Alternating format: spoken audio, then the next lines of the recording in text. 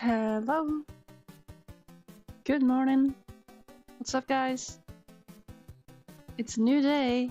It is even the morning hours.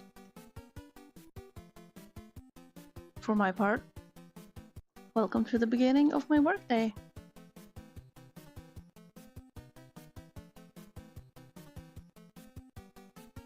And apparently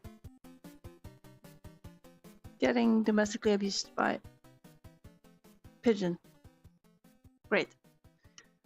So, what we got today?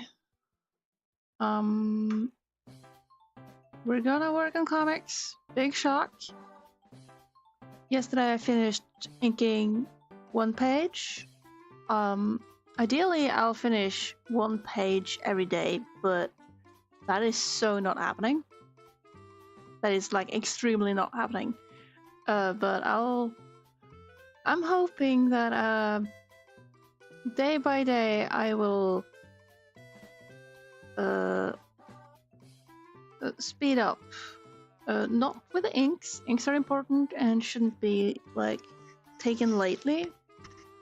And stuff takes a long time to do, you know? It's how it goes.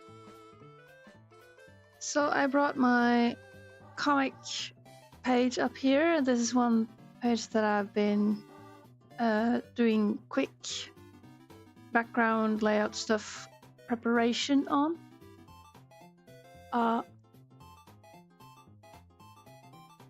Before I forget, I'm gonna do stuff to the background because these guys just walked up a huge hill somewhere behind this general area, and they need a way down because they're like, "Ooh, there's a trail. We can follow it. Let's go down the trail." And so they do that, but they need the trail. So here we go, some forest. Beautiful.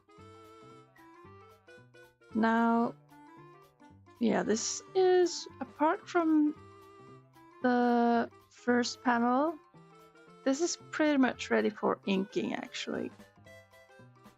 So I think I could just walk straight ahead with that one.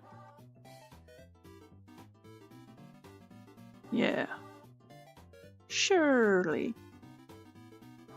Nothing bad would happen if I hop straight to inks. Right? Nothing bad will happen. Right, we begin.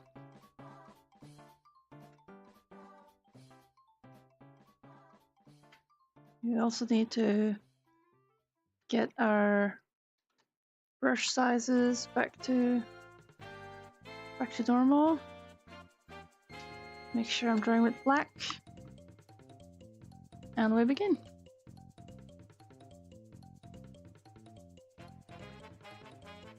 I'm just gonna... I like knowing where the balloons are, but I don't like them hiding stuff I need to see.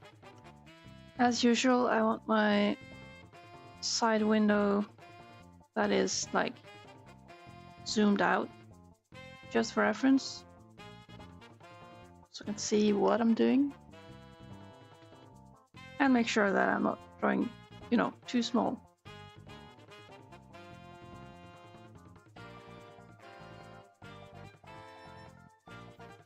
I hope I'm not doing like too thick line art. It's kind of a worry I have that I'm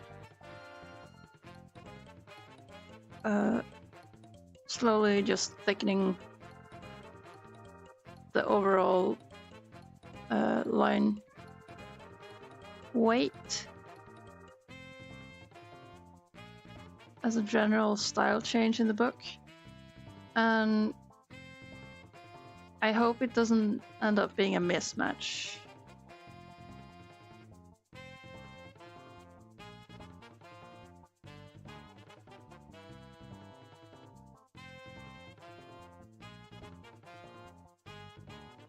But in general, it's a good thing, I think. It helps Helps start getting more readable, just on like general side of things.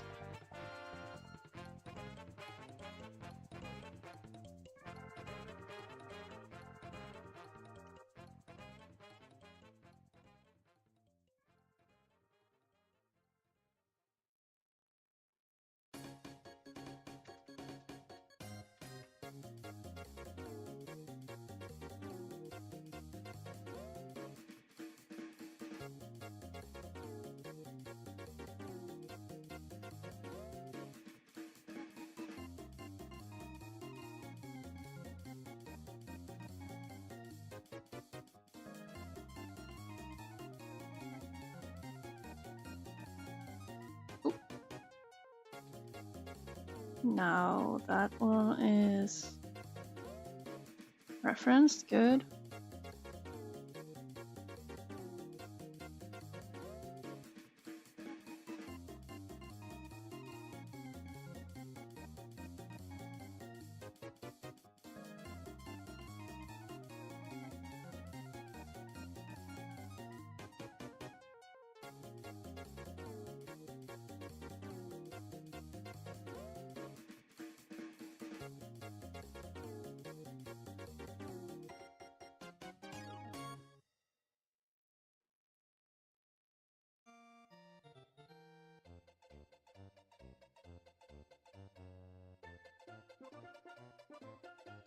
I'm trying to sort of match the expression, make sure it reads well from the distance, and not worry too much how detailed or not it is.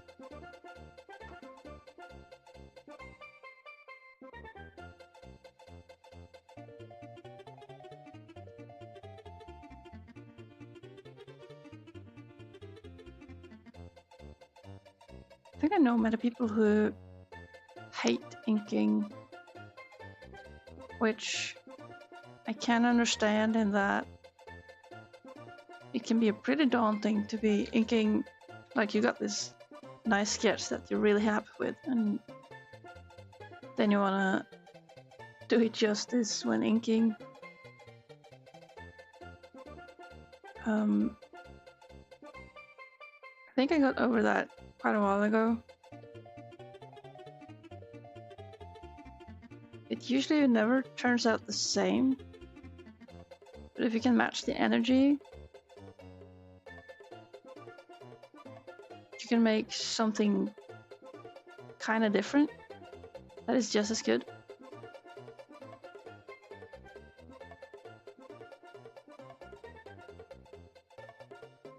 Now, am I going too thick on this? I don't know.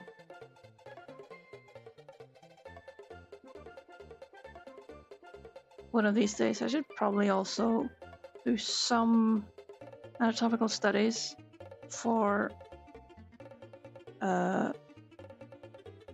muscles and stuff. I feel like I'm getting away with a lot that isn't necessarily correct, which is technically a good thing. But I don't feel like I'm in control in any way.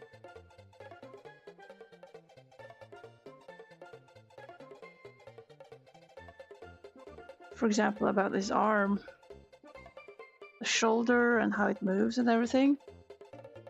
I think I've got a fair grasp on how stuff looks from certain angles in certain positions, but I don't really know where the muscles are.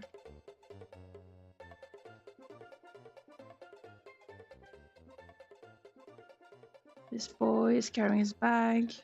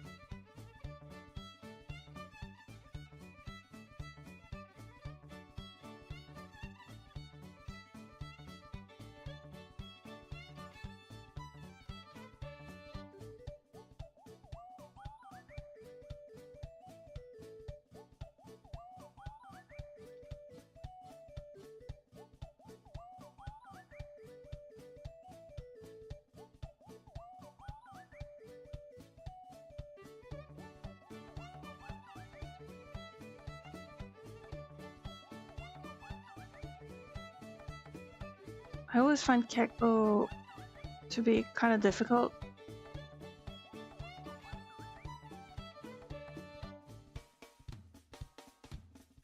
I think it's partially because he's sort of breaking certain laws of shape in terms of his eyebrows that are poking out from his headband.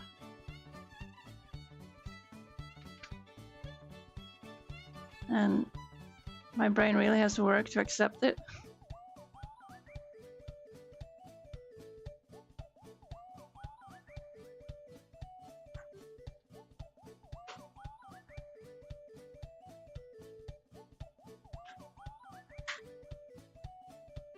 Now is he?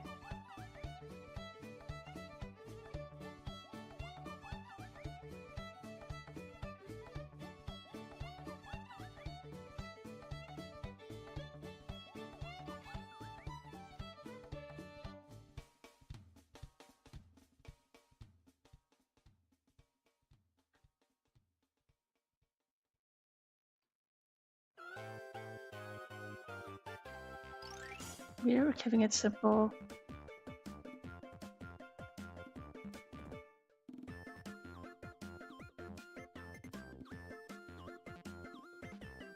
I know. I want his eyes to be visible. They have to be of a certain size. And finally I'm drawing the main characters. It's been 85 years.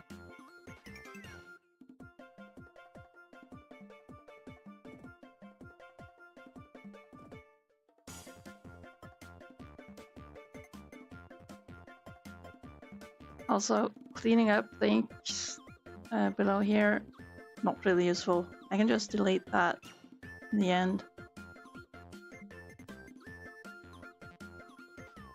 Alright, we settle those. Get to put this. Very good.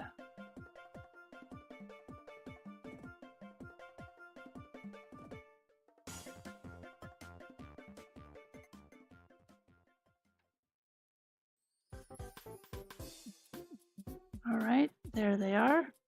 That's one panel.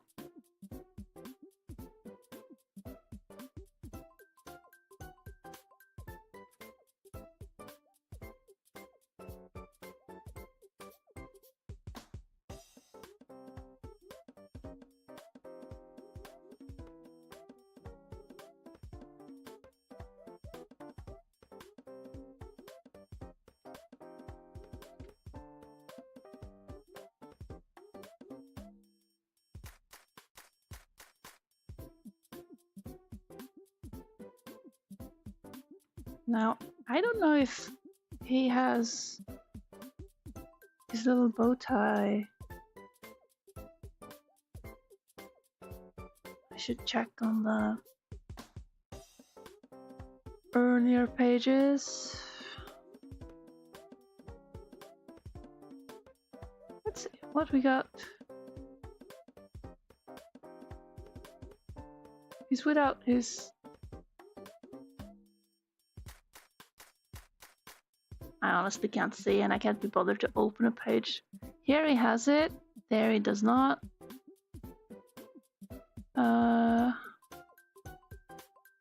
He seems to be going without it.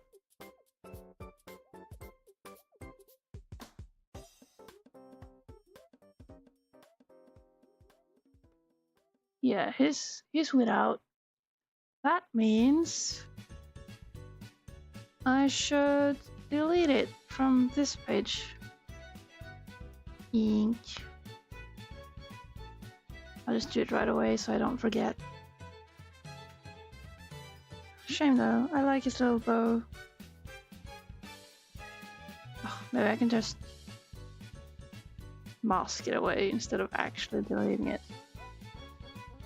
And it will continue being there in my heart. Good.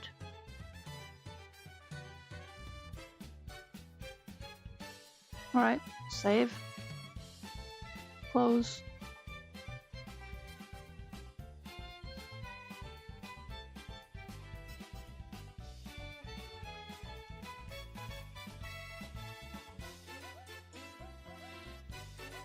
And we're back.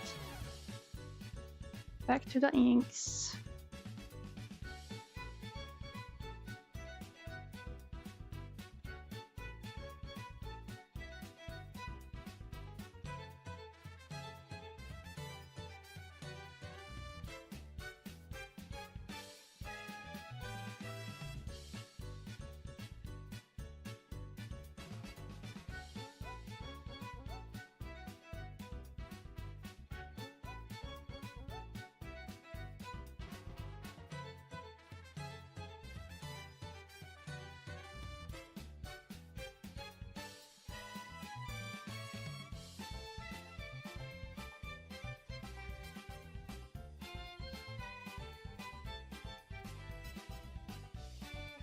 I can never decide how his hair is gonna be.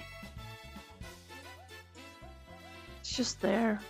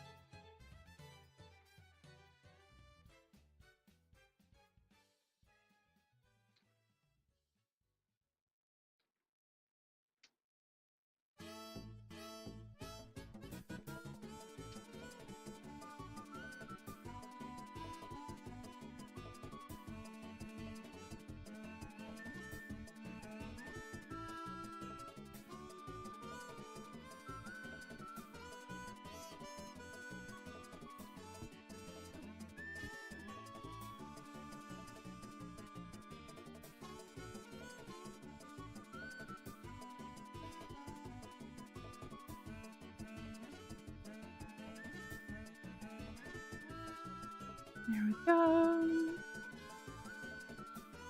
So far so good. I feel this is going well. I've had a teensy-wincy bit of warm-up.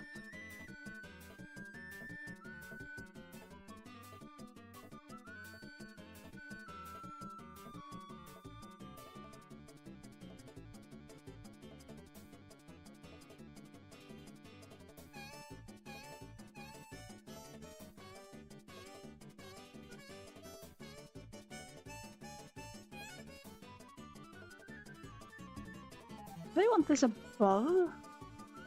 Is that simpler? Maybe? That way I don't have to shuffle around so much.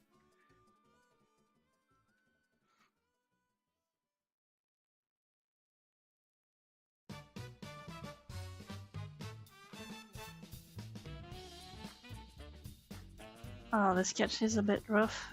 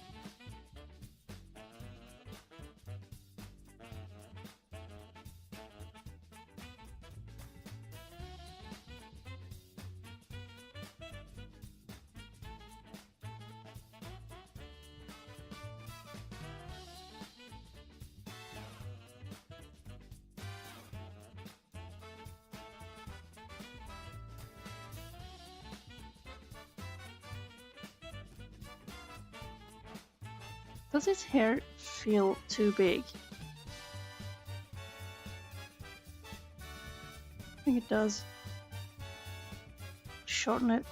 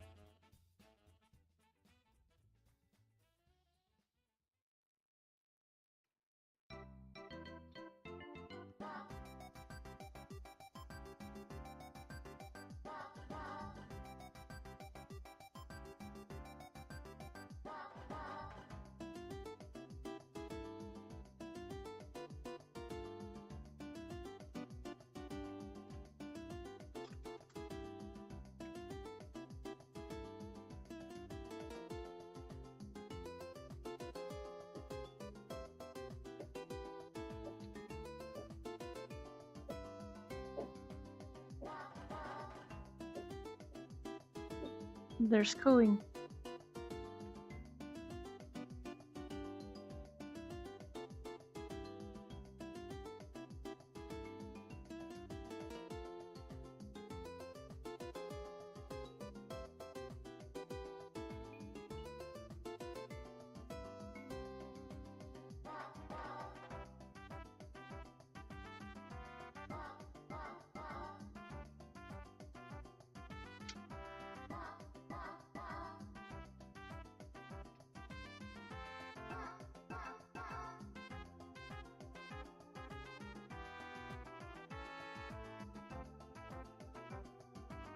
All right.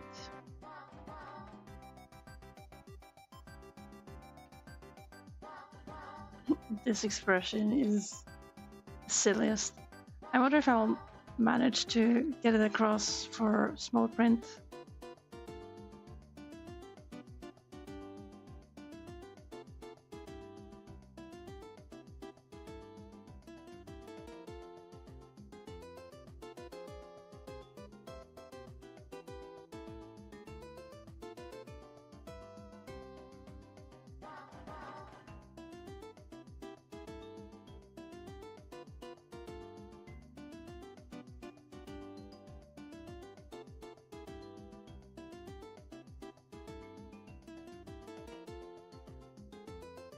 Drawing teeth like this reminds me way back in the years. I remember having posted a comic strip online, and it was a character who it was gaping wide. I think it was a she, actually. Gaping wide, showing the teeth in a manner that was like very stylized, but it was someone asked like, well, what's with the pointy teeth? And some other reader person was defending it and saying it's a stylized way to show the entire row of teeth. While in reality, in my instance, it was actually supposed to be the pointy teeth, and not actually the entire row. And I still remember that comment. Though I do remember many other things. There's this famous comic artist in Norway who he's been doing comic strips for years. I think he's closing in on retirement, or maybe he has retired, I don't know. But that guy, he had his own comics magazine, and sometimes they would get like written letters that receive letters and have this question and answer kind of thingy. I'm not sure if it was fake, but it was a comment coming up about, hey, this one strip, I noticed the characters have 5 fingers instead of the usual 4. What's up with that? And I will forever just be frustrated because they read the palm of the hand as a second finger. Like you have this going on, and it was something about the palm being like, maybe it was, yeah, either this piece of the thumb or this piece of the other side had been pointing out a bit too much, so that it maybe stuck up like a finger. But the one answering that letter was like, oh yeah, you're right, that it is 5 fingers. That's just a little treat from the comic artist. And I'm still frustrated to this day because they are wrong. They read the picture wrong. Also, hello Vex. Good afternoon to you. What time is it?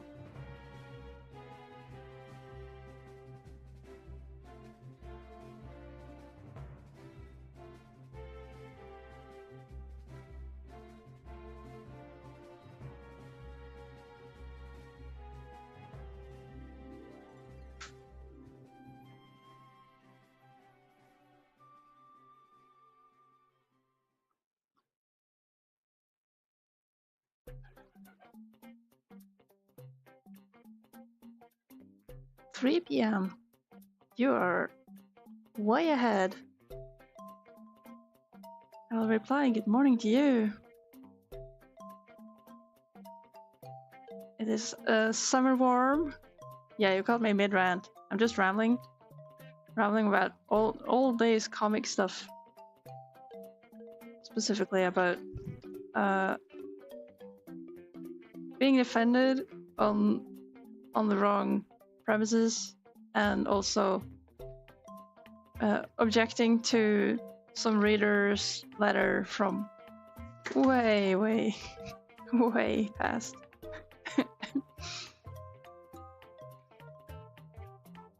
Gotta do something reminiscing about the old days where I used to read comics.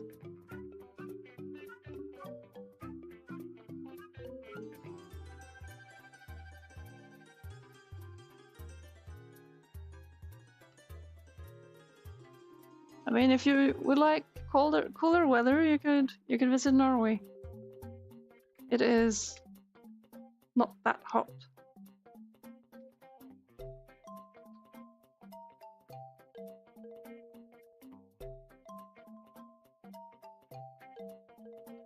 See, if I would add the tail here, people would be like, "Oh, he has this huge pinky. What the heck?" I'm not adding that. I'm skipping it. I'm gonna add Keko as character back. Oh, they look so dumb together. Just wonderful.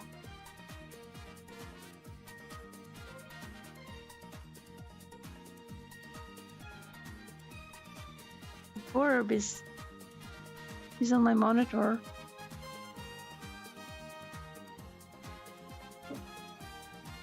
But I don't know where I put the snackies.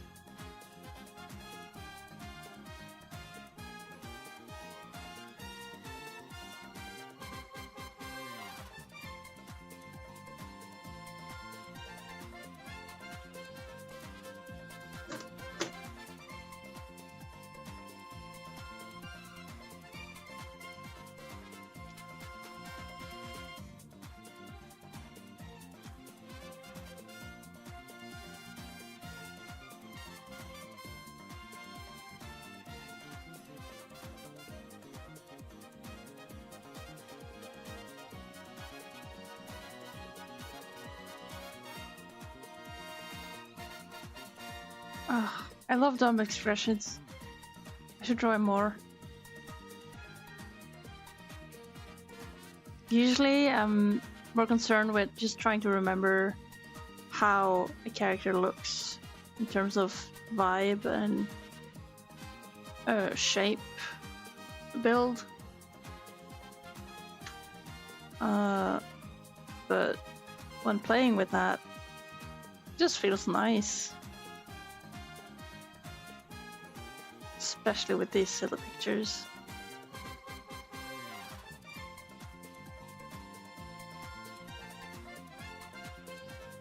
Oh, look at that melted face. Oh. I think I will die.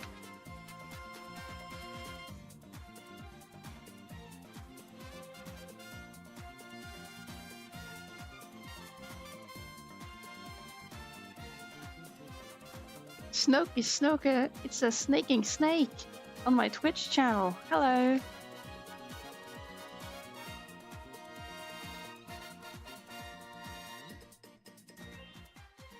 Good morning to you.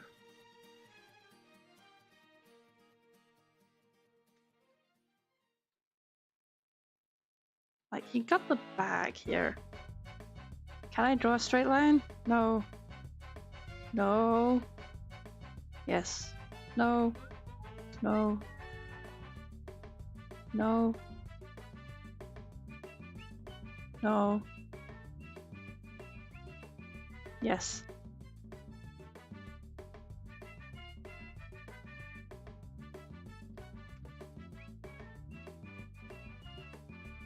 Such a struggle, man. I think I'll apply this. Oh, the little birdie boy.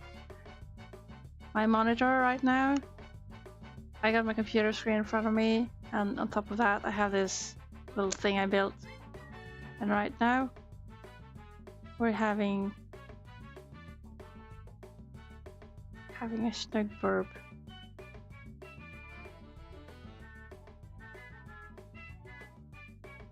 Standing on one foot.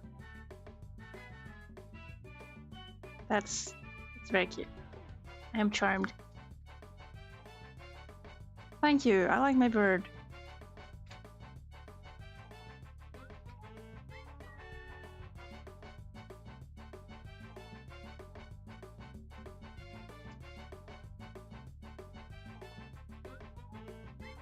It's easy when you have the reference right in front of you, you know?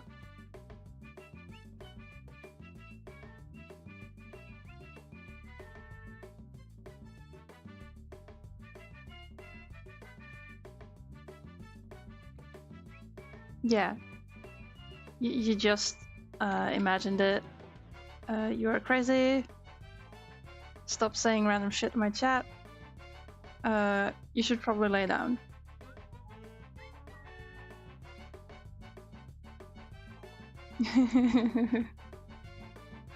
Yep. Heck yeah, we're gaslighting in this chat.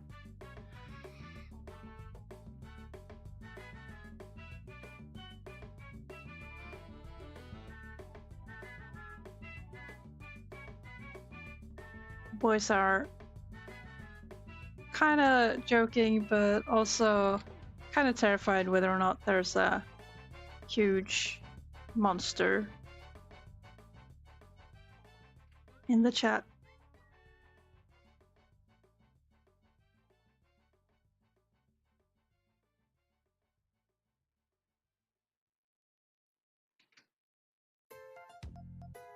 There we go.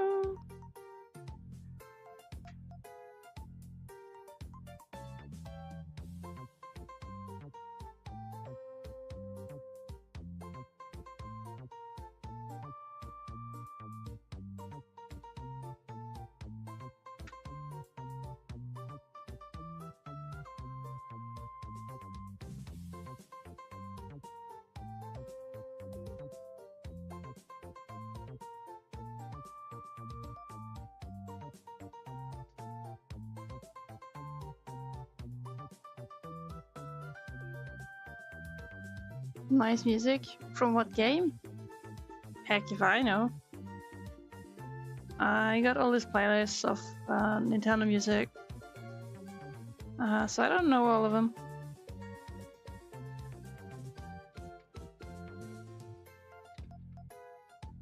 Except for that one track that is a Kirby music cover done by Poo Poo Fart, which, speaking of stuff that bothers me, whoever made that list did not credit Poo Poo Fart as the performer on that version. And Poo Poo Fart is a cool guy. Everyone should check out his music game covers, because they're very cute. Seems like a humorous guy.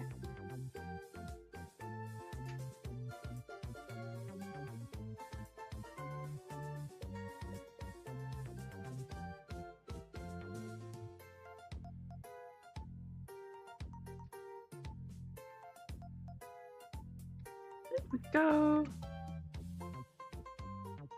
Now what we got here? Oh, did I not? I didn't clean up. Whoops. Wait, too far.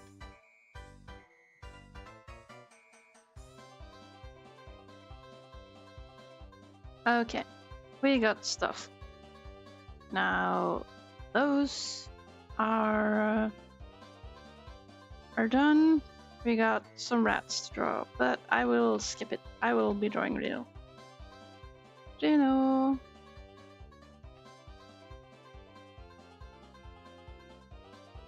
Since I got him up on my ref sheet, I'll focus on him.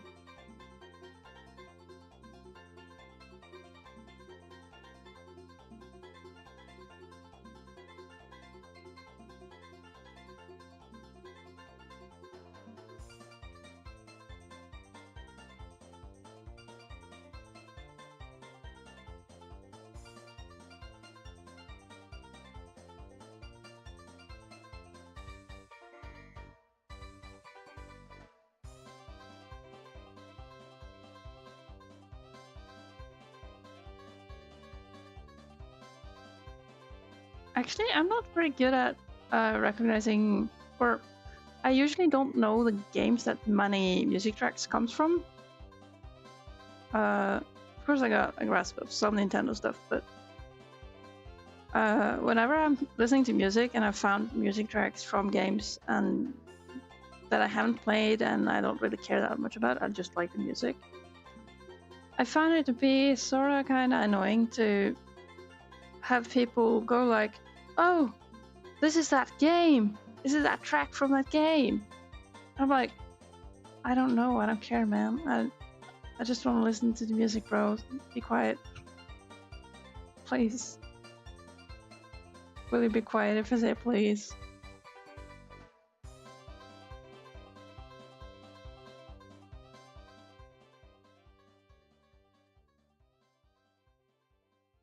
But of course, it's kind of a shame to be ruining the fun for those who kind of enjoy recognizing music.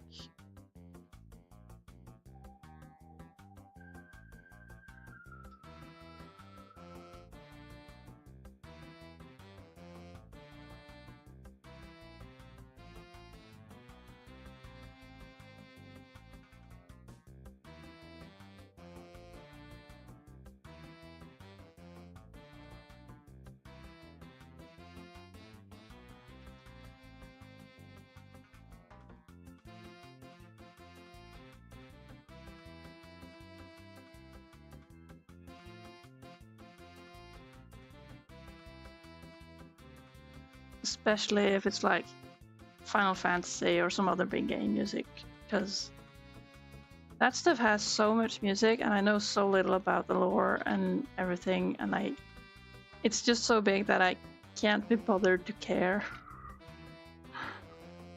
I need my small lore, and otherwise not not bother so much.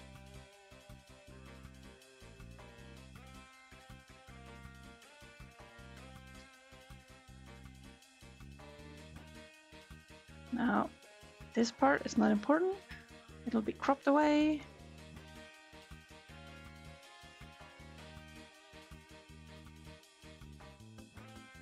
Of course, knowing the title of a song is good if you want to find it later. But yeah, as for these, I can... I can't really tell what we're listening to because I don't have the tracks in front of me. We're just jamming.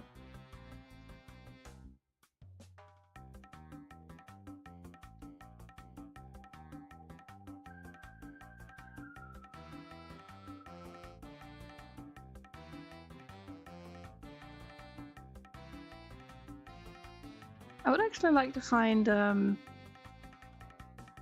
other music to use, but I'm kind of built in a way that has me accept listening to the same tracks over and over for a very long time before it starts bothering me.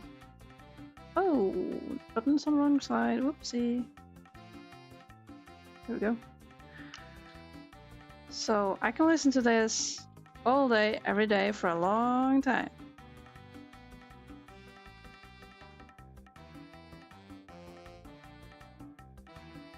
And it also adds to the vibe. But yeah, music-wise, it's hard to not really to. It's hard to find good music that also is license free. I mean, obviously this is Nintendo music.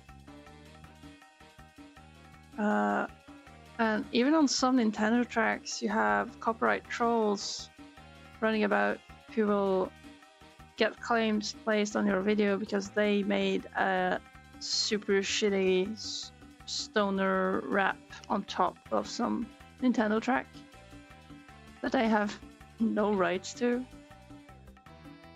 So there are people out there who enjoy giving people copyright strikes just for the heck of it. Meanwhile, Nintendo doesn't really care, but can also... it would be hard for them because it's game music and the music will be playing in games. Let's Plays are part of fair use, I think. Just saying.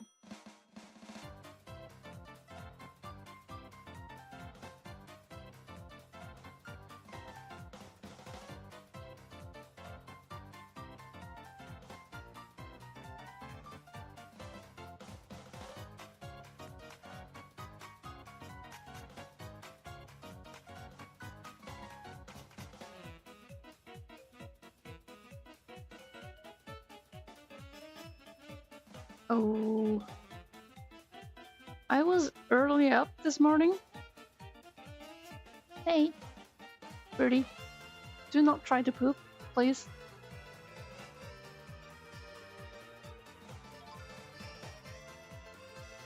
Be kind, bird. Do not poop on my keyboard.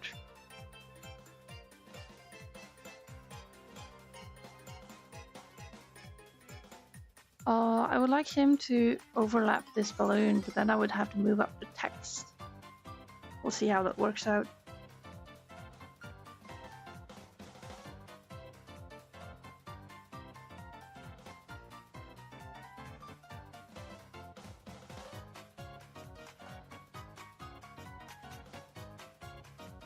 Oi, Burb. Yeah, Borbo. Please behave.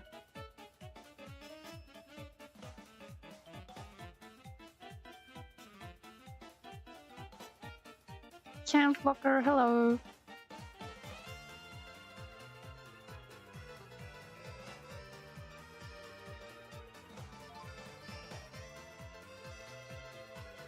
No, we will not add black in that manner. It looks ugly.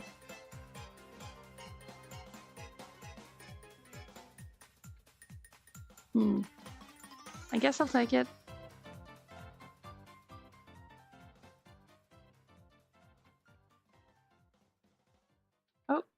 Wait. I'll take. We got effects.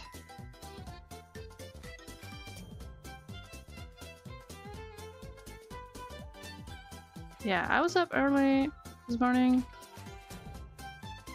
Who would have thought that going to bed at 10 had you may result in you waking at like 6:30.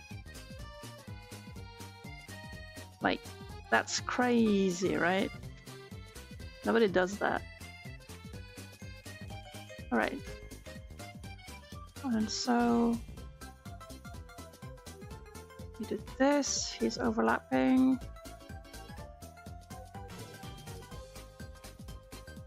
Very nice, very nice. Yeah, I actually like seeing the mask area for the panels. Save your progress. Drink some coffee or matcha in my case.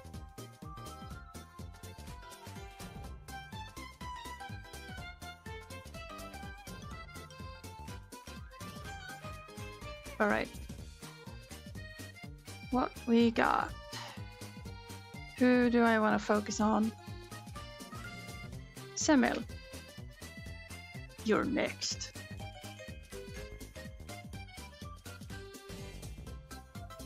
Oh, he's a cutie.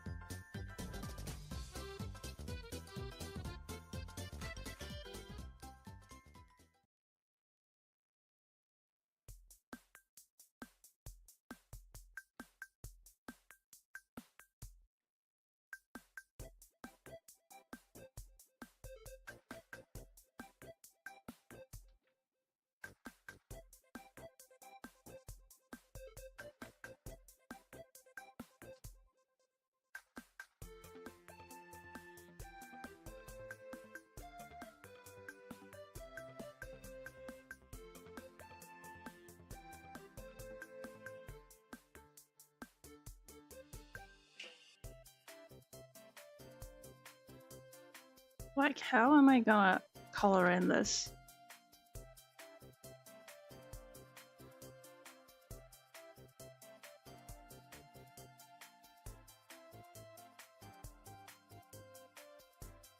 These small tiny details are not going to be worth really going out of the way for. I kind of dread the time where I'm going to just do a lot of coloring work. I know I'll be getting sick of it, but I don't dare starting either, because it's a whole different mindset you need for doing colors. And what is likely to happen is that I will struggle for years, for weeks with doing colors, and I will hate my life. But it'll be nice. It'll look nice, and by the time I get into a groove, I'm like, oh, that's all the pages I could color now. Now I gotta change my mindset back to drawing and inks, which is crazy. And crazy hard too. Colors and shading, those things I do like, but I feel to an increasing degree that this project is about overcoming the feeling of being overwhelmed, because that's what stresses me out most. Razzie, where you at? Razzie, this cutie.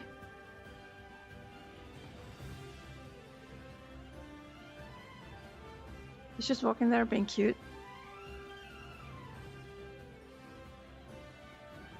But yeah, what stresses me out is whenever I'm kind of out of the routine and I feel like I have to do stuff very quickly. Because then I'll be scrambling and rambling and just not having progress, and I'll feel very insecure about everything.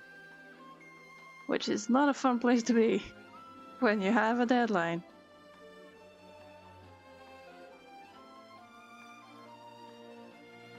No, this guy is kind of slick on his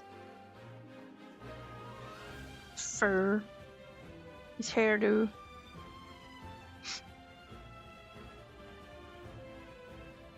I don't know what this folding the inner side of the ear is about. Yeah, head shape better.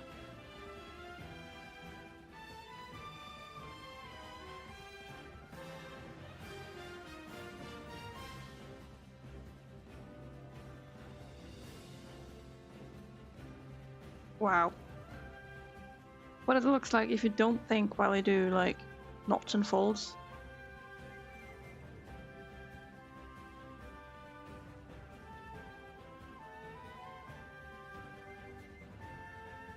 There we go. We got Razi. He's there. Now we got some behind characters. We got a kind of rough drawing of Edgar. I'll just have to go with it. And accept that he might not turn out very good. Because his face is sort of everywhere in this.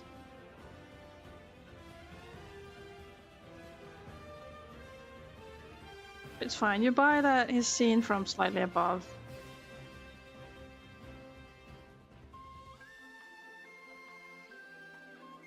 That's what matters. Wrong.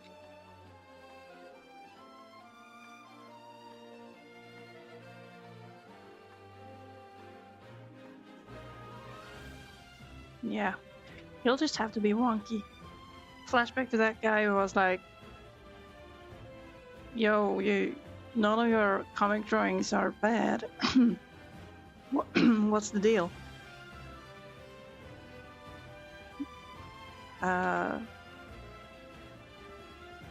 The deal is I value nice drawings. Hey, Mamyeg, hello.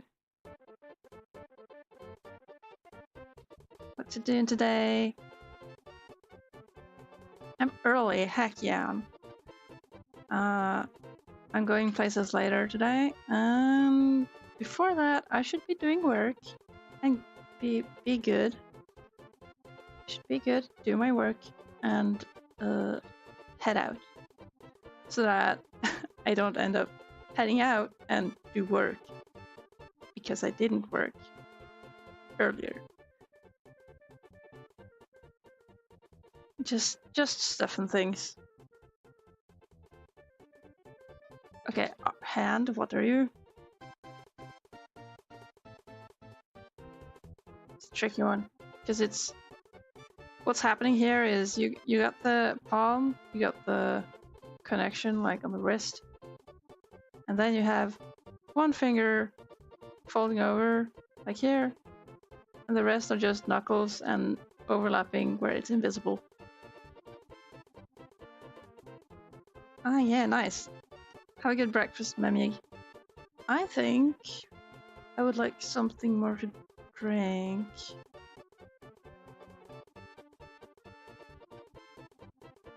But I didn't bother making coffee this morning because I've put one part of the coffee machine in the dishwasher, which hasn't run yet. And so I could very easily pick that piece back out from the dishwasher, but I haven't bothered to make coffee. So that's lovely.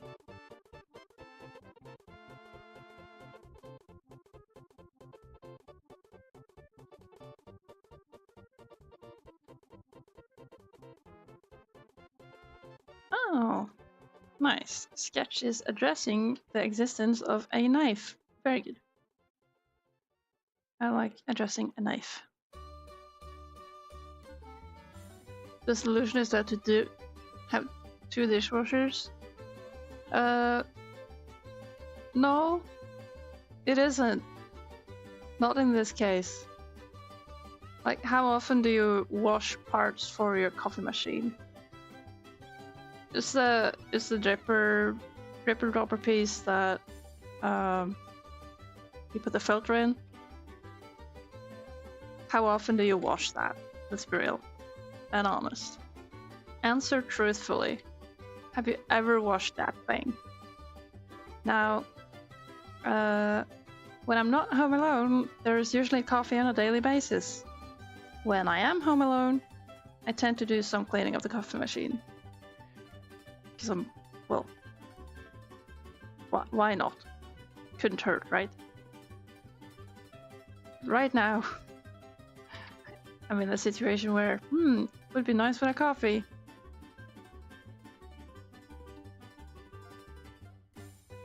Honestly, the solution is to grab the thing out of the dishwasher, just not bother washing it, make the coffee, put the part back in the dishwasher.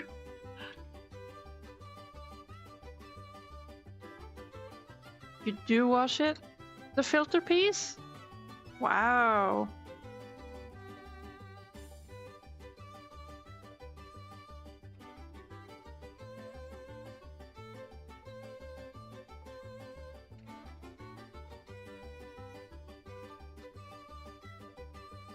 Alright, we have Edgar. He's walking. He goes there. Wow.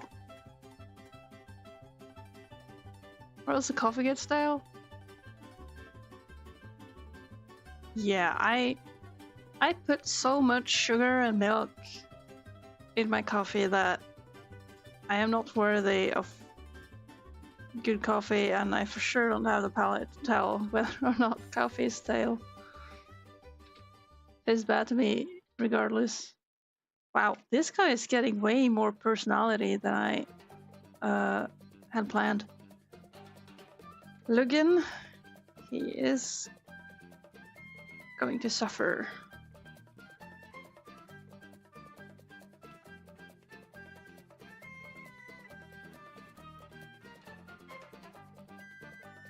This is, I mean, obviously I made this drawing years ago.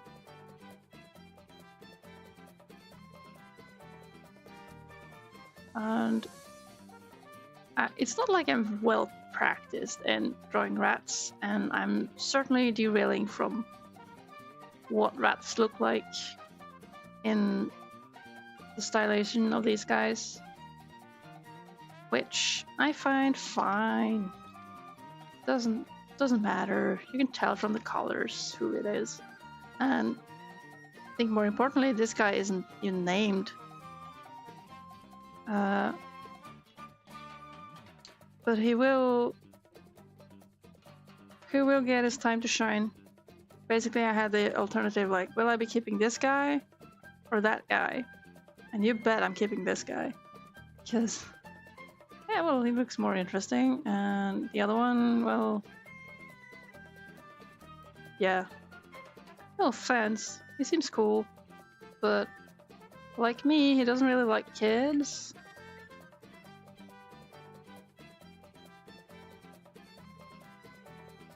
And so he's being a total Grinch about it, like I would be. And he's gonna get punished, unlike me. Because I will be the one punishing him. Hon hon hon.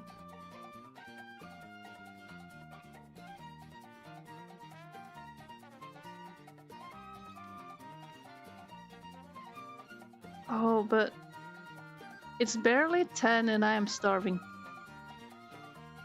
I will have to think up some solution for that.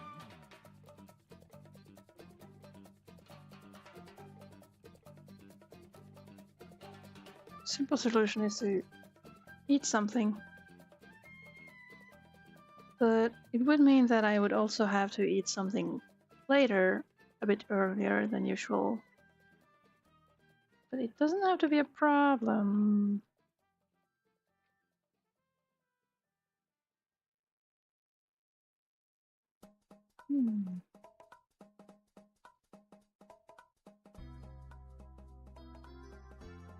Look, there he goes. Very good. Lugan has been established.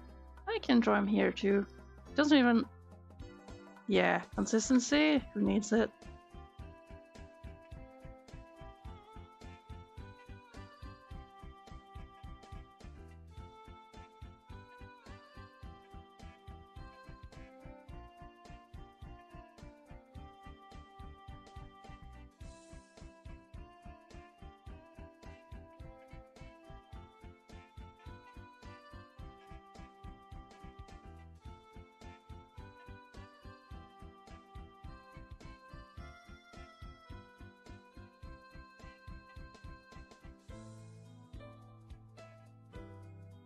Love his expression. Thank you. Yeah, he is. He's such a Grinch.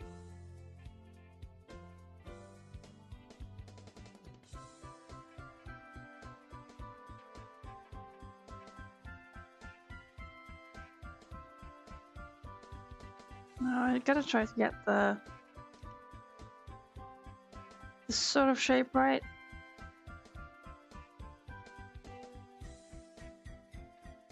So funny, like, oh, I should get better at this, or I should get better at that. I also cannot be bothered to practice. It'll be good enough, surely. You also have kind of rounded ears compared to many others, or so it seems. Maybe I was just rounder a couple of years ago.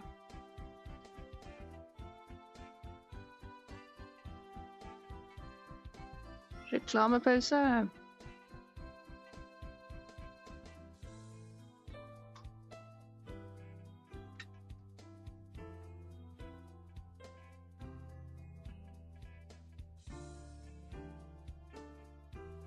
You're back. Welcome back, Memyeg.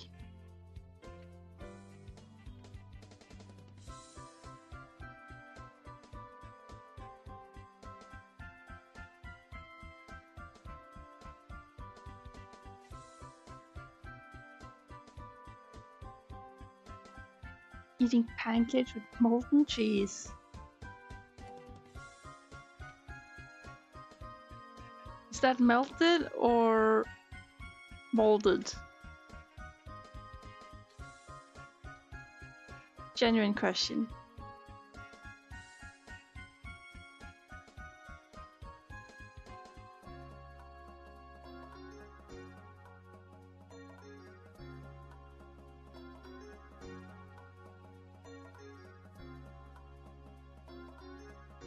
There goes Logan. He is basically in the foreground together with the captain, so they can share layer. Oh wait, who's this? Who goes there? Ho ho. Ah. Twitch people are having an ad, so they're probably not seeing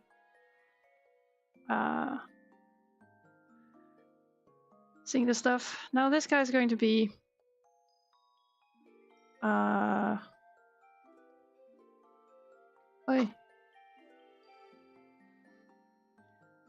You don't know if you're supposed to say melted or molten. I'm thinking, you know, molten lava, right? I think melted in like the small sense of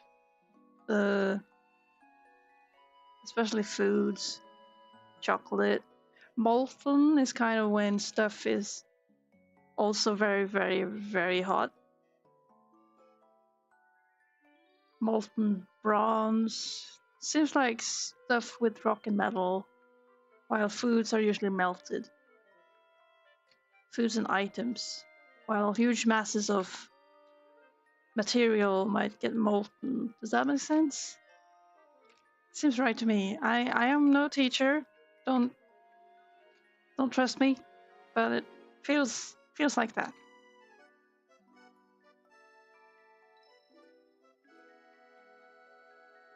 Pancakes with cheese though. Sounds nice.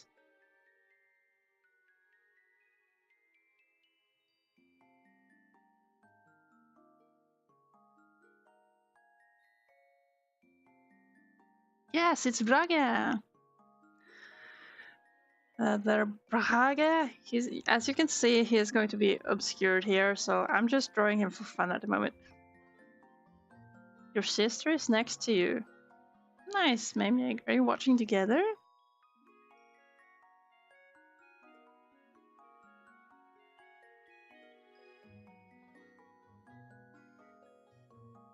It's so fun that you're just sharing all the stream shenanigans with everyone. That's super sweet. Thank you.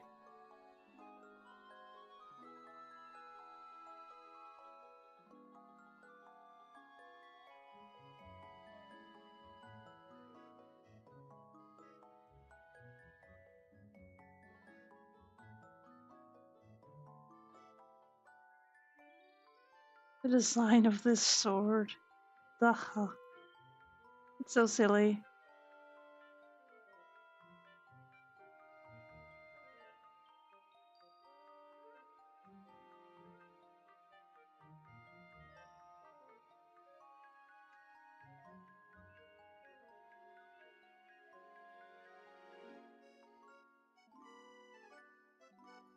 You think she likes the drawings already? Nice. Happy to hear it. Also, I support the Nintendoing. Very good. Good taste.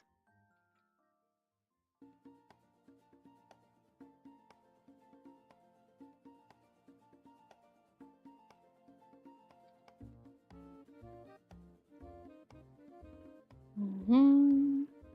I mean, I can see how tiny it's gonna be in the pictures, so I try not to overdo any detailing here. At the same time, I'm not very good at the detailing of sorts. That's fine.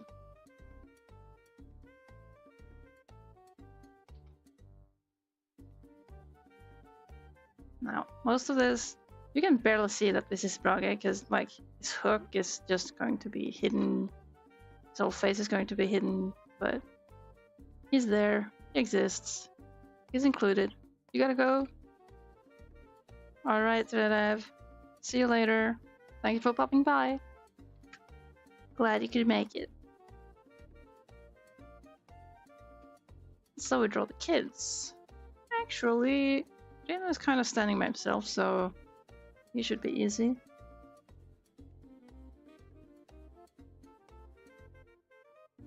Oh, he's also all the way back here. Heck.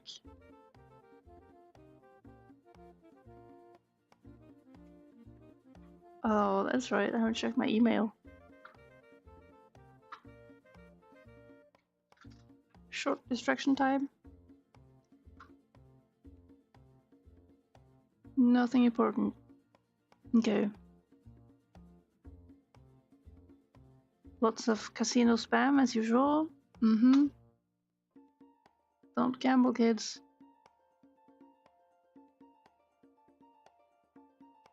Okay, back to art. Now in here we notice that Reno is very small in the picture, so he should have very little detail.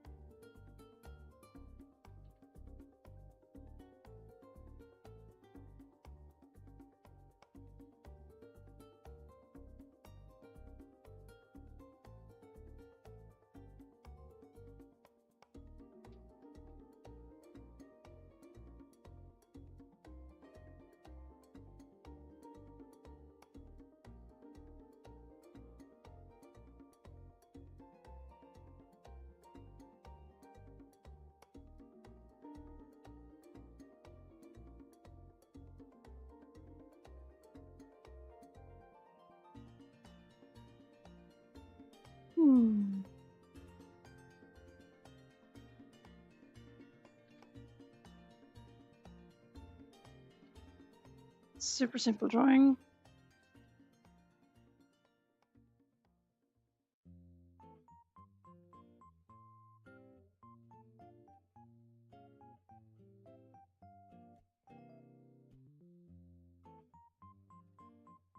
Microwaving food on vacation.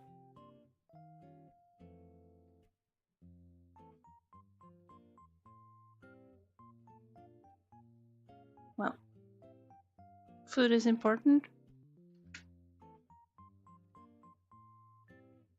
Enjoy food. Food is important, I say, and low-key starve at the moment. Oh, I missed an ear.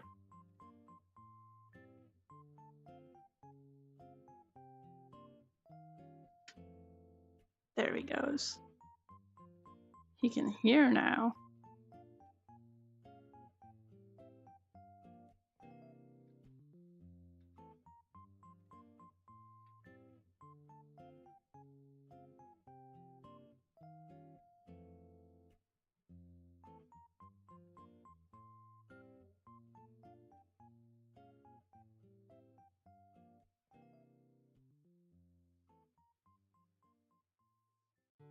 Now, once I've done this, what I should be doing is have a look at the first panel and see if I should add like characters or creatures or something.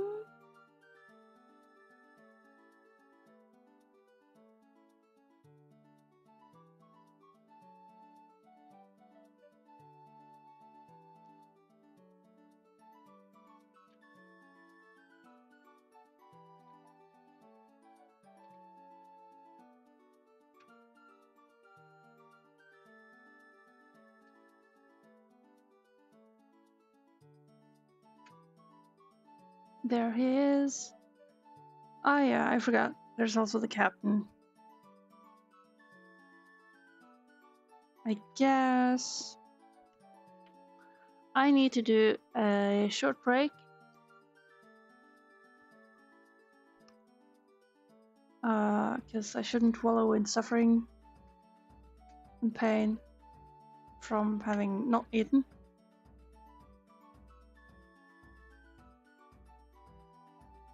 And so, yeah, I'm just looking at like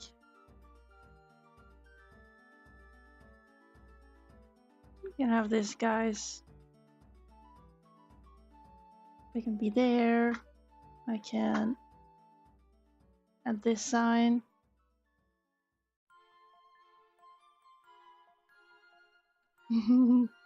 It's just popping up from the corner. Very good. But yeah, I'll be first off saving progress. And yeah, I'll go be away for a couple minutes. Yeah, perhaps 10 minutes or so. And then I'll come back and continue drawing. Alright, see ya.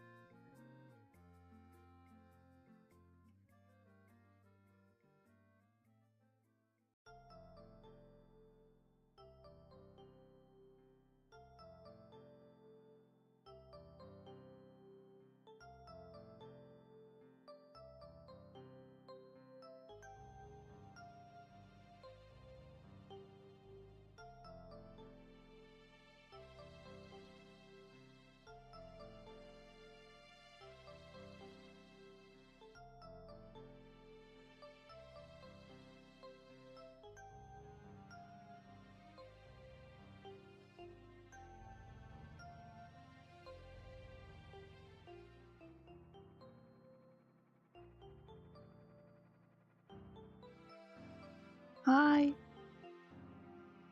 I return.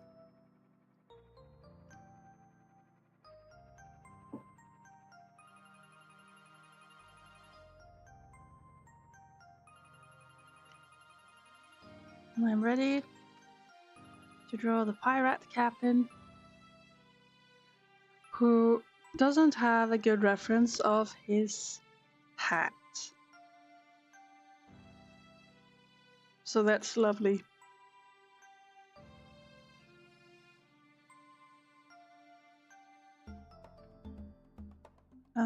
It's amazing what lengths I go to continue drawing this dumb hat without bothering to make a proper reference for it.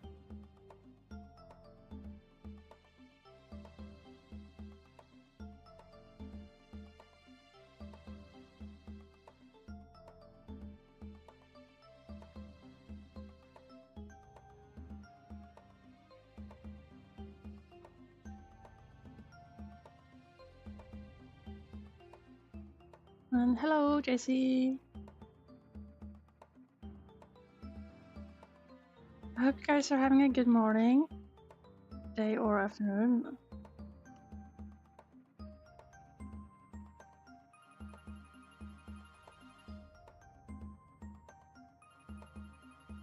It's not yet noon. We got still 2 hours till noon.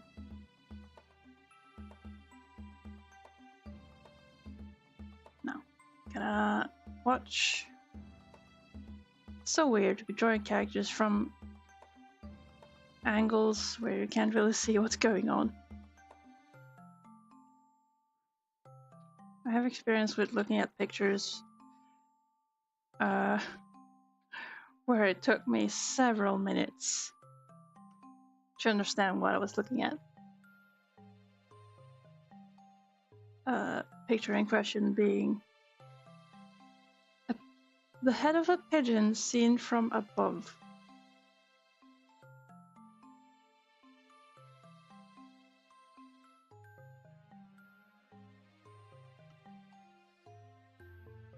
Oh, the bird is comfy. The bird is getting comfortable.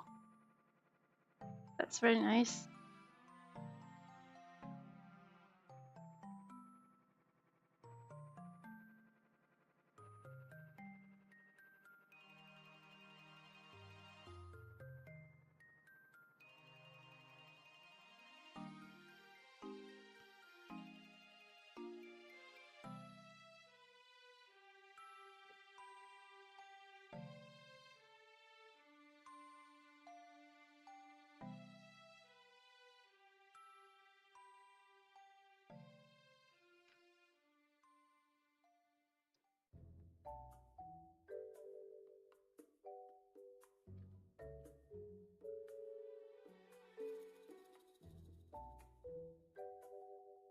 Let's see, he's kind of waving his hand, so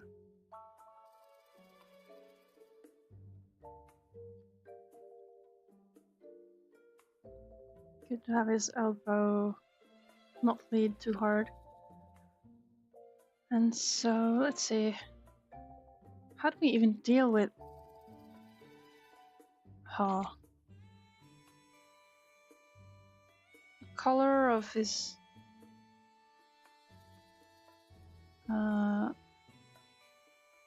clothing. He's got his jacket, got this huge belt buckle.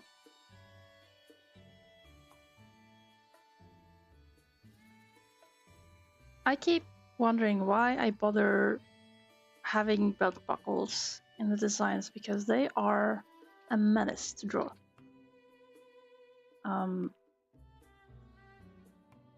Like the whole realization that, oh, the buckle has to be larger than the belt that's going through it. It's so bumpy. I hate it.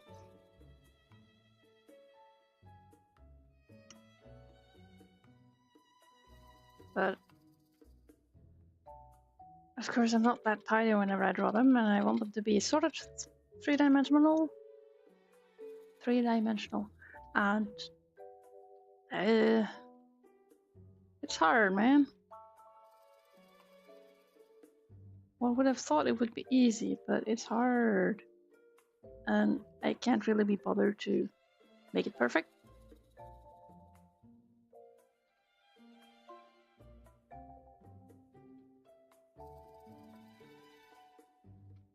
Me finishing parts of this comic is partially just based on me getting fed up from having this project.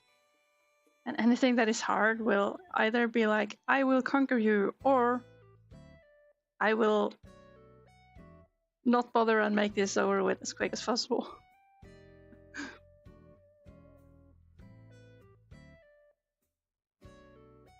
Imagine reading this comic and someone just said, hey look, that comic is made by a YouTube live streamer. Whoa.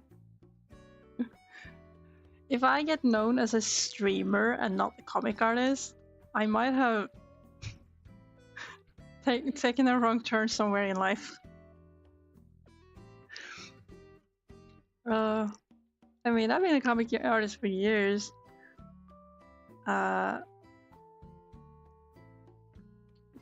Though I haven't been very quick in like production-wise. I mean, you can be more things. True.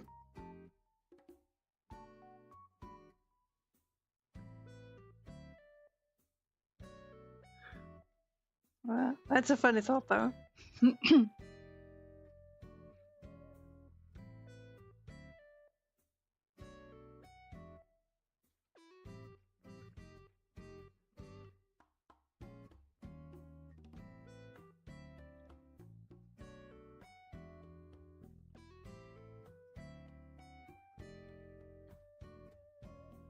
This guy is so complex that I have not bothered to look much at the small picture. But I think it's tidy enough. We're doing okay. Hey, see the rabbit! Nice to see you! At least I'm working on a comic on stream and not just doing react videos while pretending to work on comics. Do people do that? Is that a thing? Are people like, oh, I'm working on my comic, also let's talk about a video I am watching right now?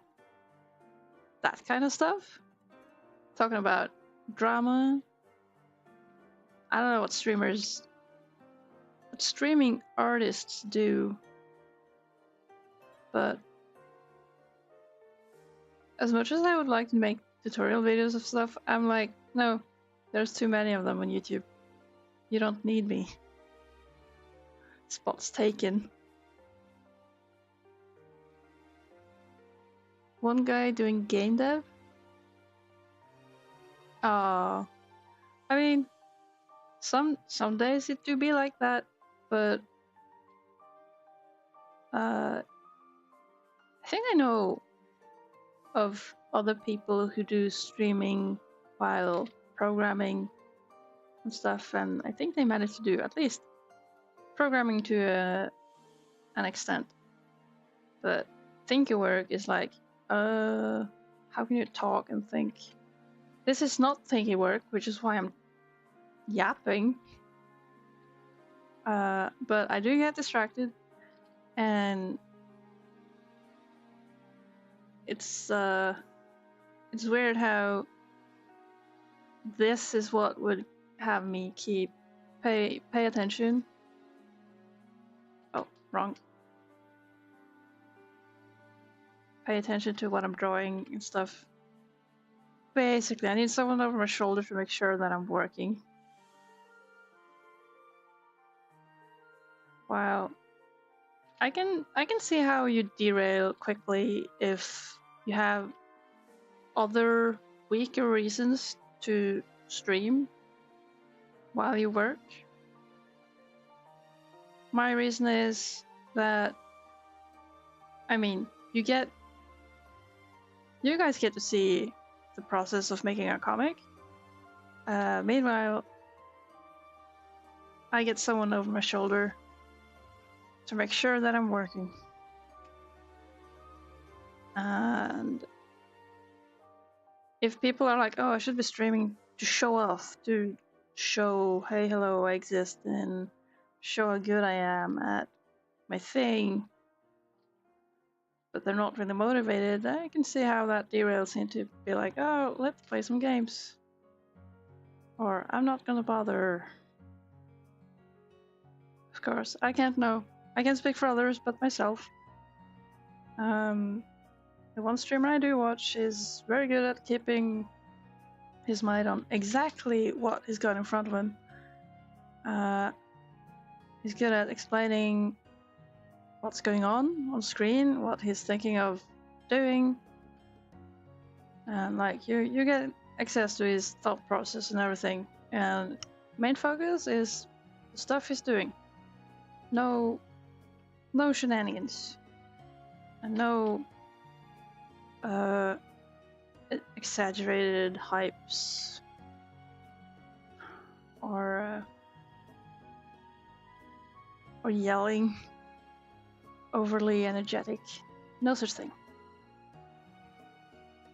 Just him solving problems. Wait, what am I looking at? Oh. Okay. Like so. That's all the characters except for this panel.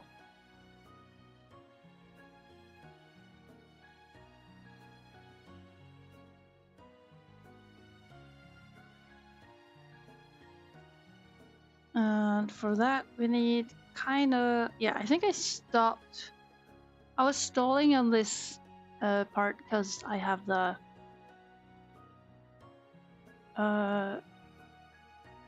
in this one the background is more prominent, it's more visible, and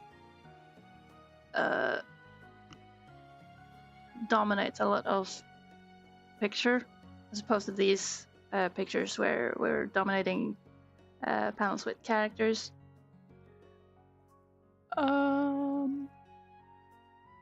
And so I think I was stalling on doing proper layout for this because I kind of had to know where the background was. But it's also so small that I think I can... if I just keep an eye up here while I'm also doing stuff, I think I should be able to go straight ahead with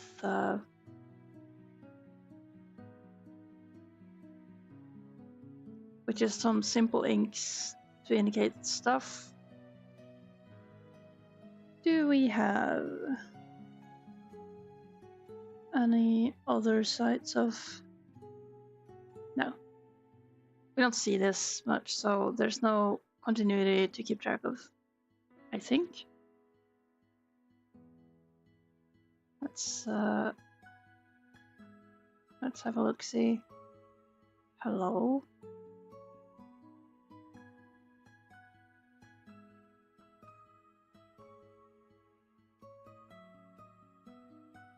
For this, we got stuff like that. There's not nearly enough footprints over there.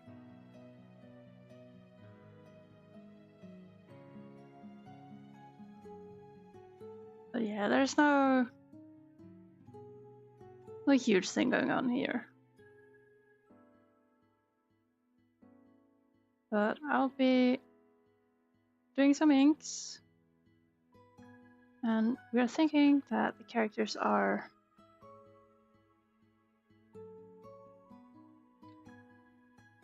somewhere here.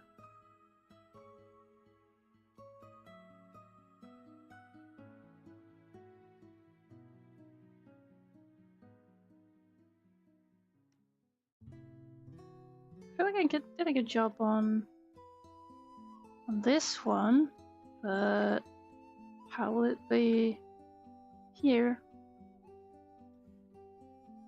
This part is like backgrounds like this. It's kind of hard. I need to make sure not to get overwhelmed by thinking like that I got lots of these to do. I just gotta focus on this single one and hope that I do it right.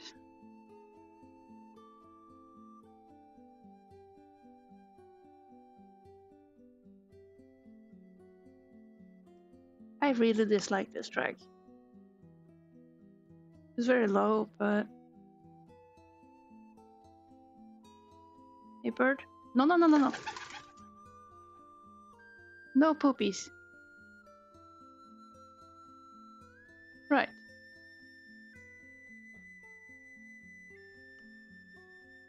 Aren't birds about to disrespect my area? Who does it think it is?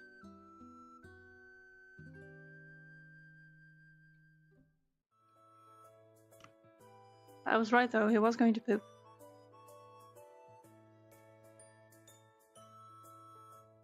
You going AFK? That's alright, Mamie. Gotta... It's a lots of day ahead. Can't sit all day watching streams. Even if that's fun and games. Alright, yeah, okay, we got this part. This panel here shows a bit like where they're at. So if this is that tree,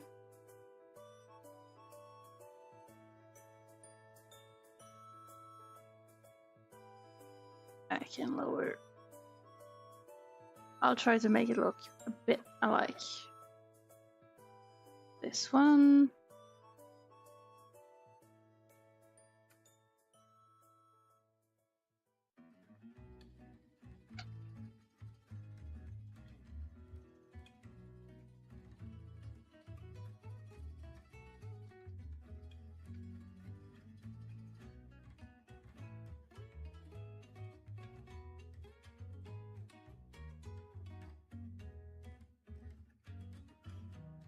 Like so. Right, we gotta just make it look like the spot. As long as I don't have to repeat the looks of anywhere, I should be safe.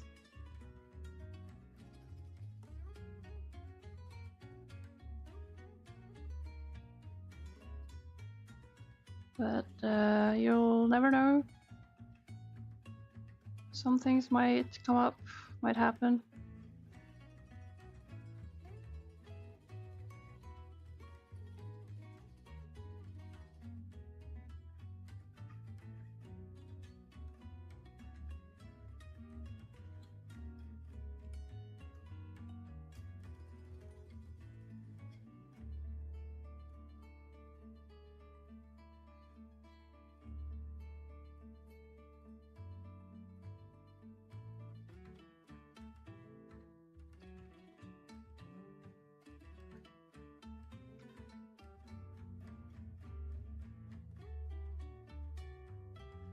Okay.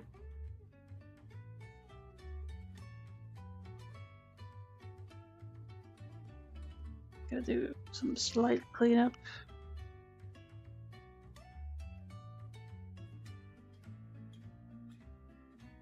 I'm not really sure how I should be doing that part.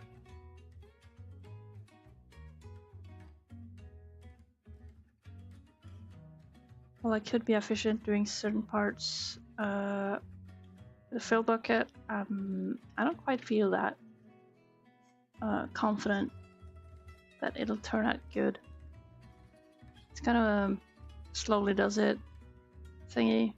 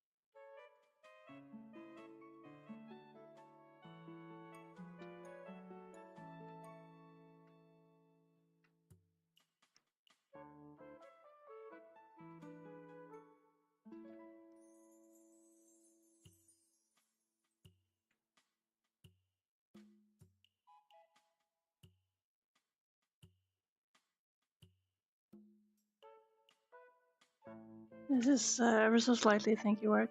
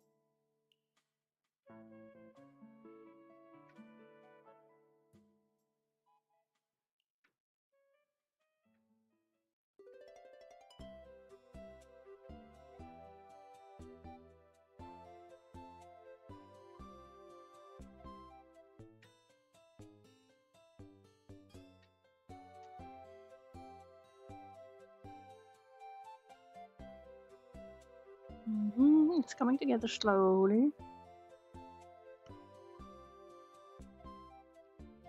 We're doing it, chat.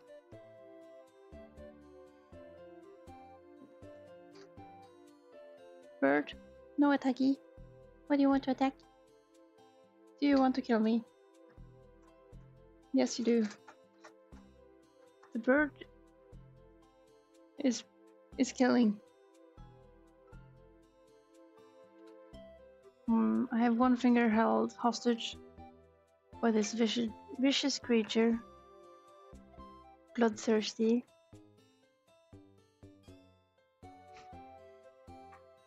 And guess that's my life now. I'll have to do some one-handeds. In the meantime.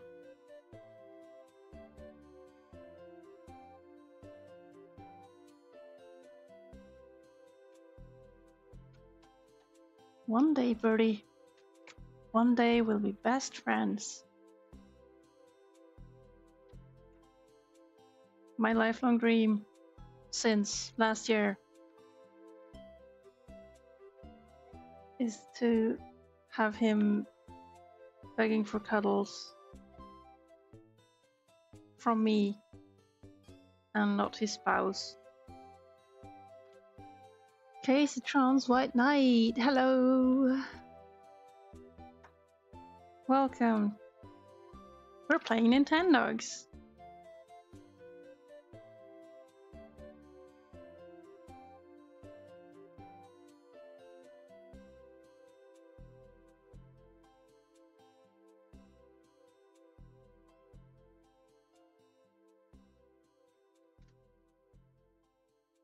You hope they make another Nintendogs? Didn't they make one for 3DS? I only had the one for DS on my DS Lite.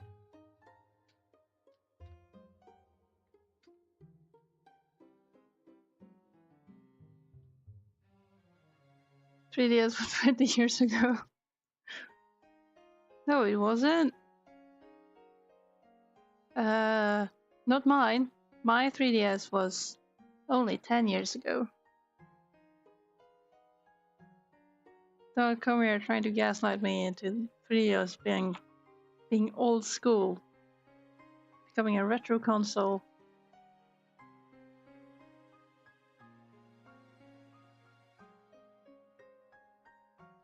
The DS was 20 years ago.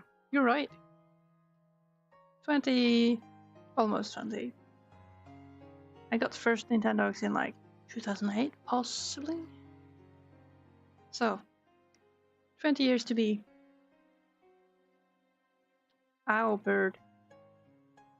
We should be 20 years ago. I got my Wii that I bought for my own money, my own savings, in 2008. So Wii is almost 20 years ago, and I still have that Wii.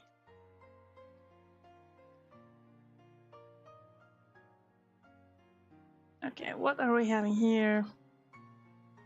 A detailing job. Gotta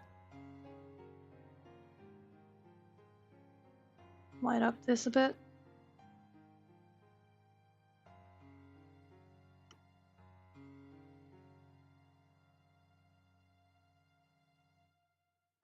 Birdie, why? Okay, so that is some color cleanup. We're doing well with that.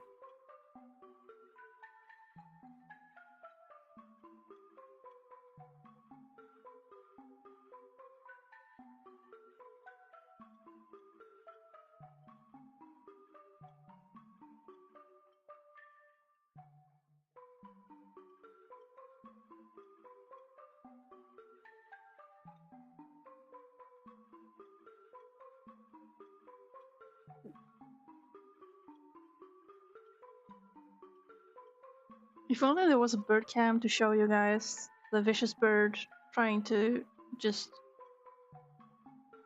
Um, demolish my hand. Obliterate. Exterminate.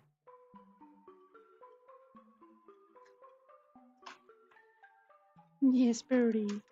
You are so vicious.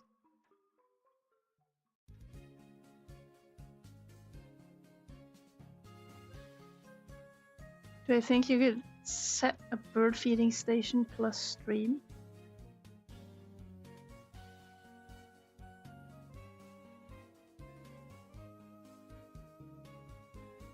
What do you mean set a bird feeding station?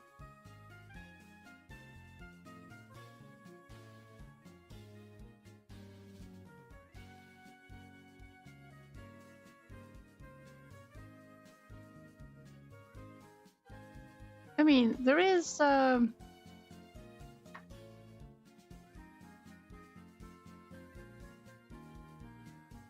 mean, you could have that sort of wildlife cam. There are bird feeders who come with an app that lets you see all the birdies visiting.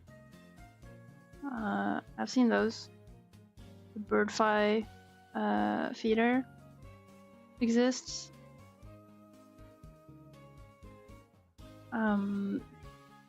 I'm not sure if you could use that as footage for a stream though.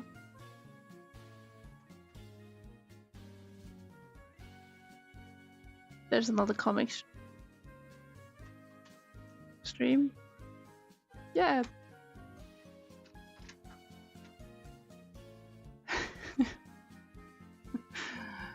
I'm not sure what you're getting at.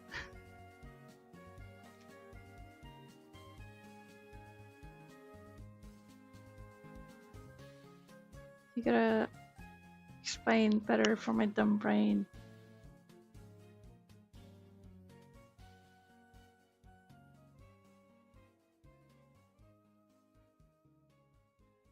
I'm talking about the possibilities of setting up. I don't know. Make one on your own. Not watch birds online. Oh, well, then you can get the BirdFi feeder. And you'll get footage. No, I was talking about how to set it up and whether or not you could stream it to have others watch birds online. You know? You, as the video host, deciding whether or not people get to see your birds. So it's like either you set up a camera station with a feeder and stream that, or you get the BirdFi feeder with the app and enjoy all the birds you can look at. Hey, Explorer, hello! Welcome! We are slowly drawing backgrounds in a manner that feels very backwards for me personally.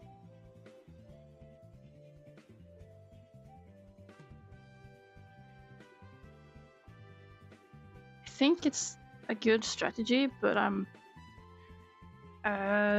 struggling right now because I have one hand held hostage by a vicious bird, biting it to pieces, and I am very used to keeping my left hand on the keyboard, ready for undo, ready for navigation, zooming, color picking, all that jazz. And here I am, one-handed, feeling limited.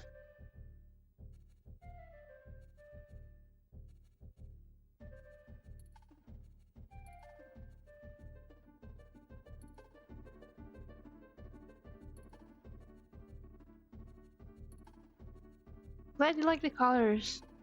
These are all temporary colors, but they're in the same general ballpark as I'm aiming for. It's a kind of weird technique for me to be using because I'm used to sketching out stuff, but this comic is going to contain so much nature, and nature is messy, and it is awful to color in. And so why not do it backwards? I color it in, then I ink it, and I don't have to worry about keeping my colors within the inks because I don't have to. It's already done. I got the colors. Yay.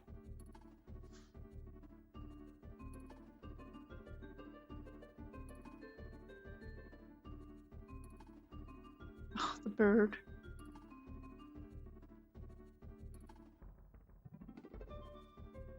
For the longest time, I didn't even consider it to be possible to draw inks on top of colors. I didn't know people would even do that in that order.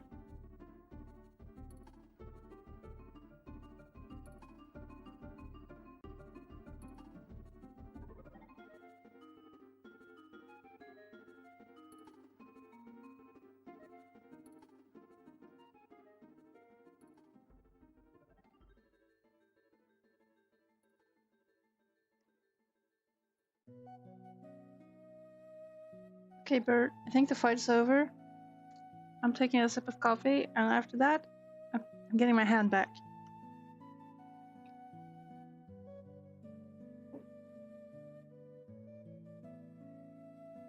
Good game, little guy.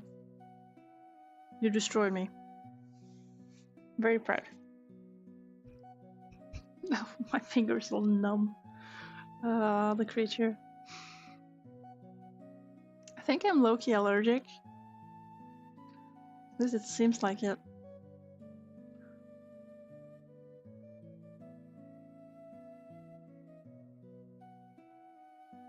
But it's fine. It is very charm. Is my arm occupied? Yeah, you missed it. But for the last couple of minutes, I've had my hand held hostage by the bird. A fighting, vicious bird who wanted to shake me to pieces and destroy me. But I survived. I'm safe now. I have retrieved my hand and can continue undoing and color picking as I please and continue concentrating on the background I'm drawing. That's where we are at this moment. Terribly sorry that I can only give like context clues in speaking of what is going on. I don't have a camera to show off the actual birds, but they are very charming and very cute, and I would love to have a camera that showed that they were just existing. Because they are cutie patooties. It's a pair of pigeons that I have adopted. They're not really cuddle bugs, but I'm aiming for that. I'm giving it time. Just letting it take the time it needs for them to get comfortable and eventually, hopefully, ask for pets. But as far as I understand it, birds are creatures that will remember stuff, so be patient. Takes years, months, a good while to build trust from a bird, and a second to ruin it. So you gotta be good to the bird. You feed city crows. Ah, yeah, befriending crows. That's so fun. That's really cool. Yeah, crows are badass.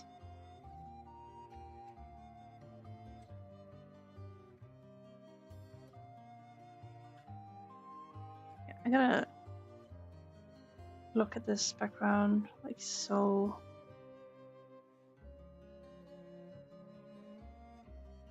I used to feed a magpie that was in my neighborhood, and I was really reckless with how that went by. So I even kept my window open and left like food just in the windowsill. However, a small issue with that is I live in like the ground floor, and there are cats in the neighborhood. And I didn't really catch what actually happened, but one point, the magpie just flew in, spooked, supposedly from cat jump scare, and it was stuck, scared, terrified in my house for a while until it got back out. Of course, the cat got really interested, but it made its way out. No fuss. Got some poop on the wall, but you know what you expect.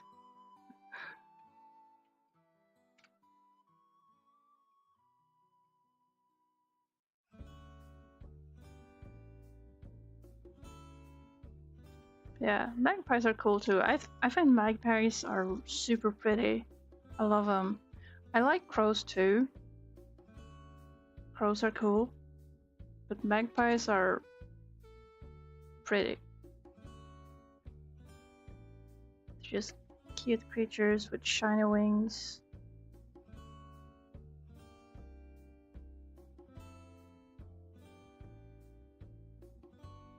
They're awfully territorial, like corvids are crazy.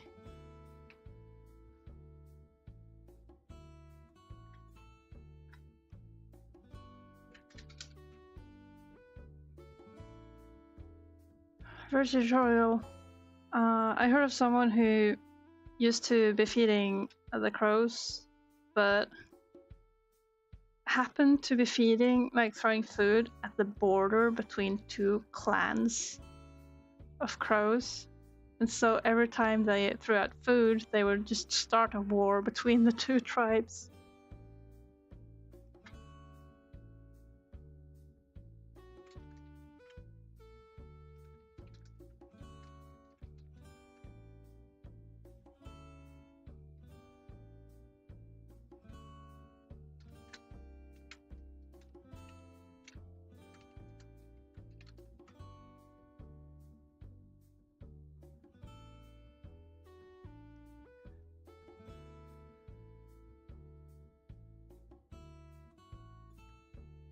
Now, what else we got here?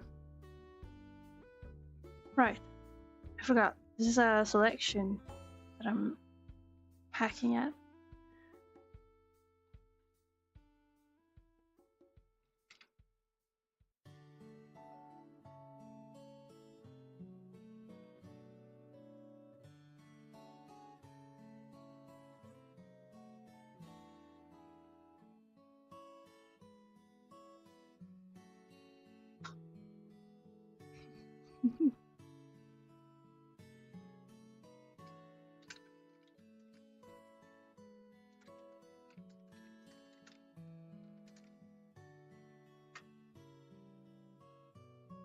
Well, let's see, I shouldn't get distracted with the chat.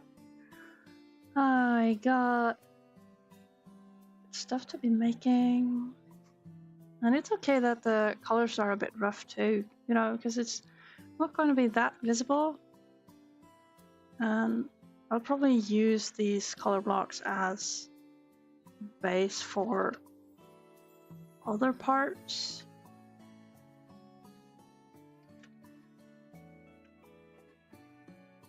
I shouldn't go too closely in detail.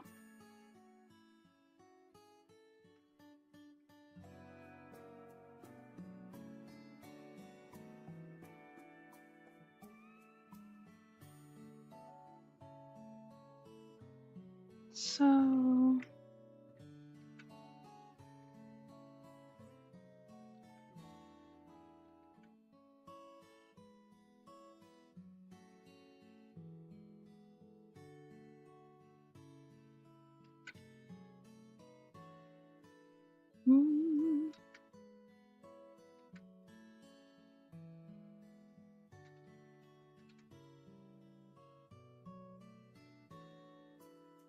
oh, I can't make this convincing as a track. Like a footprint.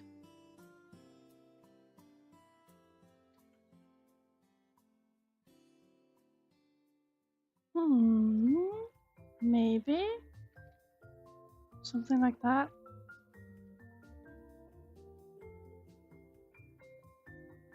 Seems like it partially helps.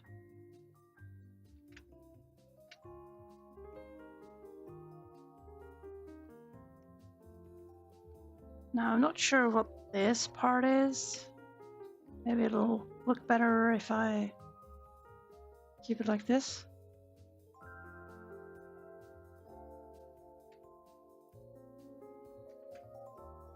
Oh, accidental saves. I really dislike that I end up accidentally saving during an active selection because it always takes so long to do the saving. There seems to be something about the temporary memory or something that just requires more. I suppose it has to, in kind of backstage, disable the selection and then do the saving, and somehow that's more demanding. But I just misclicked. I don't. Oh, cool. We have like 3 separate styles of footprints here now. Actually, I'm gonna go all the way with this. Whoa, whoa, whoa. What are we? Oh dear. Why is this happening? Why is there anti-aliasing on my thing? That kind of ruins the point. Who did this? Who? Oh, the culprit. The culprit. We are... Oh, I hate it. Oh.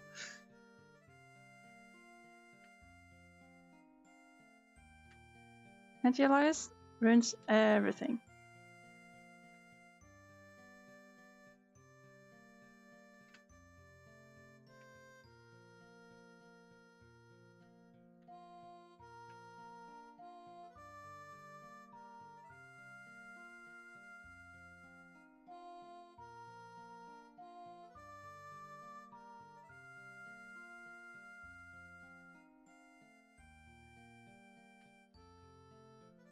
Alright.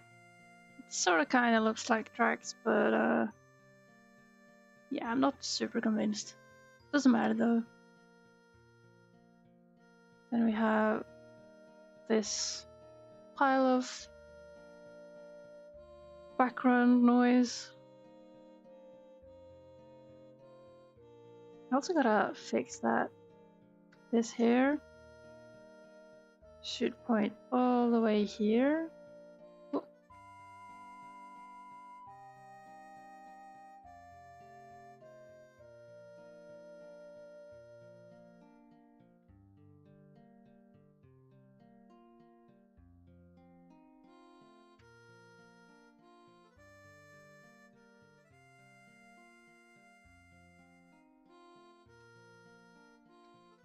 I should probably try moving this a bit before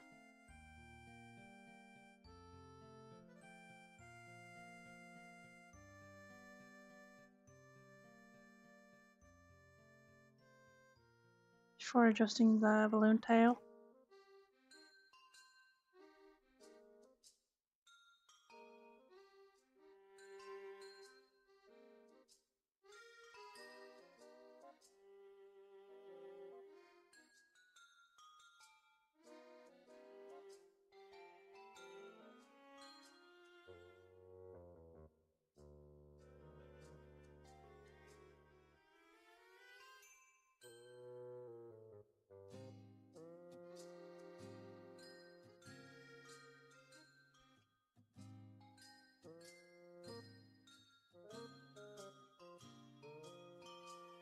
Now, I don't really want the tree there to be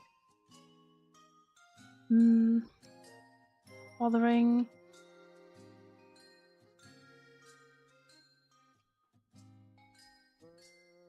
Like, I don't want it to be overlapping with the balloon tail. But I also don't want an awkward shape on the balloon tail. Like here. Maybe I could try...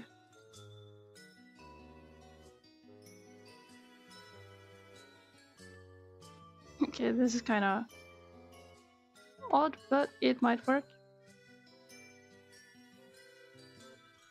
Works well enough, at least.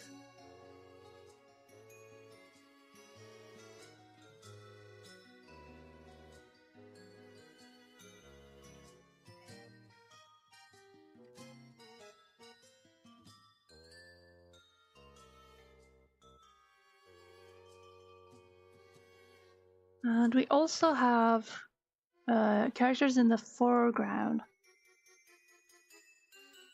which I'm at the moment a bit unsure of. We have some things. There's an otter, a bird guy, some other randos.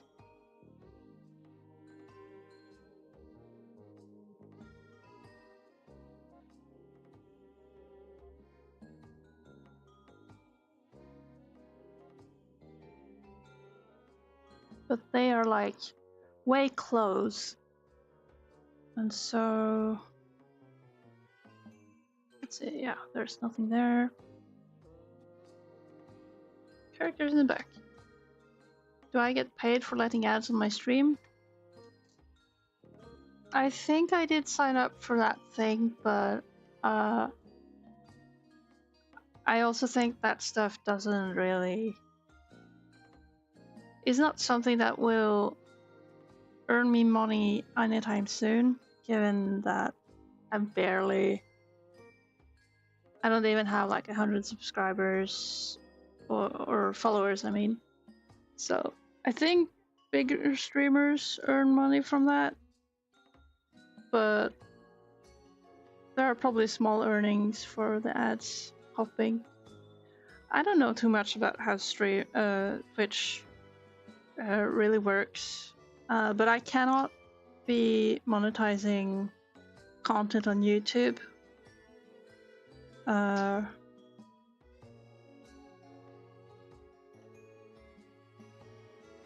least not the one with music on it. And so to avoid touching upon that beast, what with copyright and all,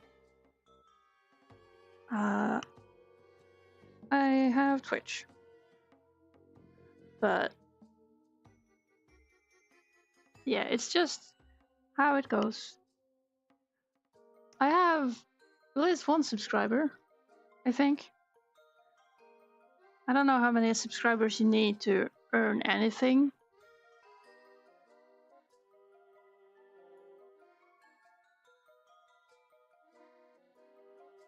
Also, I am really not a regular streamer. I will be streaming a lot this week because live things allows it right now.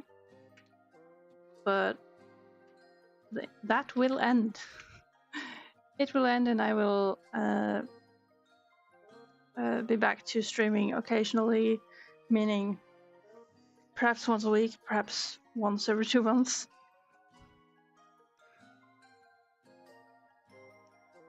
So yeah, I guess the short answer is not really, but that's only because of the numbers.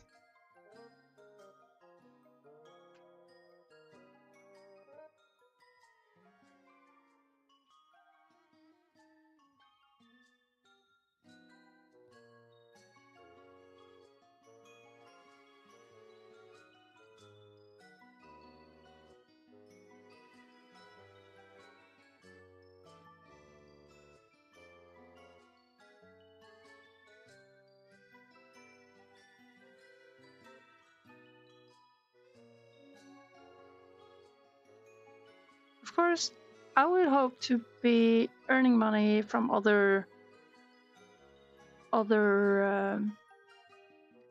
places in that it would be cool if this comic did it well and that the publisher decided to get it published abroad.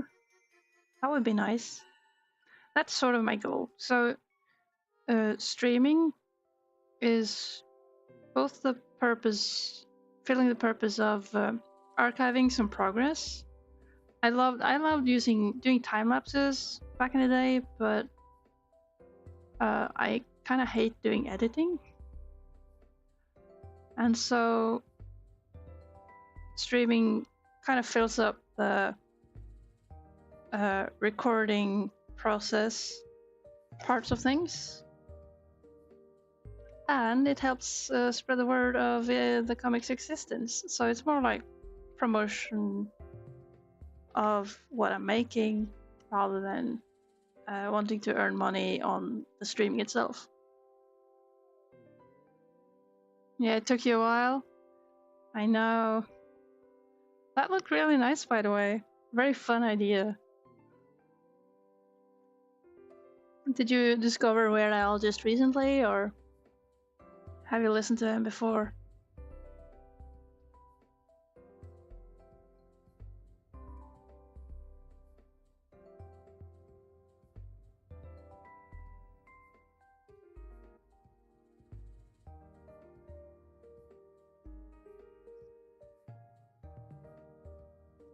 Let's see, there's a different guy here.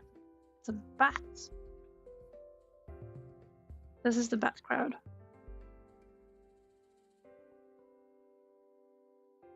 I still haven't posted a time-lapse of a 3D model I made last year. Though I haven't posted that or finished editing it because it's on the old computer that is slightly abandoned at the moment.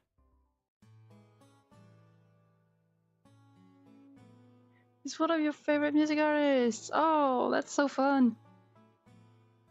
Yeah, Weird Al, I think he's gotta be globally known. Like, he's not everyone's favorite celebrity, I imagine, but he exists, and I think most people appreciate him for being cool and funny. I think I could recommend seeing the mockumentary about him because it's funny. At least I thought it was funny.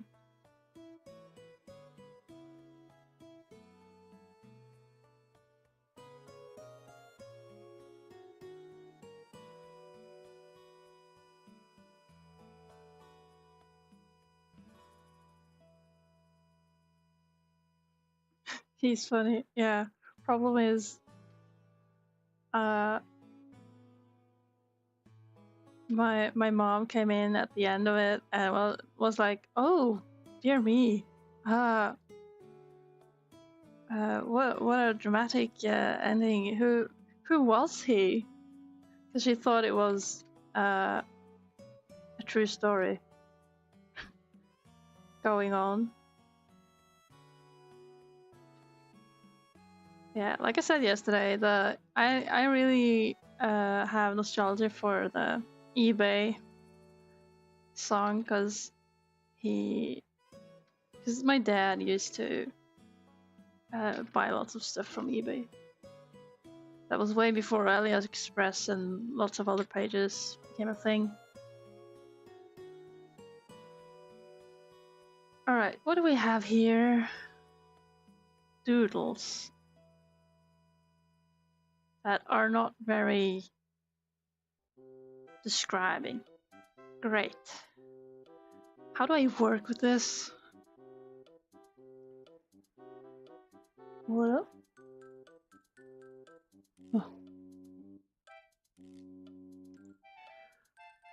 Also, the eBay song was something that I hadn't really heard the original, I think.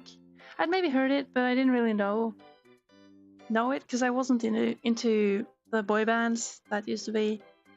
around during my time, my childhood.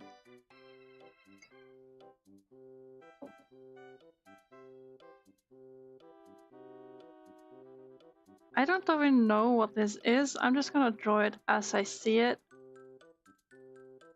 And it's gonna be fine.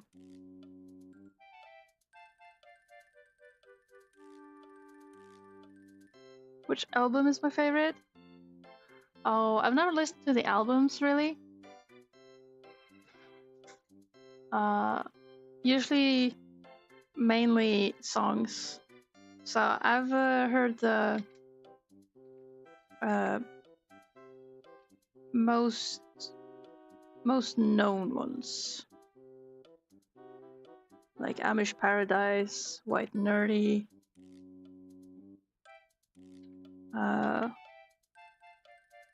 Suya,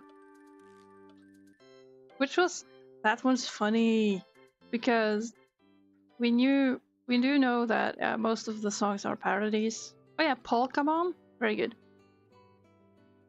very funny. You gotta add a few more hundreds to that one. It's a song of its time.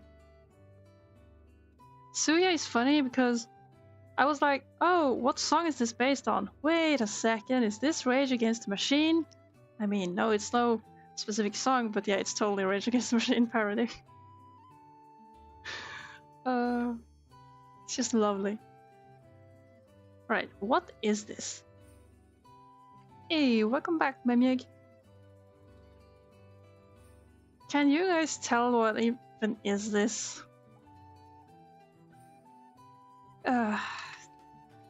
Guys, please, give me an animal that preferably not like super common. Is this maybe? Could be what do you call those? Stoat. I'll Google a stoat.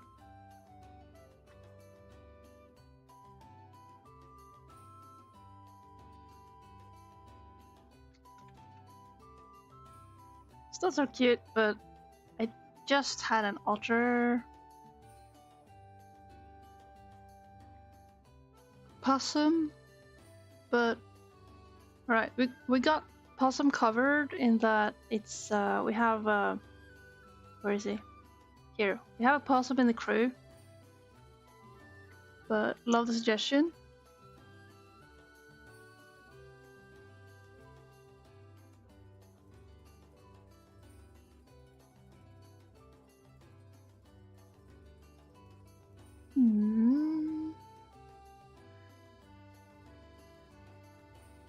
But yeah, it does look like a possum. Do we have other marsupials?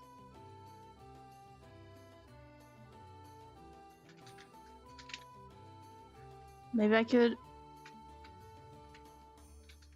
Bandicoot. What is a bandicoot? It's an ugly creature. Oh.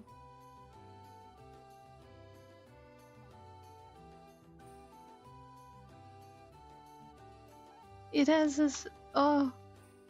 Goodness, it has a little thingy. Ferret, weasel. I gotta check a ferret.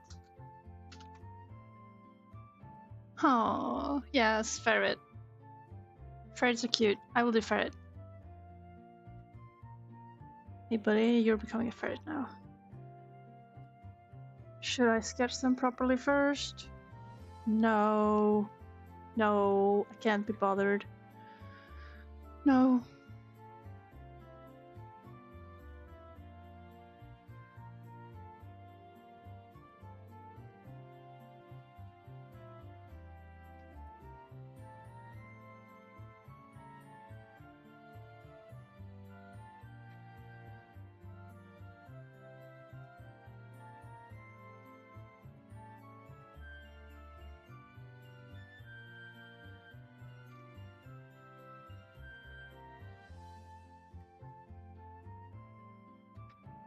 He's not gonna look like a good ferret, but it's gonna be a ferret.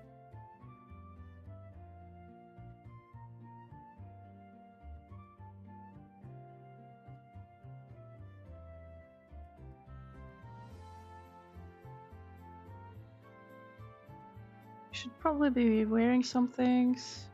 Oh, this is cool though. They have this dark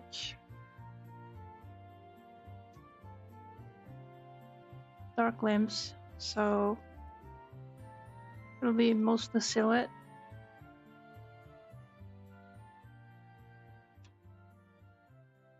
His head is too big though. Unless his body is too small. Yeah, too small. It's not too big.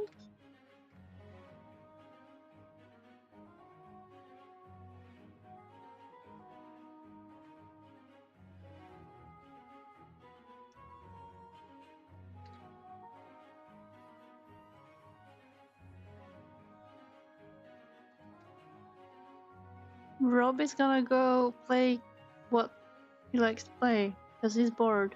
Good. Go play games. Those of you who have the freedom to do whatever you want with your time. Technically, I have that freedom, and I am spending it on comics. So it's kind of it used to be a freedom. Now it's kind of for my own best that I do it. No, we don't want shorts.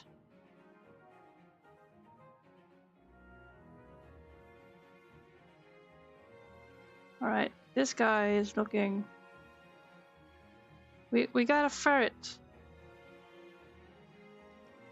Ferret owners. Okay, there. And it doesn't look as big.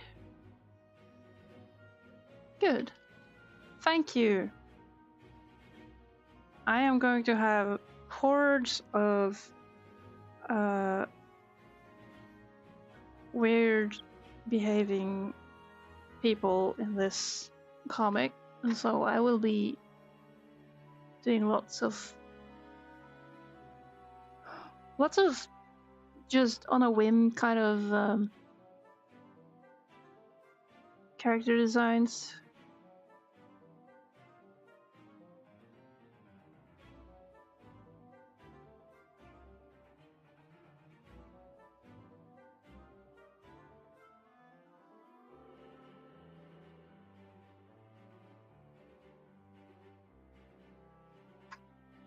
What is a marsupial? They have long tails?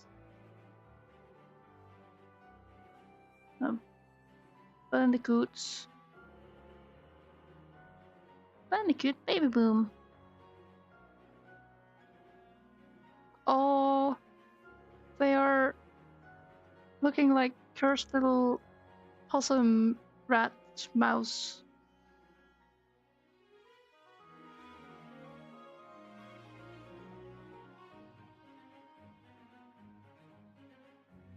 They look so guilty. The heck?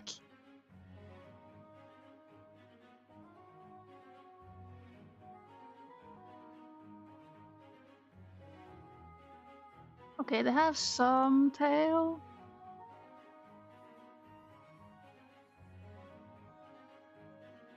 But they do seem kind of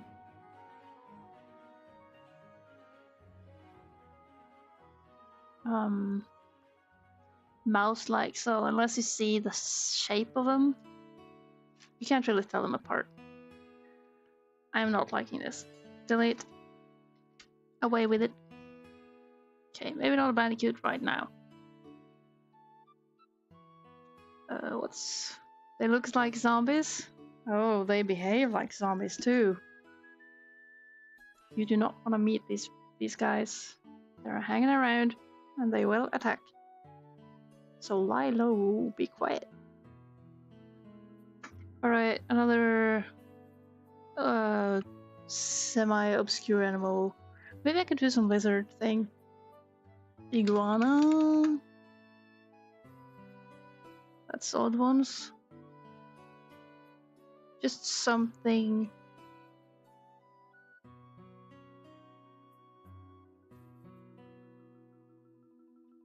goodness. Alright. I think I got it.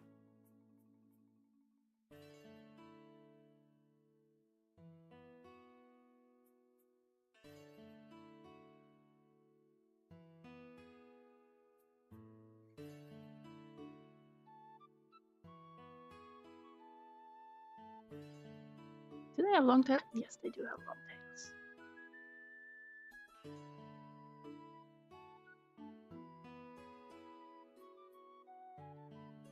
Long, long, long, long tails.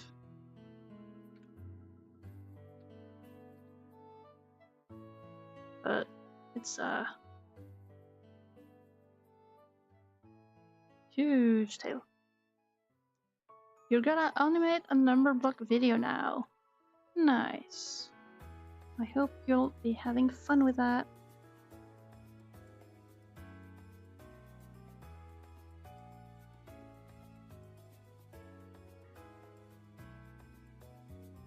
Iguanas used to be your favorite childhood lizards? Oh, that's cool. Now, we're just seeing the back of this guy, so we won't see any detailing. But I know very little about lizards and reptiles, and well, I've always loved animals, but I've never really... I don't know my animals very well.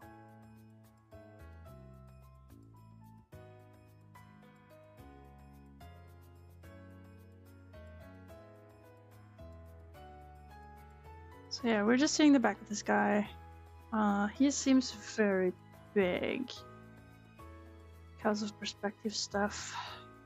Either I move him down or I shrink him. I think he's getting the shrink treatment. The shrinkment. There we go. Alright, what else? Saving progress, like usual. They can just be on the character layer, no worries. Do we have...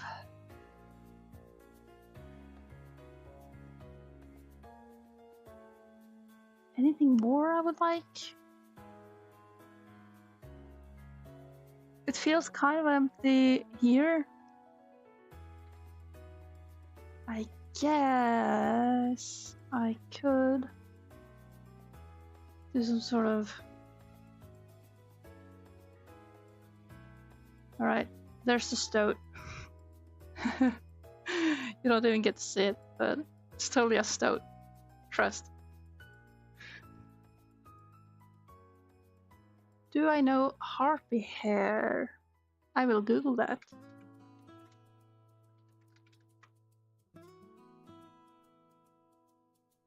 What is that? Is it an artist? Or a song?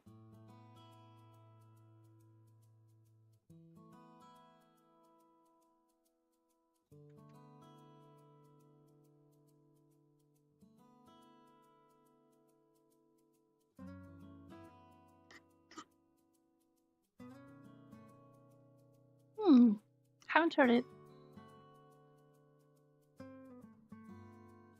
Alright, we got all our characters down. I can start filling in bits.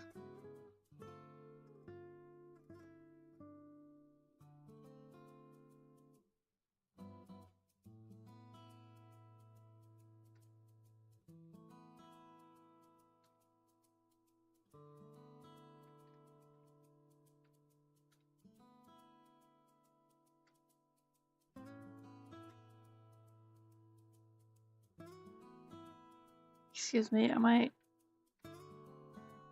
There's a selection, but I don't want a selection.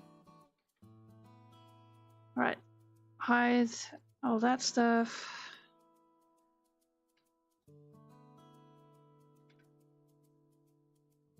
I seem to manage to do just the right kind of zooms where it just ends up getting eaten. Wait, did that make sense? No. Whatever, I'm confused.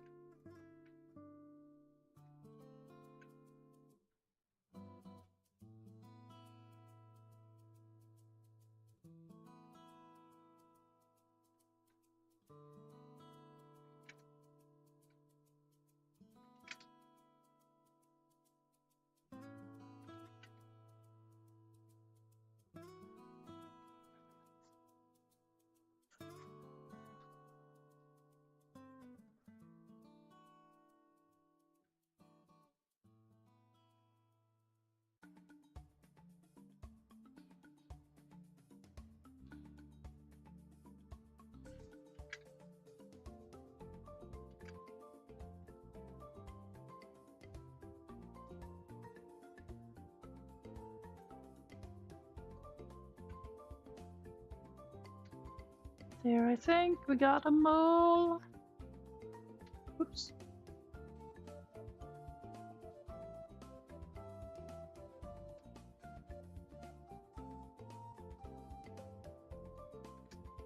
Oh yeah, also this.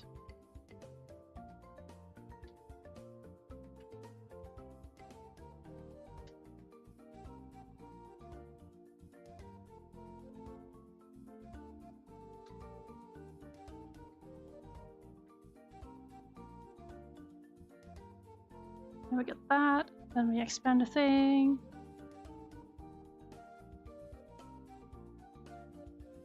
And delete everything that is not the main attraction.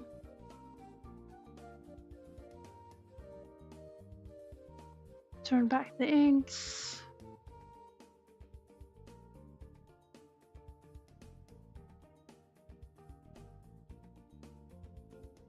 Now that's the effects layer. I'm gonna add. Hey.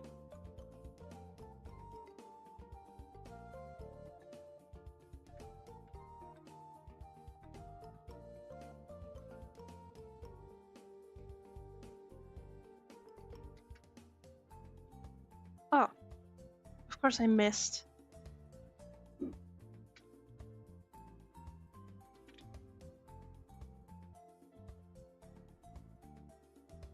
That's okay. We fix it easy. Nice. Now it's disturbing to see them all in green.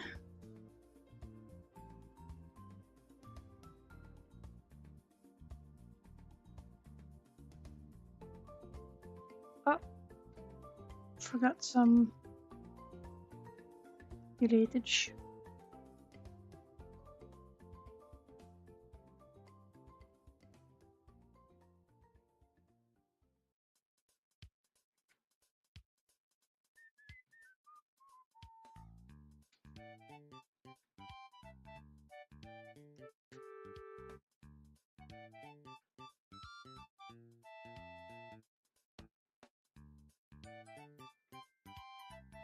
Oh,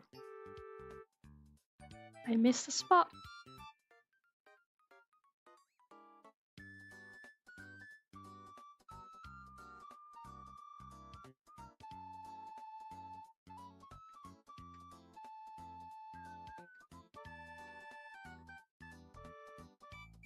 Now I would like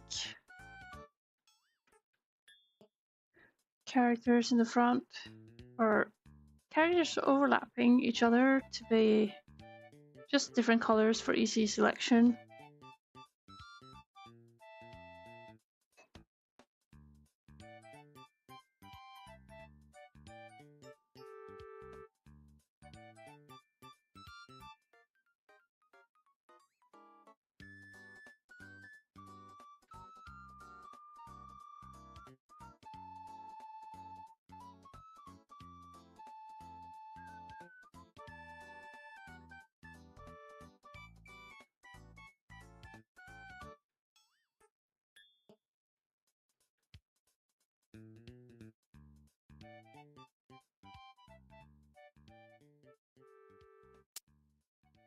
keeping track of what is what character here.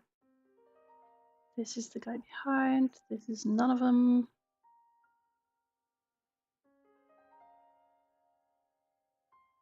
This is partial nitpicking.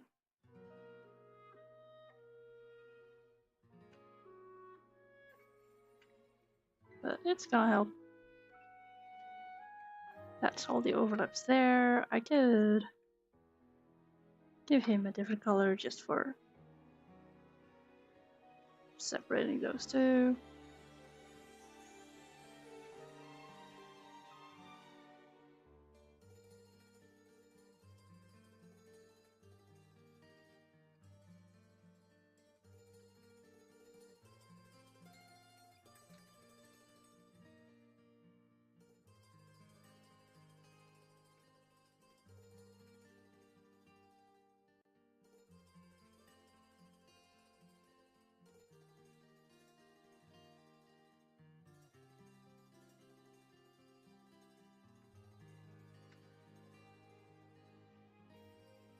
Get closer is very nice.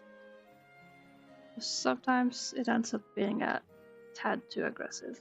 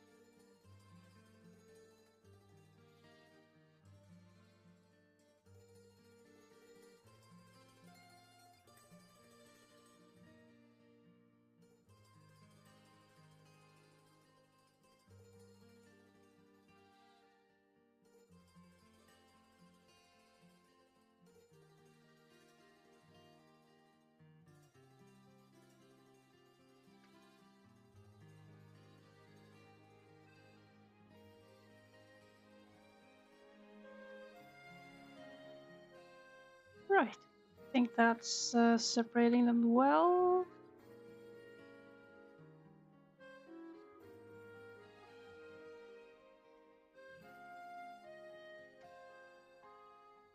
And now that means the characters are inked, all done.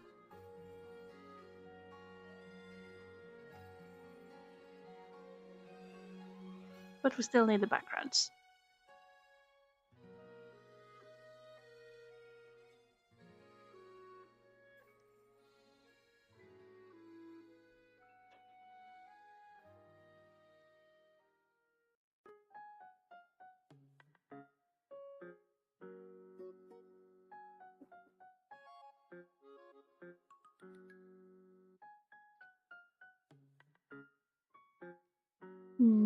We'll probably start easy with just simple background things.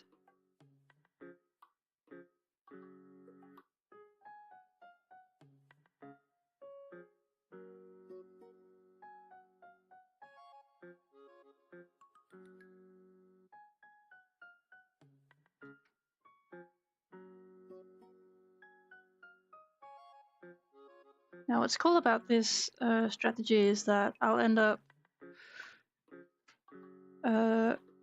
prioritizing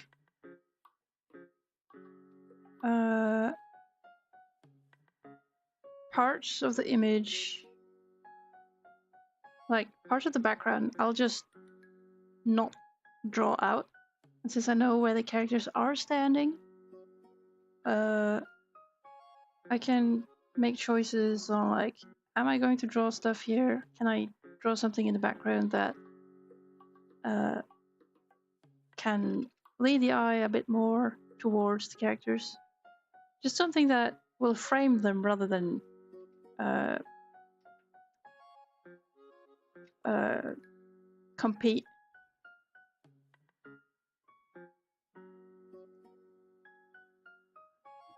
The funniest Weird Al song is Trapped in the Drive-Thru. For a while, I think my favorite was Albuquerque.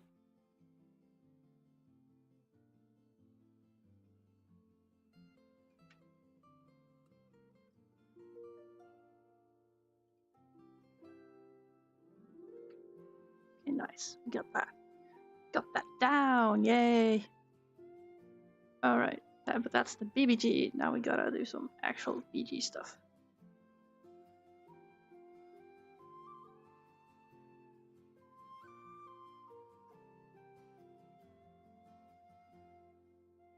I forgot the onions.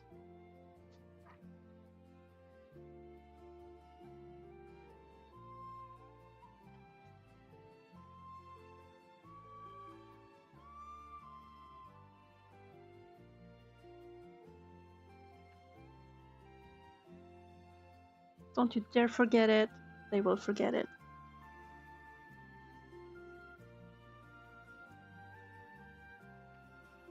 It's just a long experience about being hangry and tired.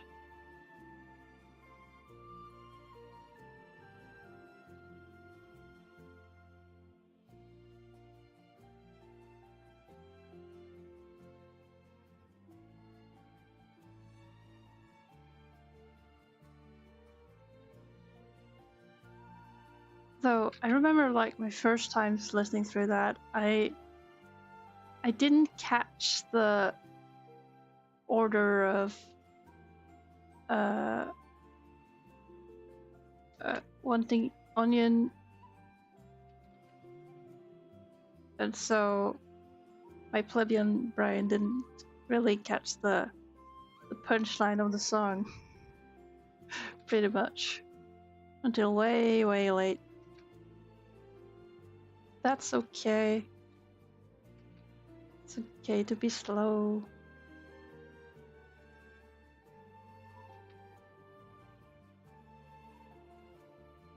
Despite others saying that being slow is kind of cringe.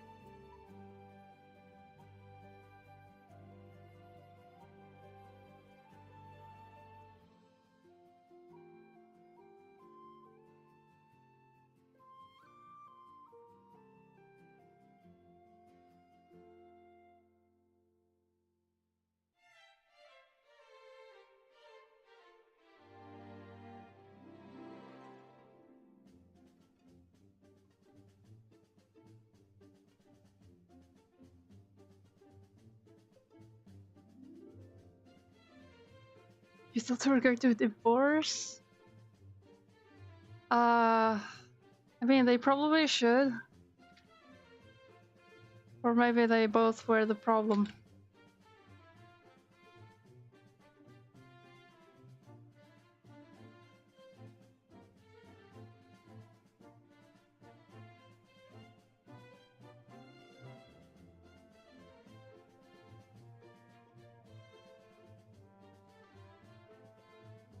You gotta go get ready for workies. Alright, see you later, Rabbit.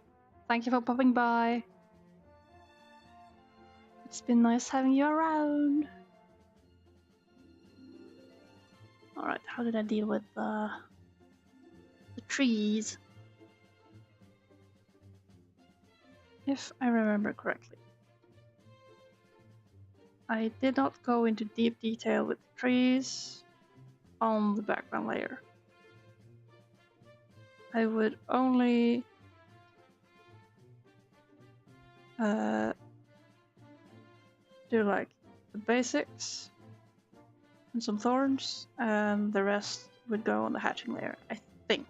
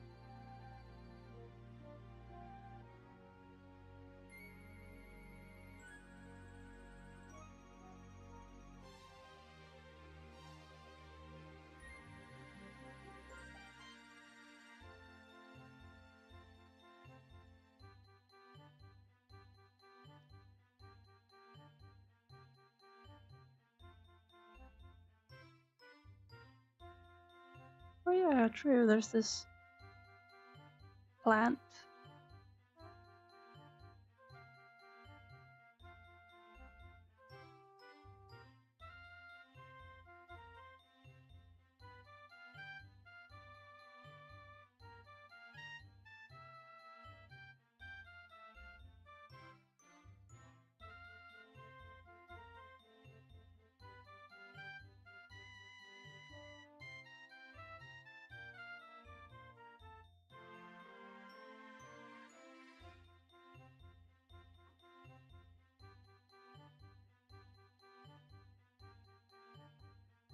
And my goal here is just to make it look like they're walking on dirt, grass, various things.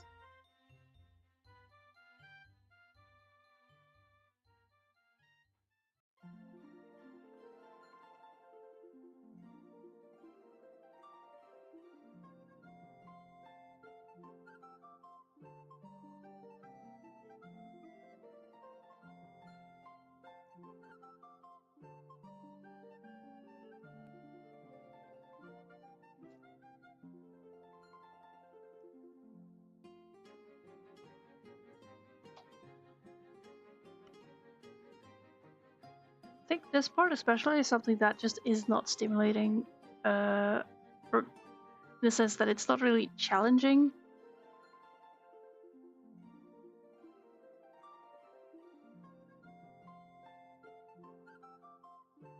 But then again, if I know myself correctly, the the how to put it, the fine area between too easy and uninteresting and too hard, that's just a tiny little place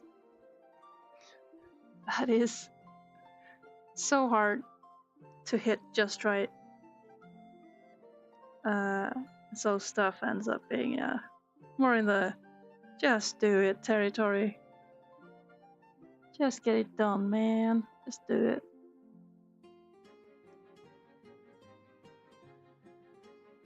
This looks like background material to me.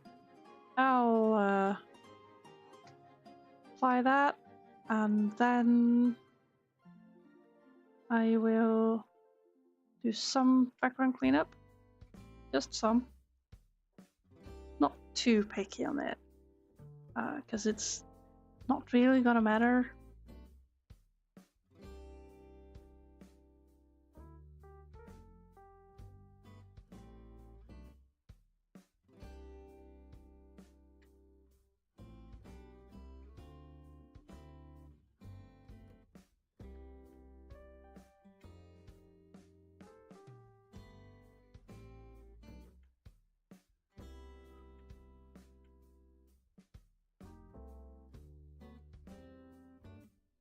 There's also something nice about the combination between of lined and lineless within the background. I think it adds some tasty charm.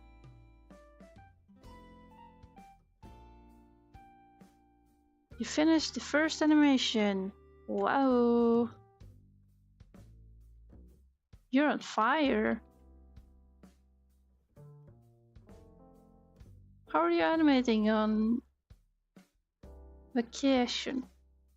You doing all that stuff on your laptop?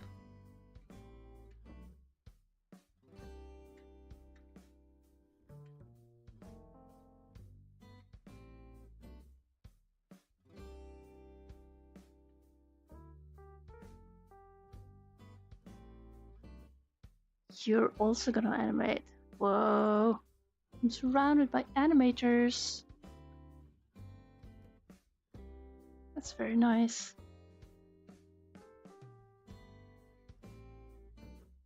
Everything on the laptop. Nice.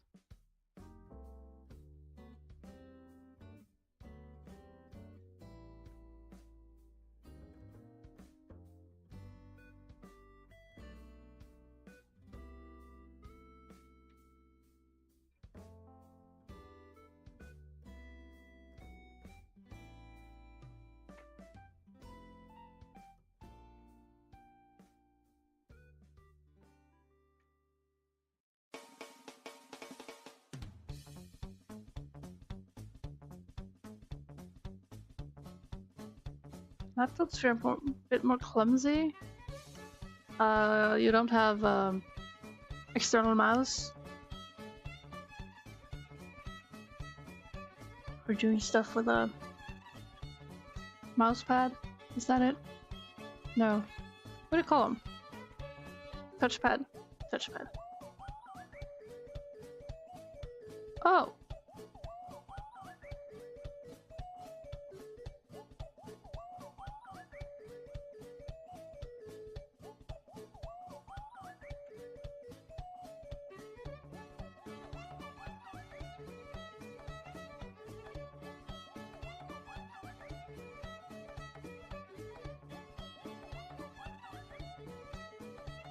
There we go. That's some cleaner background. Just some. Barely.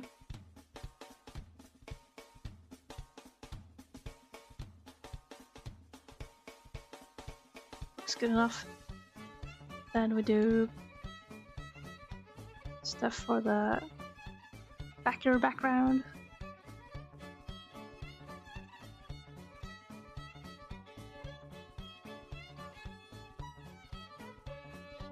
You brought your cursor, mouse.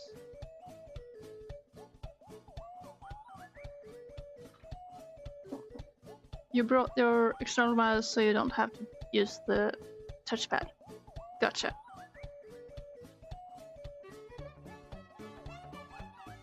Yeah. Whenever I'm on the go, I sometimes bring my iPad to do stuff for drawing, and I need to bring a keyboard every time because, goodness me, I do not survive using only touch. It's just not happening. Terrible, terrible user experience.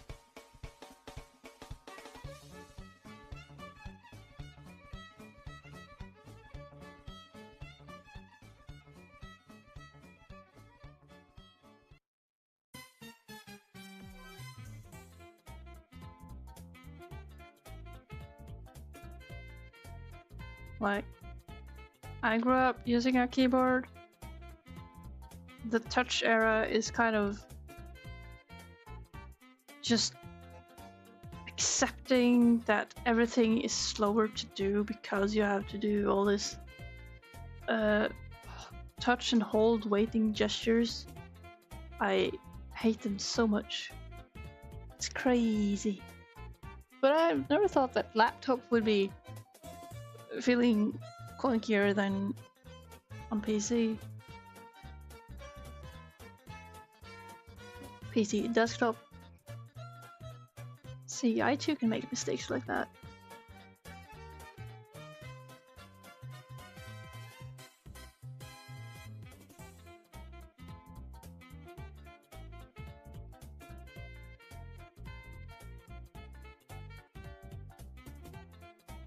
Hello, account blocker. Blocked any accounts recently? Any fresh blocking gossip?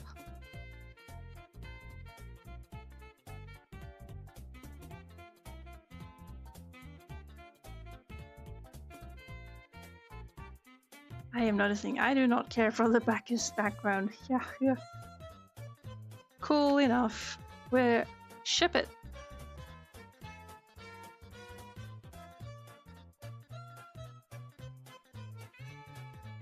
Then we continue on. Gotta keep on going.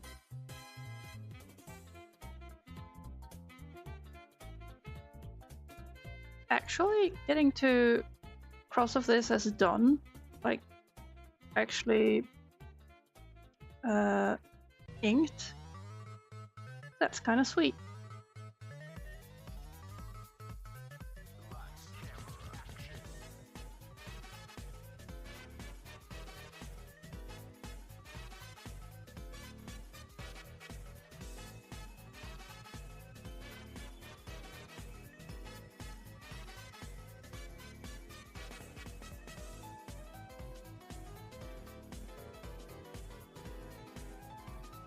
There, now we can see stuff. Very good.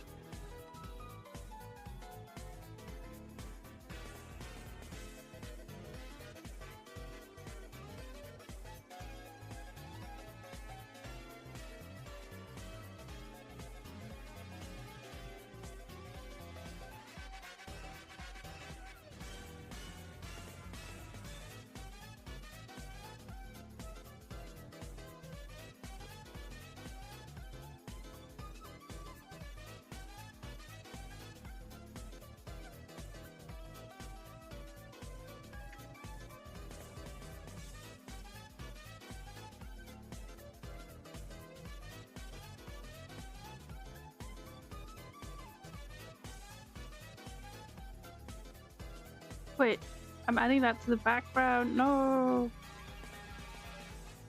it doesn't matter. But no, undo. I want that on.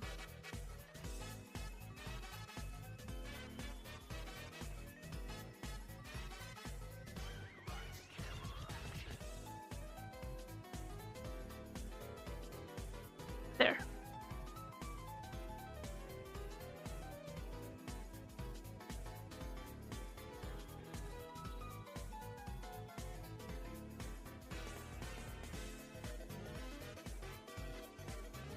Back to the background.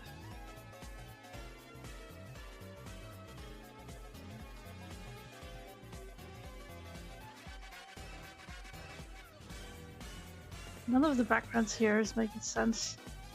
We're sort of kind of at the location, and I'm just messing it up.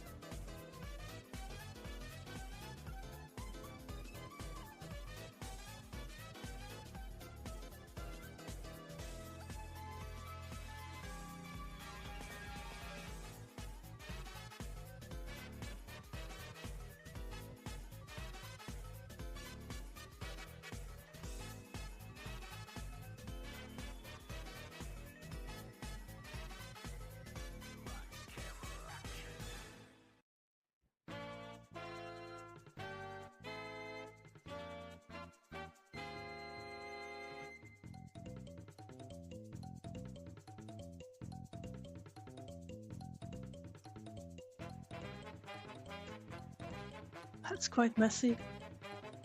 That's okay. We like mess. We can get messy in this chat.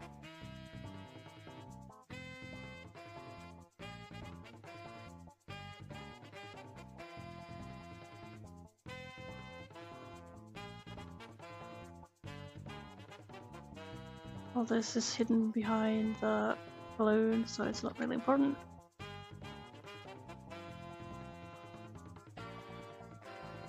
Alright, that's inks complete. Almost. I can add some cross hatching. Really just take this multiply.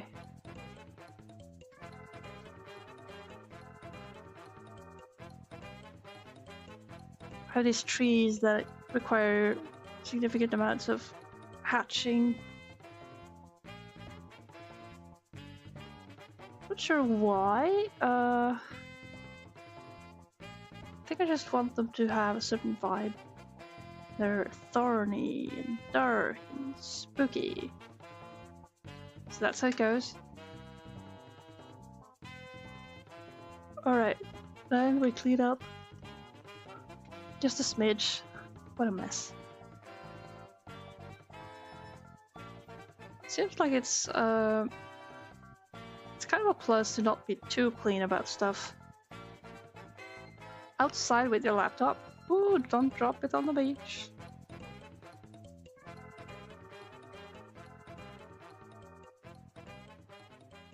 Be careful with it. It's quite an expensive toy, I'm sure. Sitting outside though sounds very nice. Not where I am right now. Sitting outside you would not want at all.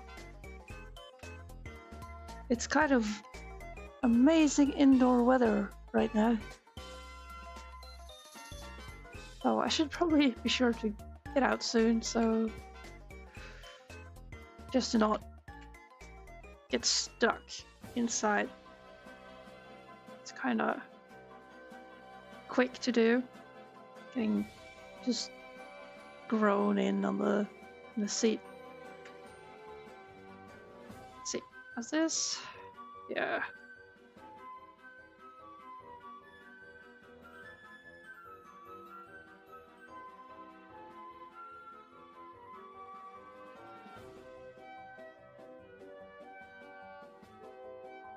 I don't really know what that this gray area is. Like, I don't know what I was thinking, what kind of idea I had.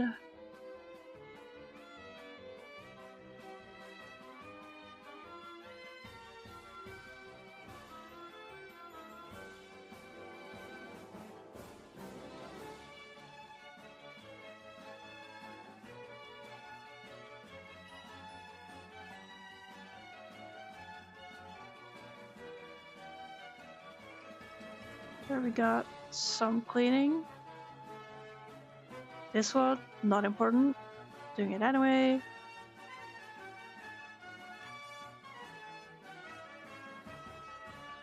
And ever so briefly.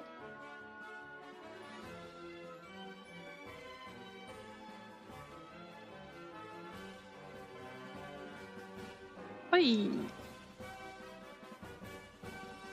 Not what I wanted. Yes.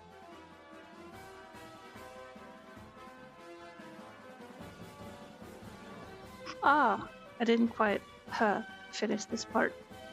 Okay. But we can do it. We're almost there.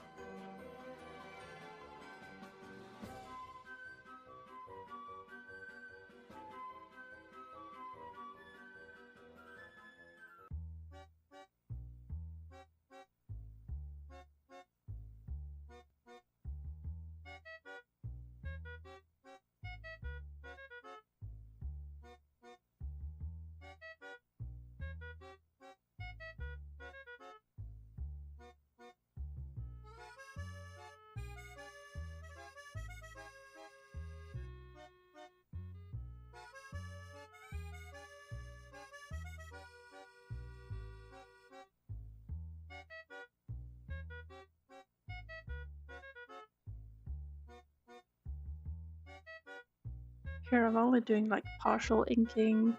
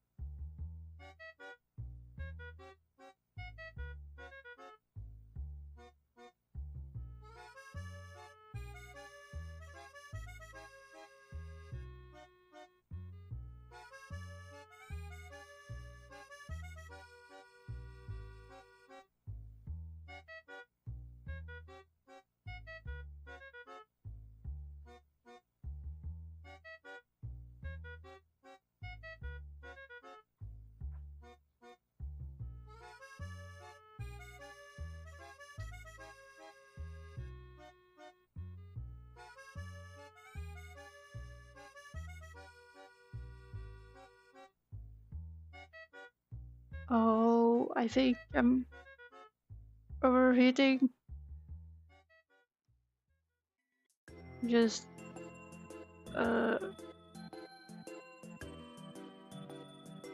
farting too hard. My brain is doing things I don't like. Getting this sort of pressure building. Actually, when you guys do creative stuff, remember to breathe also.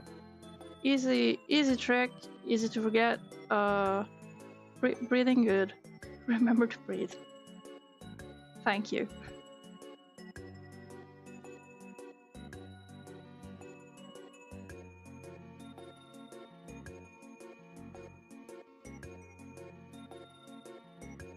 Don't be me, in other words. But really taking the time to just focus on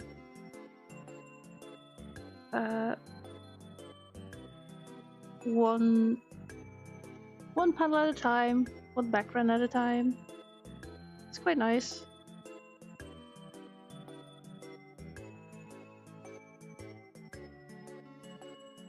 Feels very zen to be working on.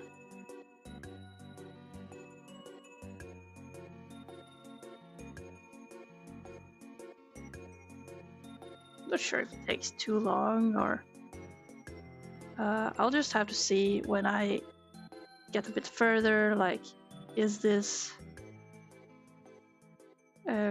going as quickly as I would hope it to?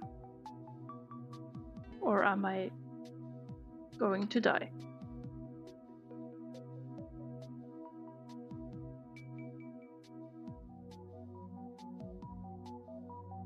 Because I have no official deadline for this at the moment. Deadlines do stress me out. I prefer being in a good creative space where I'm simply inspired to do my thing and work on it.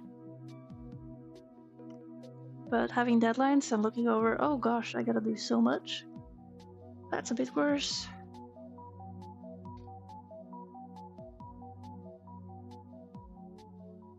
These panels are often quite ambitious in a sense. They require a lot.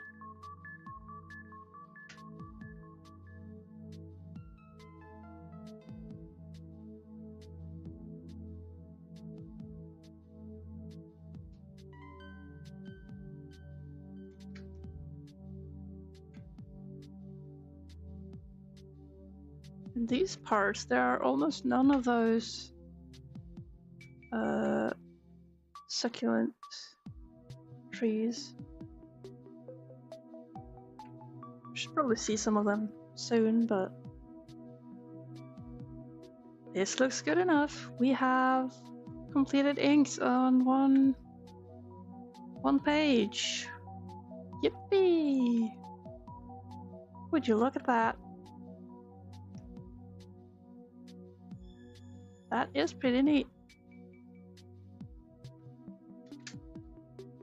I'm gonna go right ahead and mark that as done on my my document. So we got the layouts done, sketches done, and inks done.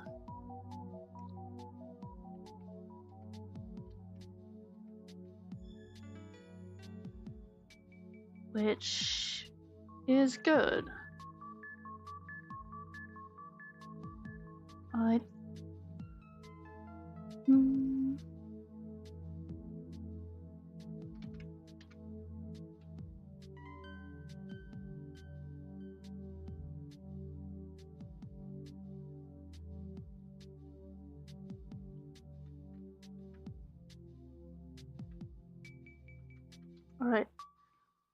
With that, I'll do a quick BRB.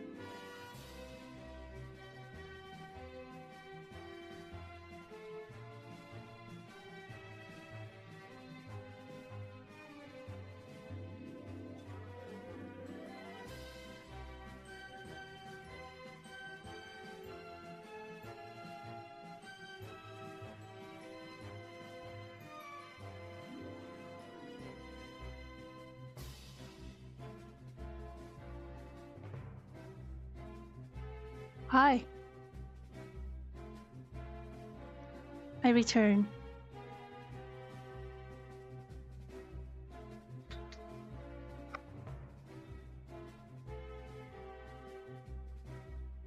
Now, moving forward, I'm not really sure what to do. There are a couple, quite a few actually, pages that are, they're not colored and they're not flat colored yet. And while the main priority is getting drawings down, I increasingly worry about how I'll manage to color everything. I don't know for sure how quickly I can color stuff. Especially the beginning is kind of difficult. But I low-key feel like I should be coloring something. Oh. Remember to save. Did I touch anything in this? Change order of layer. Apparently I did. Okay. Yes, I will give it a start. Bless you, birdie. Oh yeah, big image.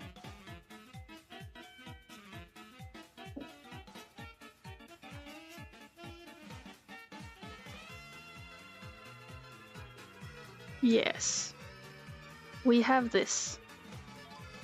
I need to bring up my my reference.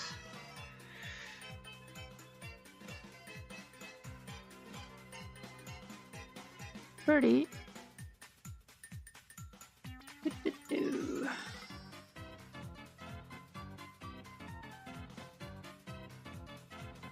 Okay, I know almost how I want things to be. But I think we start with the sky. Whoa. Right, these things are on separate layers, but colors? Yes. It's right and left colors, which is not ideal, but in case I ever need to move those parts, yeah, I see why. Right, we focus on the left page. Now this one does not necessarily do the characters on separate layers. So I'll move ahead and be like char F. Doesn't matter at the moment. Prefer layers, ignore selected layer. We start by doing some gradients. We deselect that part.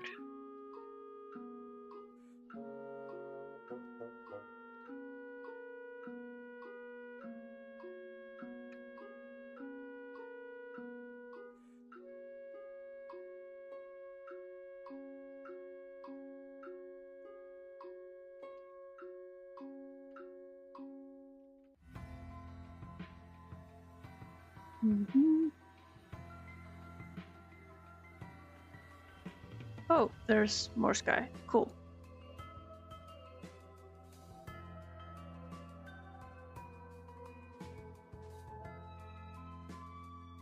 Now we also got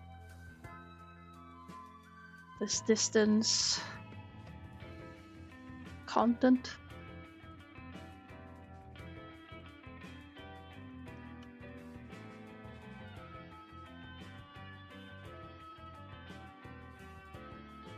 Well, it is supposed to be more blue.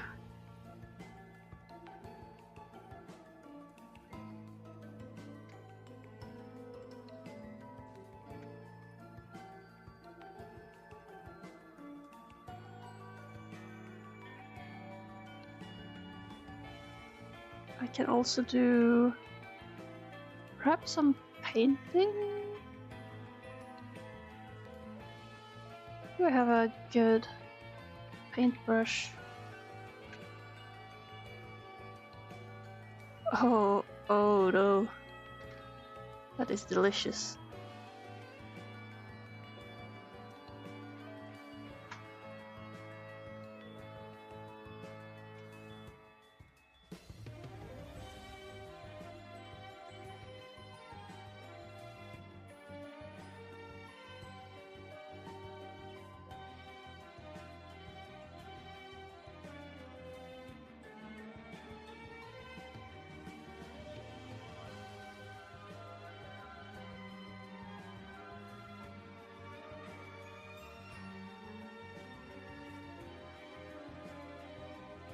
Full course meal.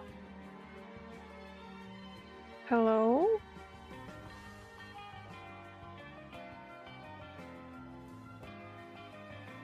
Who's talking about meals?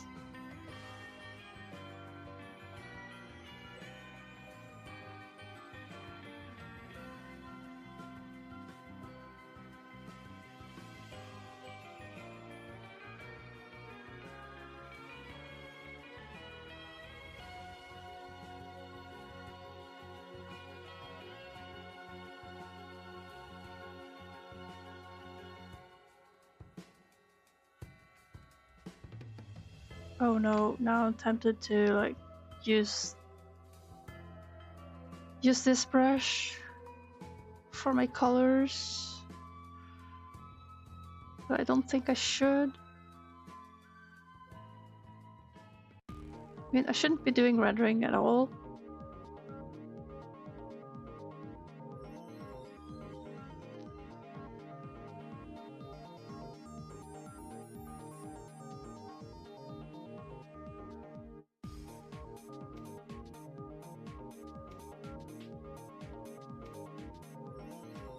It's good to experiment every once in a while to make it fun. Oh boy.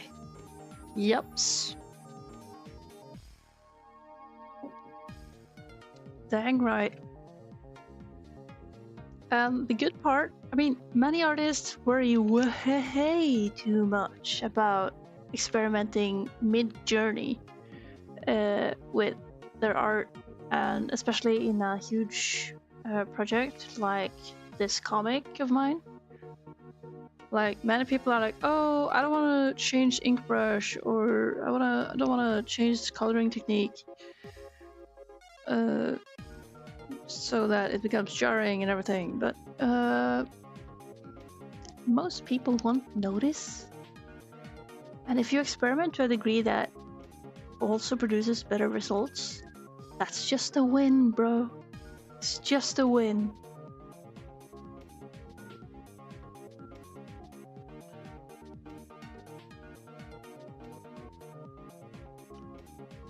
It is simply that easy.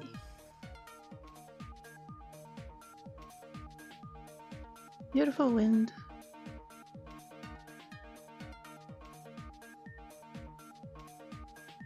Let's see, I gotta fix the sizing of my stuff. Windows. I got windows. Alright, let's see. There is some painting to these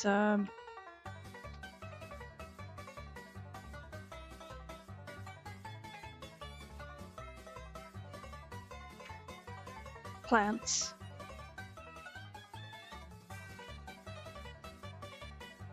Is it supposed to be more blue? That looks like... no. Yes, more like so.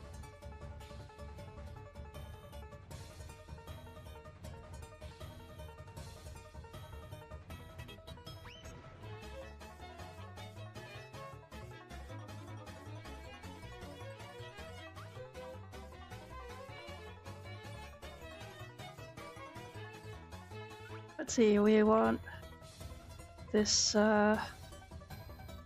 this beach. Anyone here who's good at beach?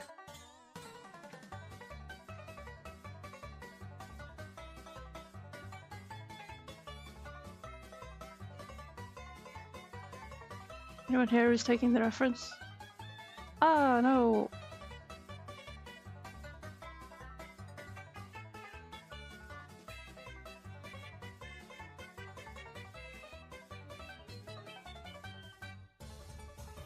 Just like these boys.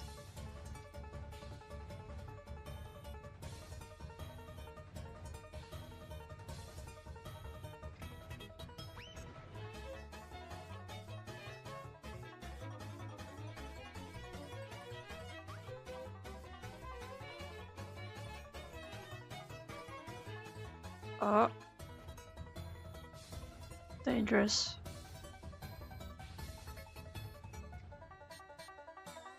I should make sure to save often for this. Would not like to mess this up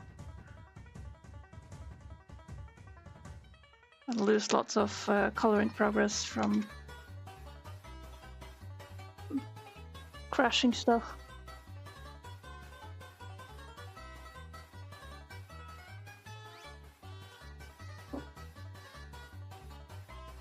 Landlocked?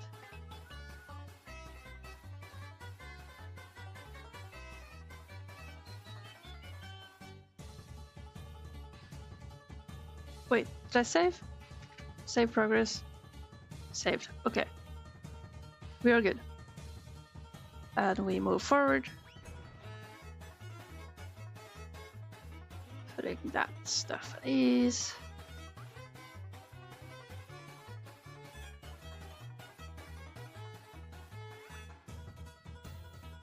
That means you don't have beaches.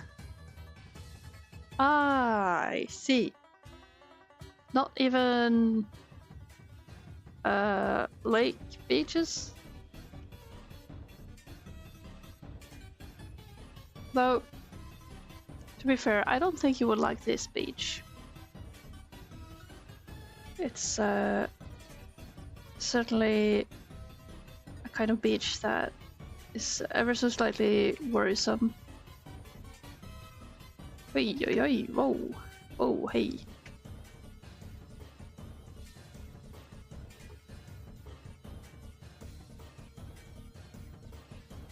Not even lake beaches, no. Sad.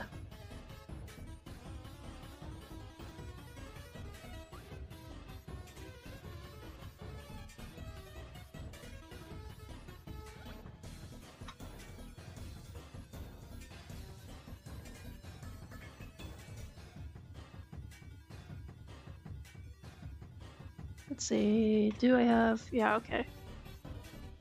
We want this little bit to be slightly darker, less in your face. Oh, I still haven't removed this track. Tracks I dislike.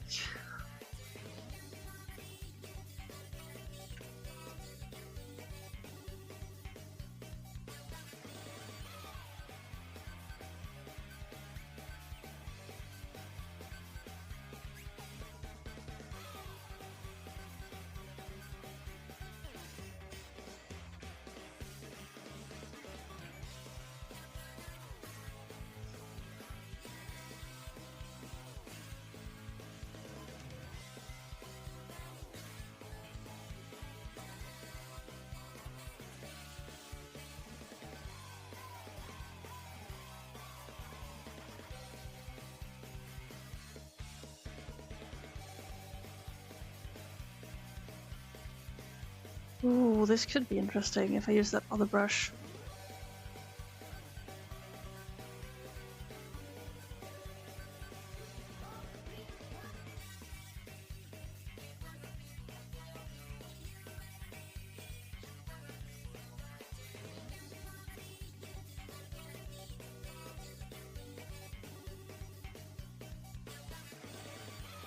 I'm not necessarily doing rendering here.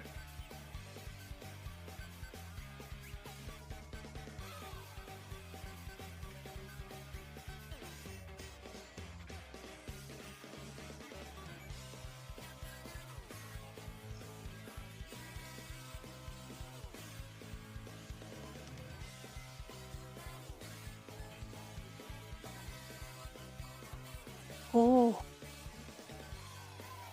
cat. Cat passed by. It was scary. It's gone now. It's fine. Yeah, I saw it. I saw the cat. But you don't have to worry, and please don't step in your poop.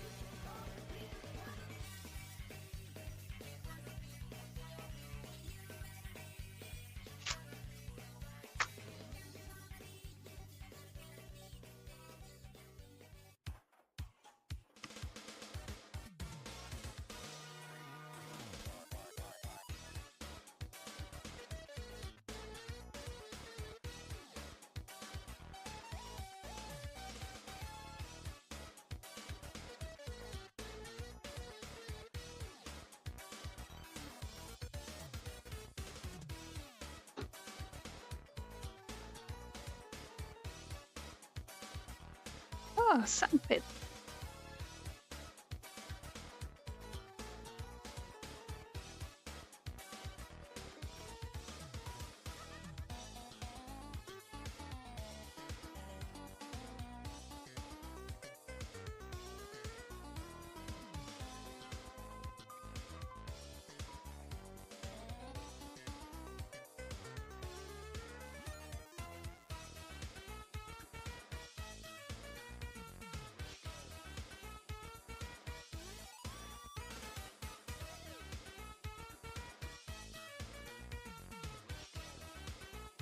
Let's see, how's that?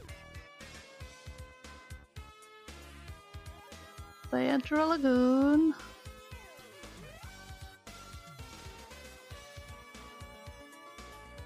It is for sure.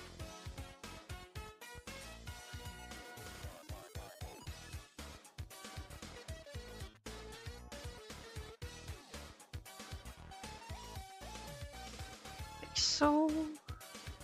Some green in there, right? There's always some green in the water. In like tropical places. Well, this place seems tropical, but is it? I don't know. Who knows?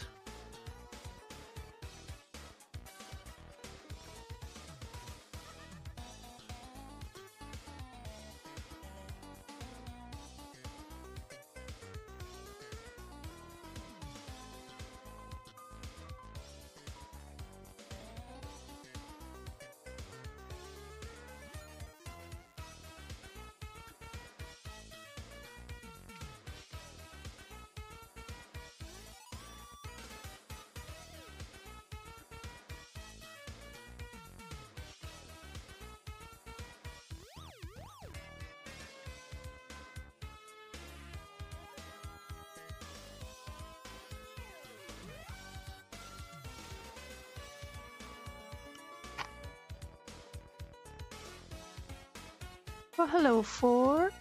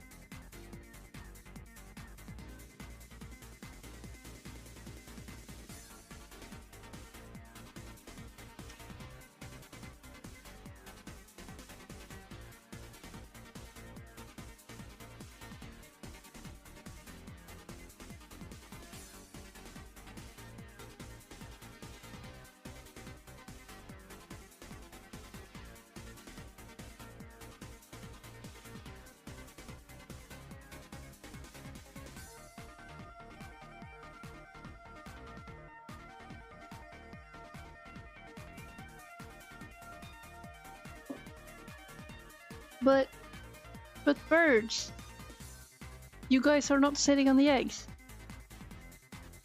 Are you stupid?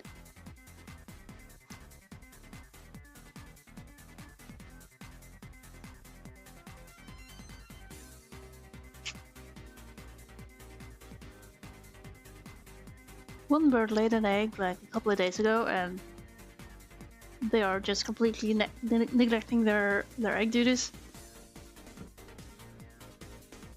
Like, what the heck?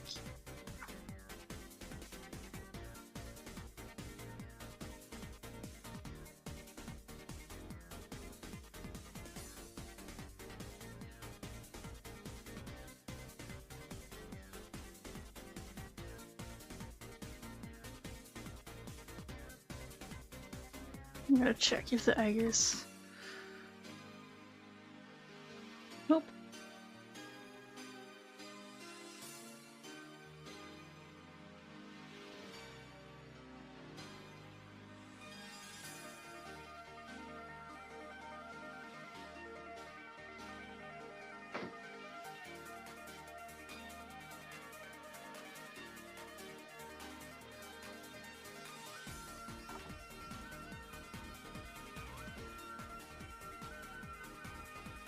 I just swapped one of the eggs.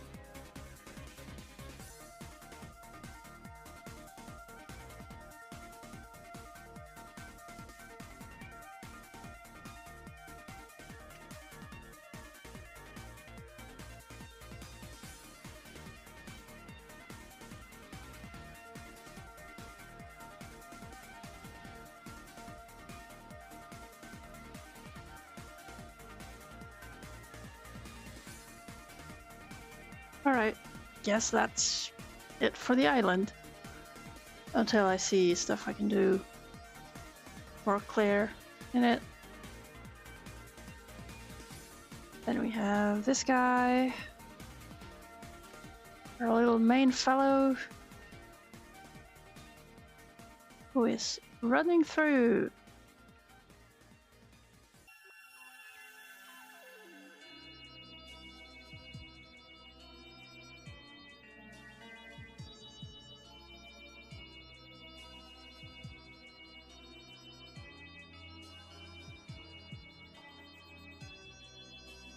Now I like these trees to have like strong color. I'm not sure if it's correct to do like the red, purple, but it's what I want, and so I'll have it. What you gonna do?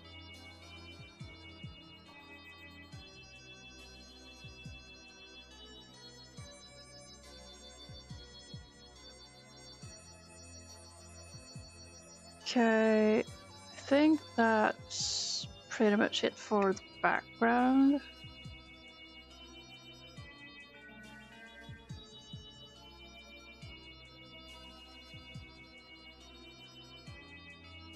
Like it's fairly simple, but it's good to keep it simple. And so, for the sake of continuity, I will move on to the right one. I'll do stuff in regards to that.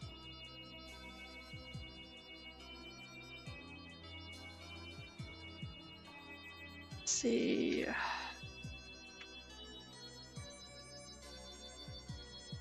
Select all the boys. Oh yeah. How many years did I study art, or is it a hobby? I've been drawing for ever. So, always loved drawing. And perhaps did start drawing. Yeah, I've been going at it for 20 years now. Quite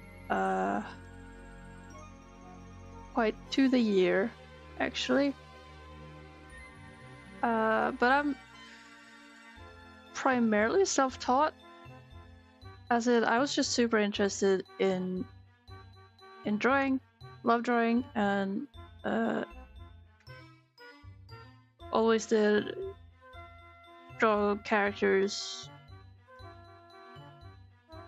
and everything. And comics really interested me.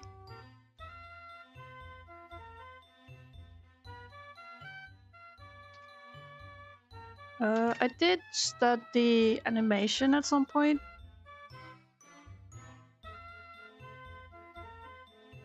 Ten years ago. Never worked with animation. But yeah. I got many years, but like counting from 2006 is like I was 13 at that point. I was drawing before that too, but like my earliest drawings are from like 2005, 2006. And all that is part of the artistic journey. So, you know, got a couple of years. I felt like I was real good in 2009, actually. But then I was kind of entering a rough part of my life, so I didn't draw as much, and I felt like 10 years from there, I've been in a constant rut where it was difficult to create stuff, hard to be motivated to create things, and also hard to improve. I was in that rut when I first started using that magenta-haired wolf character of mine, Ella. In 2018, I participated in my first 24-hour comic event, which was fun. I had like Ella is from 2006 or 5. She is of legal age, which is funny.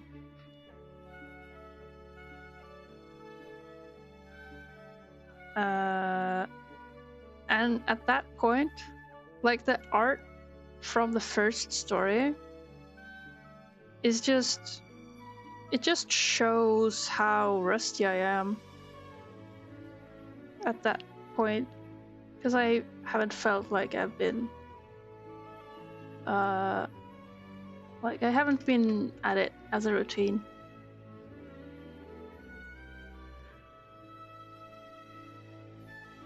Hope your journey goes smooth.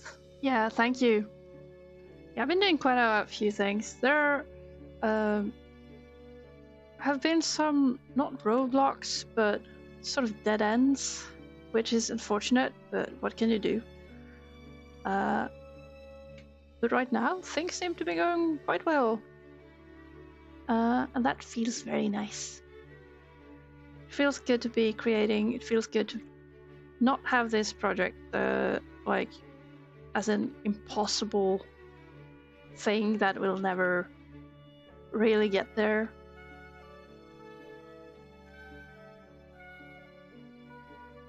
This project has been ongoing for years. I started like when you're a comic artist in Norway, at least, or when you're an artist in general in Norway, there are grants you can apply for to get money to work on your stuff. And I started applying for this project in 2017, which is a while ago. Of course, at that point, I wasn't any good at writing those grant applications, and so I would never get any money. But eventually I did get some, and right now I'm sitting on a bunch of fun stats specifically for making this comic. So that's kind of how I can sit here and do my thing without worrying too much about, like, oh, will I afford bread tomorrow or whatever. That's kind of nice. I'm lucky that way. But the past couple of years have also been quite rough. Like I mentioned before, the first book of this comic came out in 2022, and I got the book right here. Let's see. Got the book right here. Here's the end of the book. They arrive at the Isle of the Dead. Wonder why it's called Isle of the Dead. And they enter. They find a scary guy who turns into a skelly, and the book ends. That's to be continued. And that's where it's been hanging for 4 years now. That's fine. There are always new people to discover the books and news, so I don't worry too much about, oh no, people are waiting for the next book, what will I do? But yeah, the cliffhanger is kind of bothersome.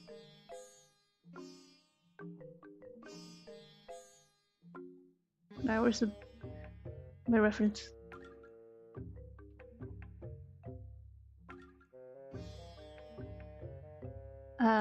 The characters in this are like so old. I'm saying allies of legal age. I think Rino is too, actually, but he started as like this edgy teenager guy in a leather jacket, black leather jacket. He was collecting guns. He was such a cool guy. But now he's a prince. He's always been a prince, but now he grew down. He's younger and shorter than ever. His prime trait from the old days was that he was short, and that's kind of the thing now too. Except he's too young to know that he's never growing up. Yeah, small things like that. Oh, look at that! Just flicking between the fake flats and the better colors. I like that. Yeah, I've been doing some comics, like illustrating for other people as well. I've yet to work on a project that felt were like super worth it. Because it's kind of a trade-off there, you know. Saying yes to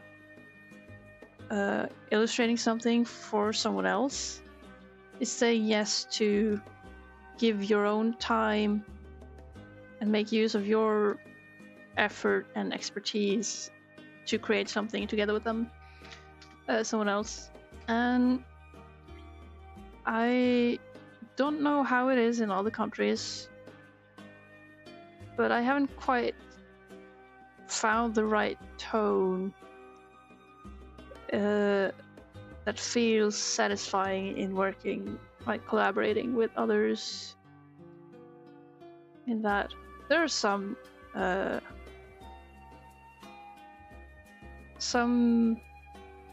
projects I've worked on that I'm grateful for, because they could lend me some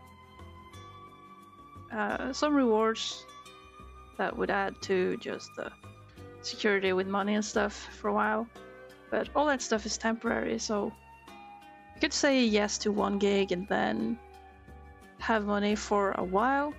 But like the really bad ones, one would say yes to a gig and it would kind of not pay itself off, because the money you'd be paid, or that I would be paid, would kind of seep out as I was working on the thing. And that doesn't feel very rewarding. Which is part of the reason why I did suffer quite a burnout for a couple of years and felt like, oh my goodness, I should just give up drawing. Is this really for me? Is this... I'm not cut out to do stuff like this. I can't... I can barely complete... I can barely draw for myself, basically. So finding back to that joy of creating stuff for my own sake, like I can work with this and I can put lots of effort in it because it is my own thing. And so if other people want me on board with something, it has to be good. I am physically unable to work with something that just isn't engaging. I'm not good to do the James Baxter thing with like, okay, so you're working on a thing and you know it sucks, right? Find your happy place. For animation is fun. I can see how find your happy place, animate the heck out of the shot on that movie that sucks. It's fun advice. I like that, really like that, and wish I could do that.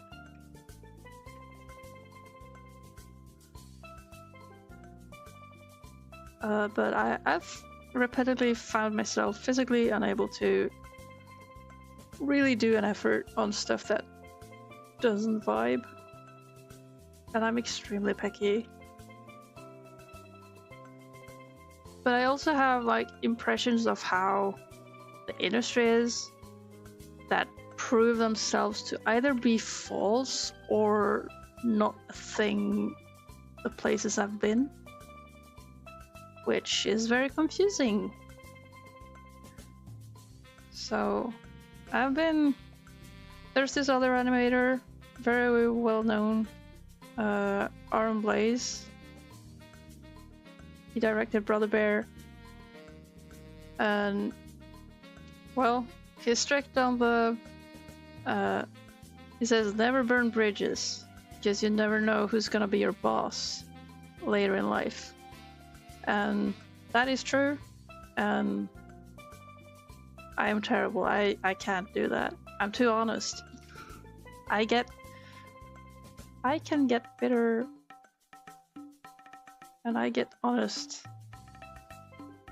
And where I would be kind of deciding that, alright, here's a piece of criticism for you that is meant as a constructive review, I fall into the trap that is unsolicited, for many people uncalled for, and they end up not wanting to collaborate anyway with me again, which it isn't that bad.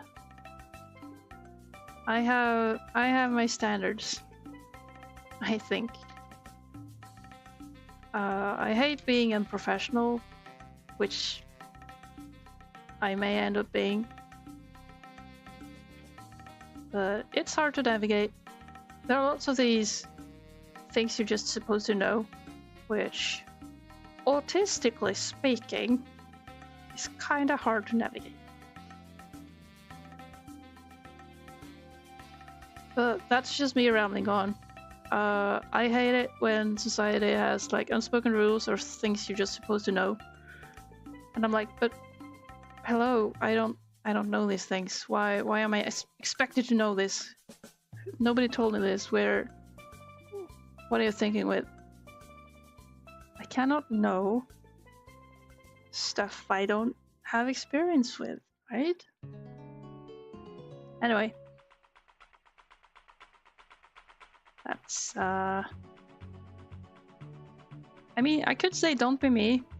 Don't burn bridges.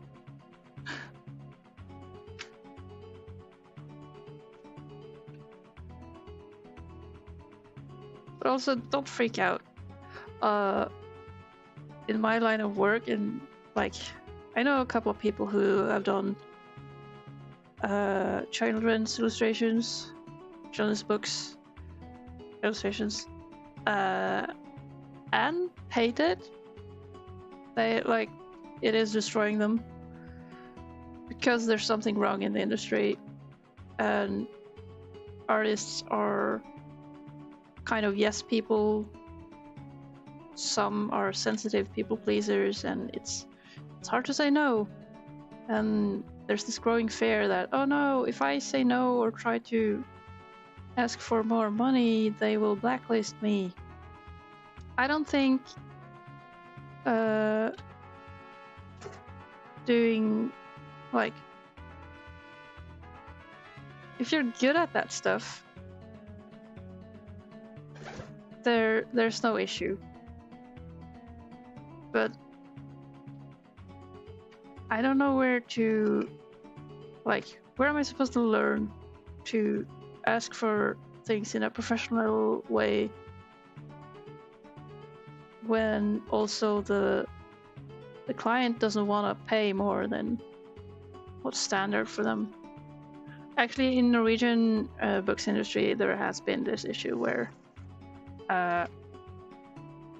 they'll ask artists to illustrate a book, but the payment is not considered as a gig in that regard. It's not something that you count hours on and can invoice them, not by default at least. But they rather like treat you as, oh, you're one of the people who are like, this is your little baby, your creative baby that you are working hard for. They're considering you alongside the author of a book, which is super wrong. I've not felt very valued as an illustrator for many books,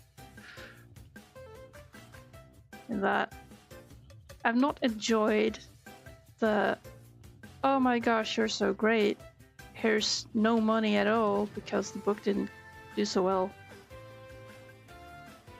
It's just, no man, you gotta, if I'm gonna do this and not work on my other stuff, my own stuff, you gotta pay up. I'm not going to move away from my project for almost no pay and kind of a bad experience.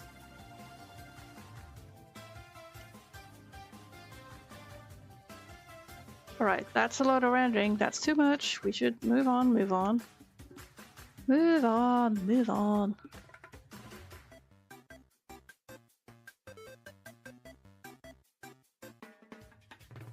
There's no reason for this part to be that bright, except for continuity.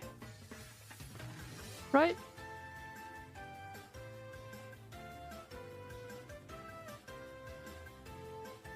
Anyway, that's a ramble.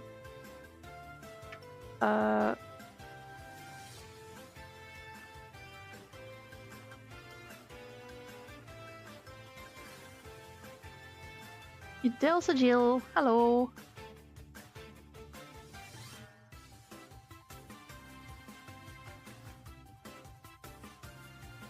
I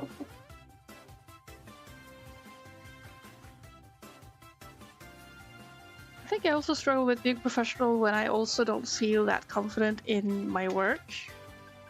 And for a couple of years, I certainly did not feel confident because I felt rusty. I didn't have the motivation, felt like art was a struggle and there was no good way to fuel it back up.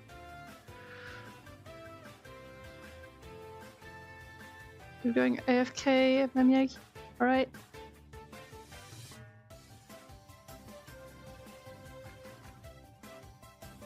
Tasty. Yeah. The artistic journey as of late has been about finding the joy for drawing and drawing for myself. Part of the reason why it's taken so long for me to move on with the next book of this comic is that I didn't have a publisher that could support me. Mind you, I was possibly a smidge better that a lot of the public, like the publishing, the release of the book, wasn't quite how I had wanted it, and there were certain things I felt very insecure about,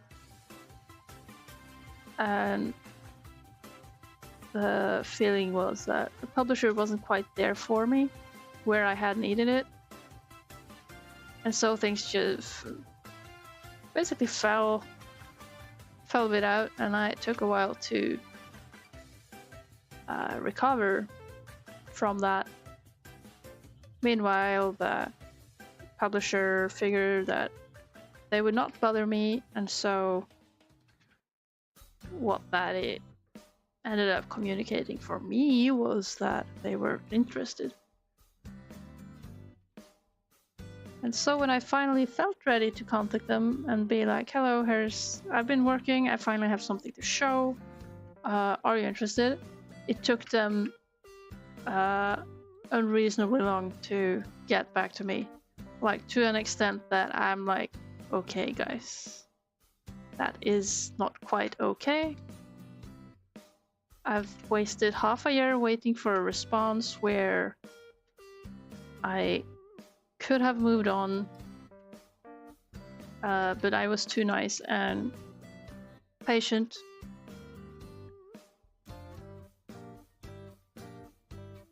So, what that taught me is basically that, alright, I should be open about it if I end up speaking to several publishers at once, but I should totally contact several publishers at once if I'm interested in something, like getting something out, because I shouldn't have to wait for half a year for someone to tell me that they're not interested. So that's kind of unfortunate, and then an unfortunate experience. But what can you do? You gotta move on. You gotta build upon the experience, or at least use it as fuel for the rest of the journey.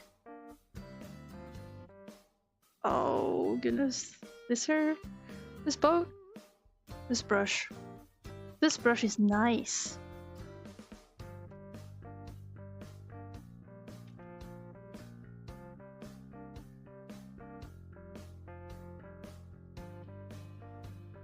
The oars.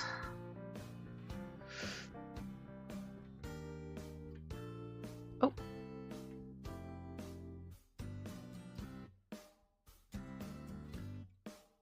But yeah, I'm just rambling.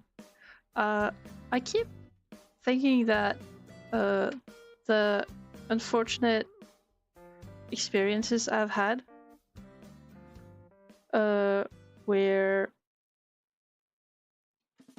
it's a shame that they happened because they have been staggering me from, or stalling me from progressing when they didn't really need to.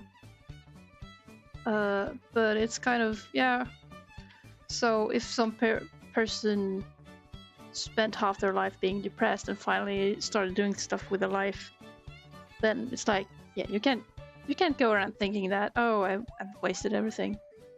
It's not productive or constructive.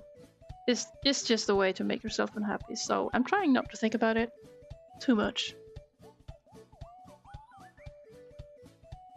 I mean, it's a shame that things went as they went. It's a shame that I am vulnerable to that kind of experience. But what can you do? You for sure cannot really fix it, so it's no use grieving over it.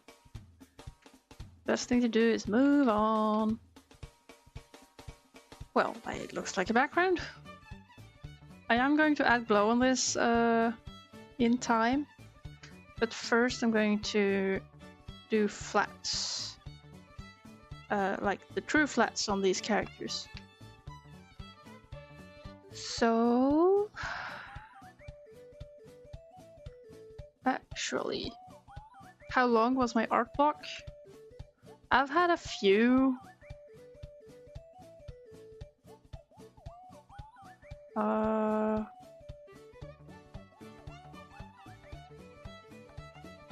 Hold on. I've had a few.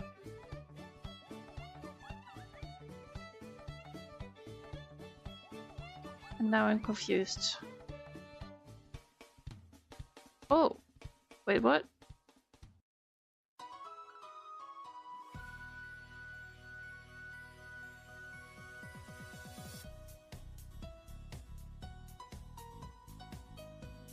Okay, I got it. I got it. You were transparency locked. You are still transparency locked. How long was the art block? I felt like I was in a rut for first art block-ish. Started in 2010.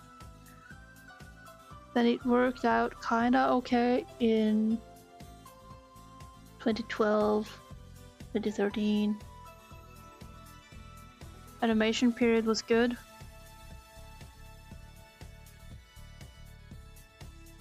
But it's been a struggle more than an actual like huge block. It's kind of fluid, really. Even since my study days, I've overworked myself a lot, and through that ended up losing a lot of, say, the love for drawing. Alright. There we have the character base, and here we have actual flats. Good. Now we're talking. Characters. Oh, you mean the overlapping here? Hey. I love having characters just break through the frame, even if it's just slight overlap for no reason. I love it. I love it. Just helps them run across. It's good fun. Great fun. But yeah, I've been doubting my love for drawing for several years. Also since like 2016 maybe, yeah, last 10 years. But it's always been the one thing I'm kind of good at, and so I've never quit. I've tried applying for jobs and stuff, but I truly, honestly, super mega suck at that. So it's kind of a lost cause to try applying for jobs. Okay, it is time to do some color picking, I think. Well, at least we're going to do coloring in this guy. Well. Oh, I'm so confused.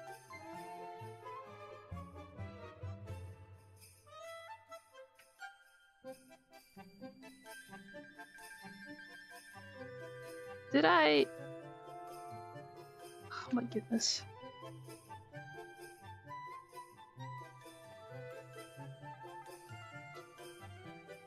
Sorry, I'm like stopping mid-story because I'm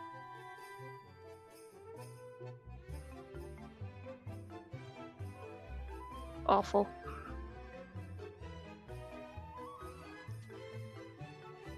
Delete this. No, wrong tool. Delete this.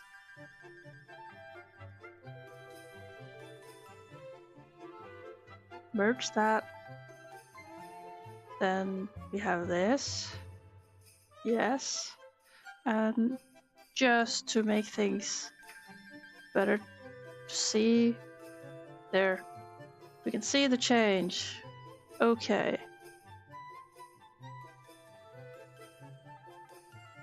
We got him. Good. You're in that period, been procrastinating a lot? Yeah.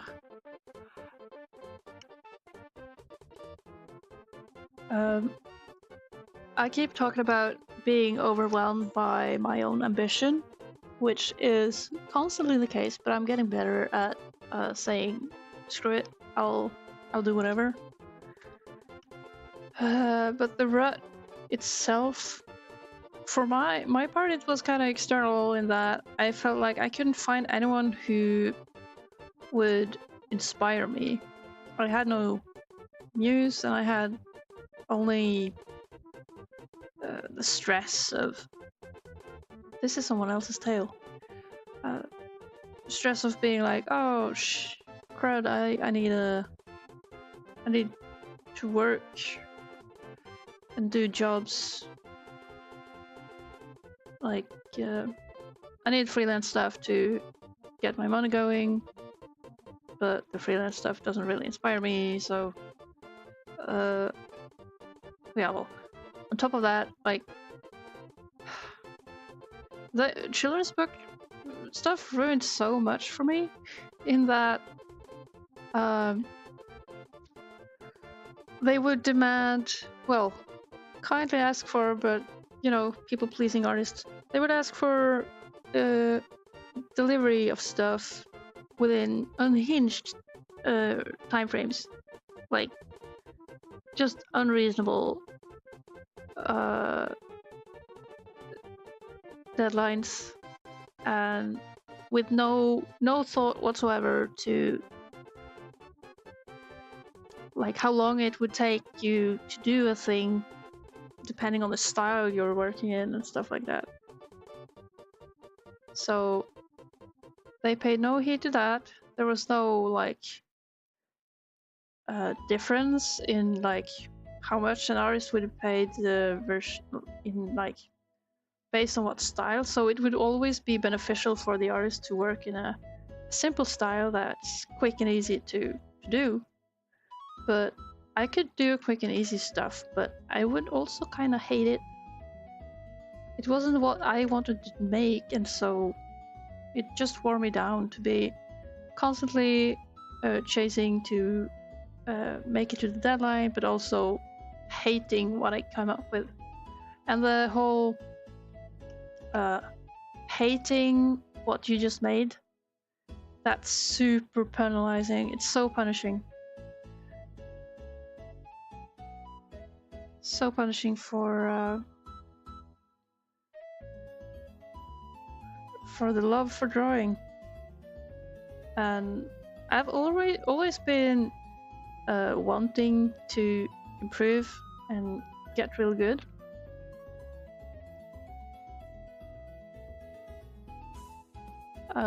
So I'm constantly critical and always look for room for improvement, but I'm also lazy in the sense that, alright, I won't bother fixing anything, but I can see mistakes that I would like to improve. That's kind of been the main habit. But being pressured to do the sort of work that I don't really enjoy, and looking at the end result and also not really getting well paid, that doesn't feel very good. Oh, I kind of hate this, also the paid shit. If it was well paid, I would probably appreciate it more. You've never experienced hating your own art? It's not mandatory to hate your own art. It's actually better if you don't. I mean, you can always look for improvements and stuff like that. That can be healthy for growth and improvement, but never really. It's when doing things for others and it ends up being kind of a thankless affair where you get kind of a, oh, that looks cool, thank you, and that's basically all the payment you get. As a business, that is terrible. But as long as one draws for fun, mainly as a hobby, That's fairly okay. I do a lot for fun. I had lots of friends that I would constantly be like jamming with, riffing ideas and stuff. So those were good times. Then some life things happen sometimes, and it's things can get rough for a while.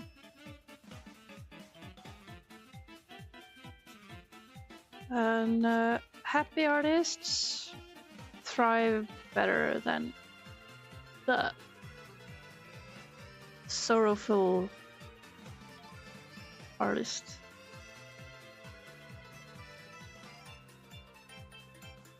But yeah, stick to the phone.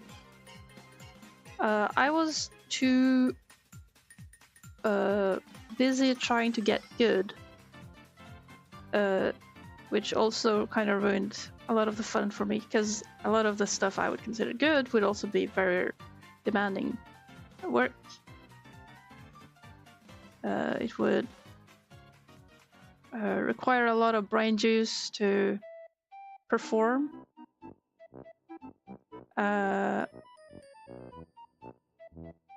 Which also would lead to the, oh, I don't have the energy to draw the thing I want to, or I kind of want to draw this thing, but I'm also I don't have the energy, so I don't really want to do it. Instead of then deciding that, okay, this is too much work, I'll just have some fun. Big mistake. How much did I earn from my first comic? Not too much. I've earned a small amount in regards to, in Norway there's this government thingy that buys a bunch of books if it hits some quality measures. If they take lots of new books in and read them and rate, like, do they qualify for being put at the library? And if you get into the library through that thing, then you can get a sum that is basically a partially low year's wage. Quite low. It's like 150,000 kroner, which is then, yeah, just remove a zero to get it to euros, I guess. So it's not that much, but for my part, those earnings, I'm sitting on those because I have no foreseeable income, and I spend them through working on this. So it's more like running the stuff through a process rather than truthfully earning anything from it.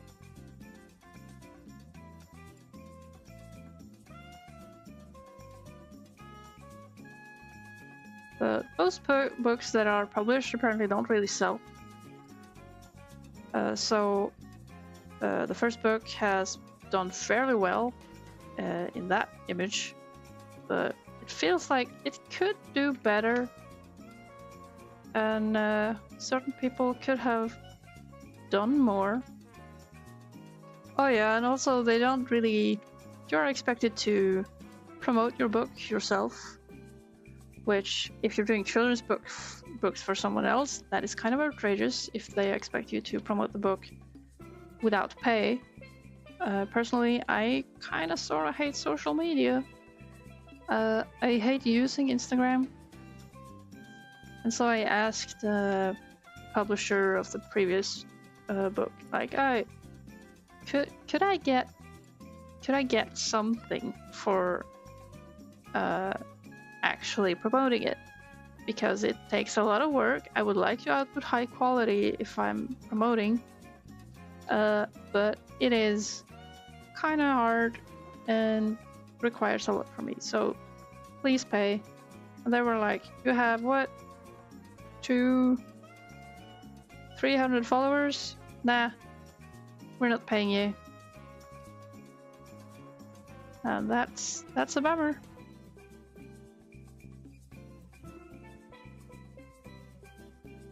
You gotta go to college.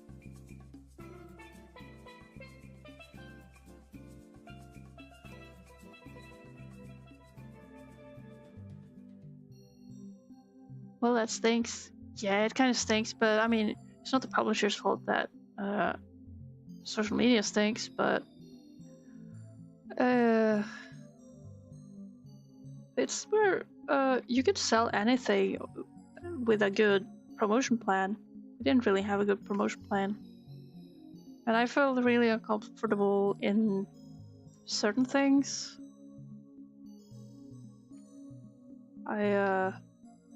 I'm not good at presenting my stuff, which is something it's nice to be. It's a useful skill if you're going to promote your book. As you might have heard, I'm not really good at telling the short pitch of the story, even. So I feel like I'm just not simply cut for that kind of task.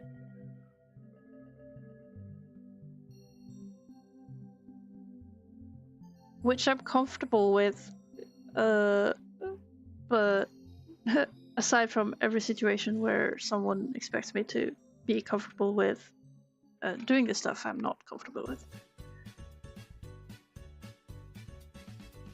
It's good skills to not freak out, I guess.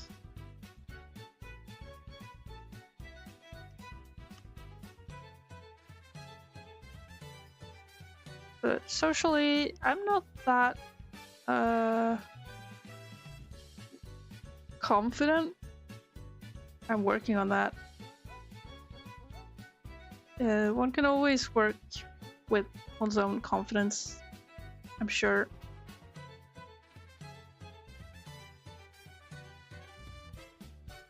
And especially just representation, like I end up often, well, somewhat often, I have to greet new people and be like, oh, hey, oh, this is my thing, I do this, and try not to be a wimp about it. Like, oh, I'm no one, I'm just here, please look another way.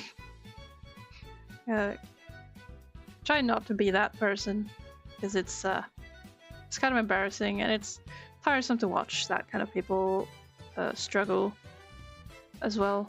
It's a quick way to really repel someone's interest if they ask and you're like, oh, well, but I'm totally that person.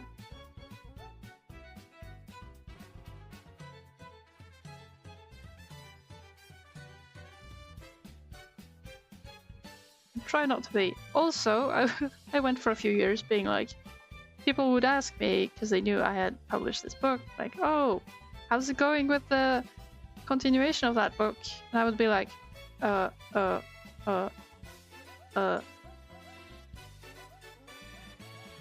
not proud. It's simple to just tell how it is. It wasn't going great. Now it's going better. We have forward momentum, and that's what counts. Also, of course, I would make sure not to go on a huge rant about like the whole publishing experience, which I may repeat on here a bunch, and definitely hope that no one I know sees. Have I received any fan mail? In the shape of parents reaching out to tell me that, hey, my son really enjoyed your comic. When's the next one coming out? We're eager to read it. Yes. I have received messages like that, which is very sweet. I really like that people are enjoying the comic, even though it's an unfinished story. like publish publicly speaking. But yeah, very sweet.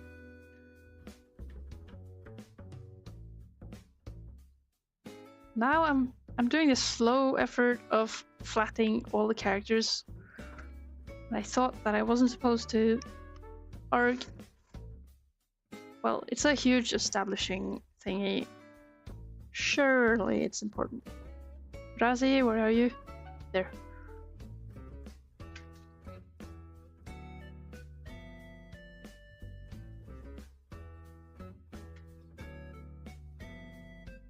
Hello, number 36. Personal YouTube.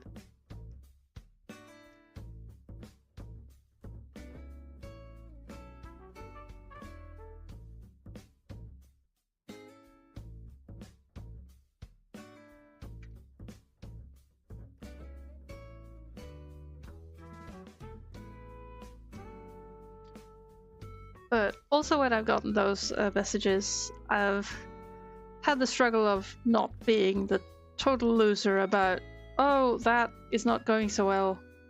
Ha ha ha ha ha ha. Because, you know, people are being genuine. They have this genuine interest, and my struggle is not really of interest. The most important thing is to be like, yeah, it's been going slow, but it's coming. It is becoming. Because it certainly is becoming. And I'm enjoying that. So many number block people. Yeah, wonder why, Mamyeg. Wonder why. I feel overrun with the number blockers.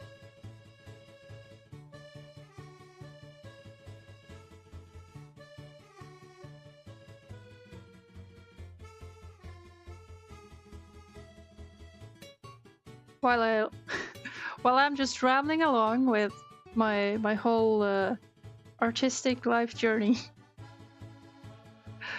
What a blast. But you know, it's cool. I'm just rambling.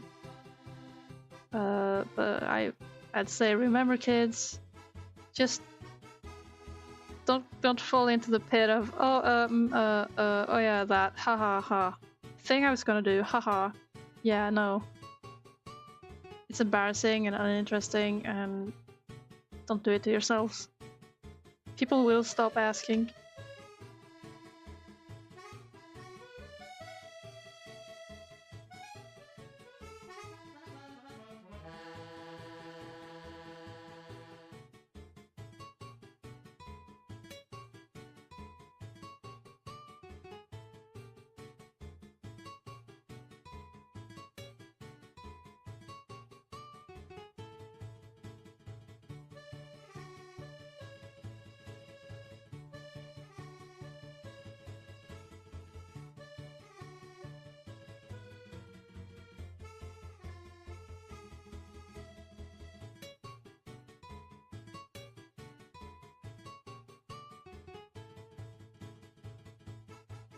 Wait.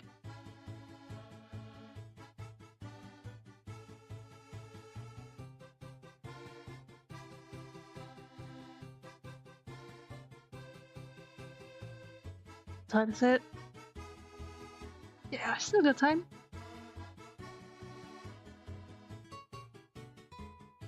This is Pokey in the boat. This is also one of the great reasons to keep a lineup. Character lineup for easy color picking. Notice the lineup itself, it's flat colored, meaning I'll always be color picking the same colors.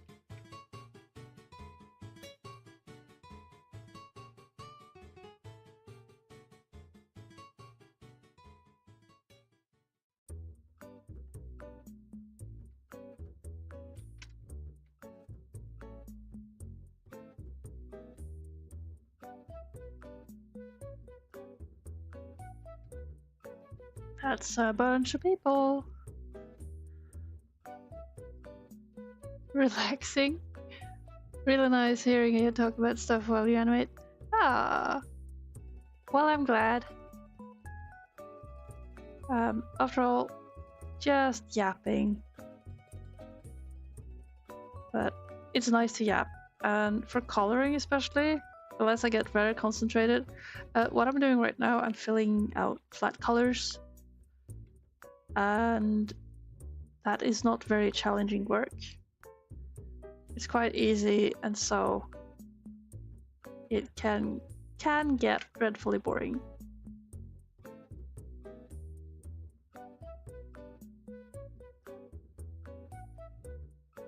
Oh, I love this guy's design. This is a borrowed design by a guy named Torkil, who does he does animation actually, plus other things. He's a funny guy, but he created this character design and I absolutely adore it. He's so goofy looking.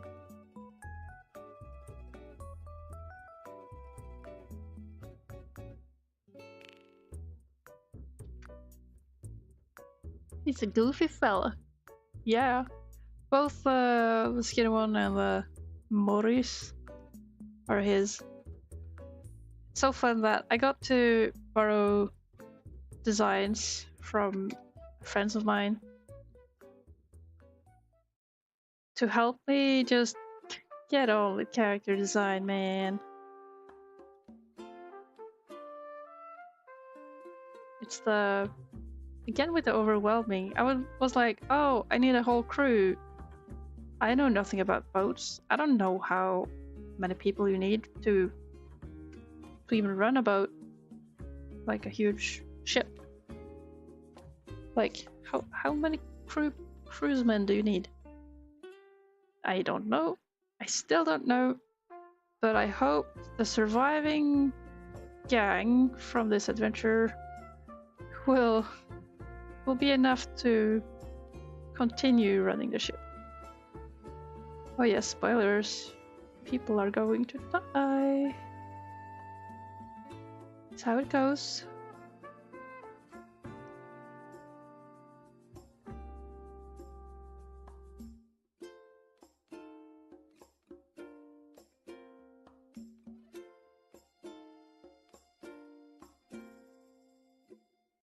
Case Trans, White Knight. Hello. Welcome back. To sell my comics online? Not really. You can find some of my like digital editions of my a few of my 25-hour comics, 24-hour comics on the Ko-fi page. But otherwise, and those are just digital editions that are translated to English.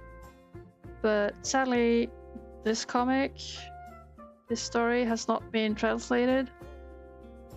Though I am ever so hopeful that one day this book will get an international release.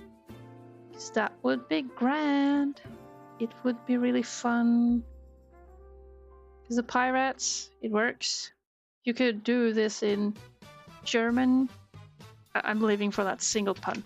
The pirates, die Piraten, Piratene, las piratas. You know, you can do all the things. It's just free real estate right there, translation wise.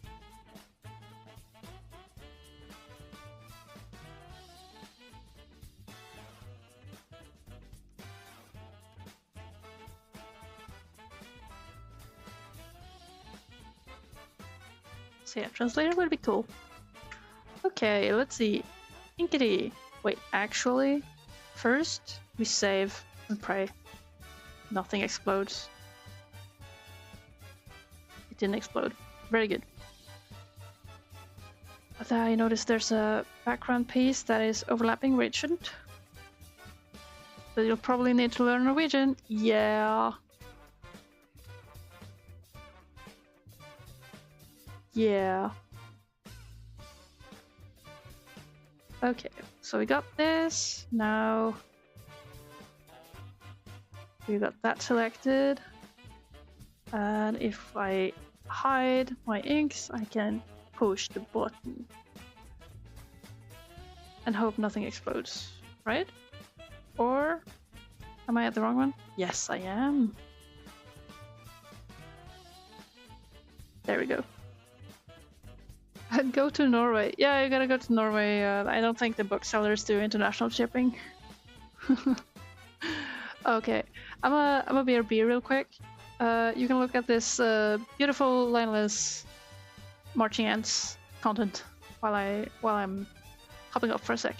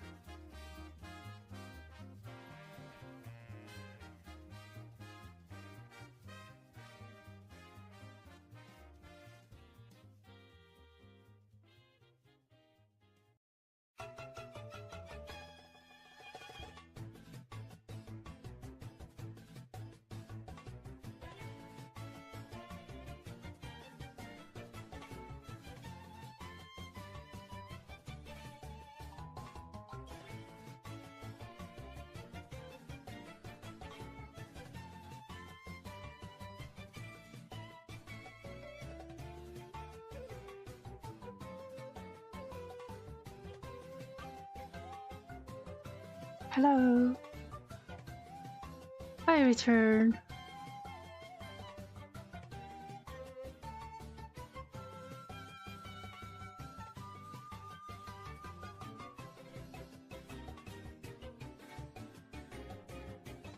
Thank you.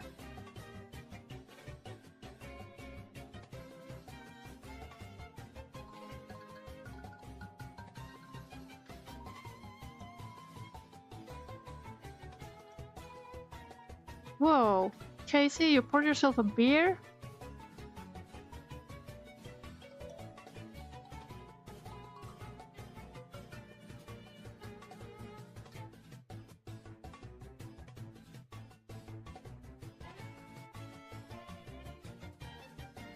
Don't worry, I will not be telling your boss.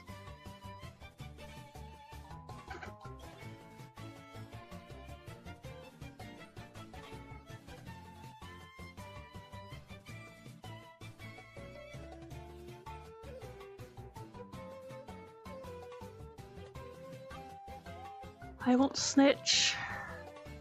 Now let's see. To get the inks back on track. There.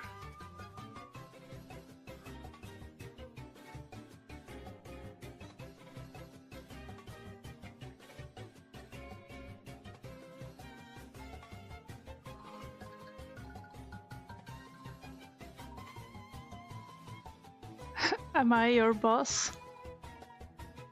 I don't know, am I?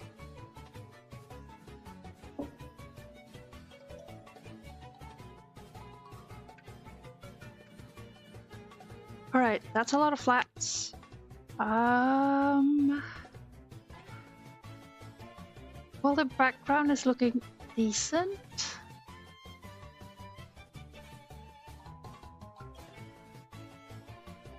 I'm wondering if I want the flats on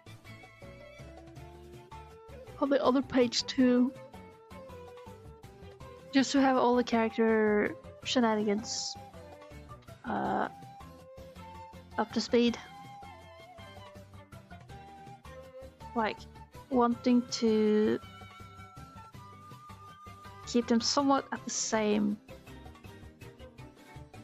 level of polish, if that makes sense.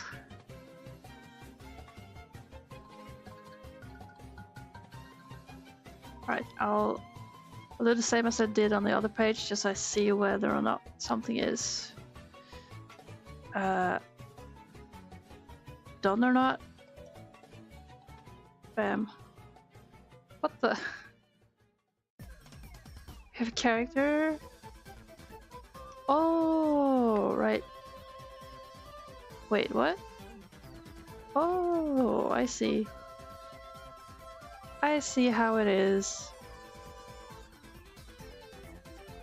Actually, we undo a bunch, then we... Whoa, whoa, whoa.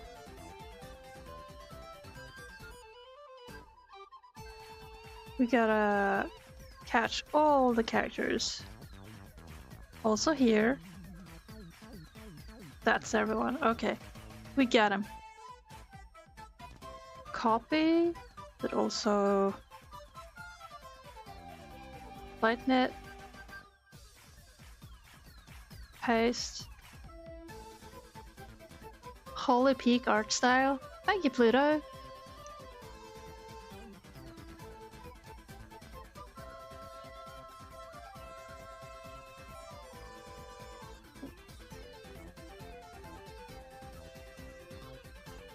Unless you guys are just number blocking, I don't know. I for sure can't tell whether or not you guys are just yapping around your own little thing while I'm just doing mine. That's fine. It's nice to have people around. Yeah, and it's nice to have Bird around too, yes. Yes, very nice bird. Lovely bird.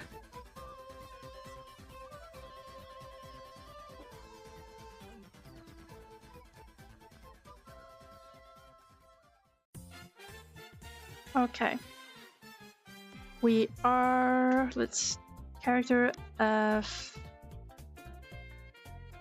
base. And then...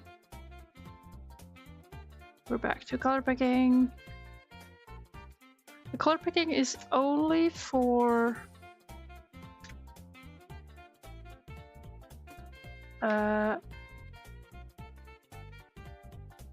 like separating and doing the general flats. Oh yeah, this guy got tons of details. I also gotta remember. But ideally, I'll also edit the final like colors, because these are basically what I'm color picking are the local colors, like how they will look in just neutral light, and so their actual color in the scene will be affected by the general lighting that they're hit by. So I'm kind of out of the groove in terms of how I used to color stuff. And so I kind of have to rediscover what was my routine. That's my talking about the worry about getting overwhelmed by having too much to color in, while also worrying that if I don't ink everything first, then I'll be like, I'll get into the coloring groove just as I run out of pages to color. Like, I can't win. But it's good to revisit this, I think. Seems nice. Feels nice. It's not too scary. I think I'm doing good. I'll borrow some mouth color. Oh yeah. 2008 people. Sorry. I am nostalgic. Okay, that's a color. After doing the initial flat colors, I also need to do finer detailing.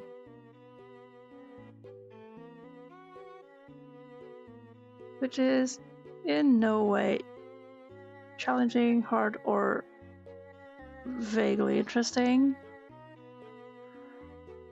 It's, to a huge degree, simple work.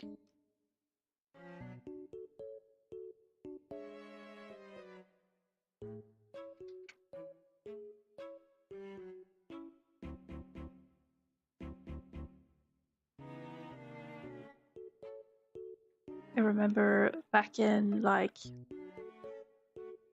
when I first started doing comics digitally, and the biggest hassle was coloring in characters, because I would constantly have to move back and forth, color pick between panels to get the same color. Because there was no color history. Back then I used Photoshop. There for sure was no window I could color pick from.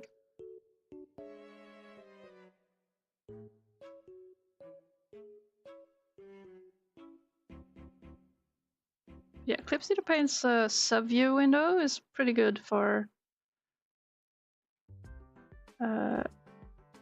color picking and keeping, like, just reference with characters on them. Blender or Krita for animation? Depends on the animation. I've never gotten around to touch grease pencil within Blender. I don't understand it. I could probably watch a tutorial and get into it.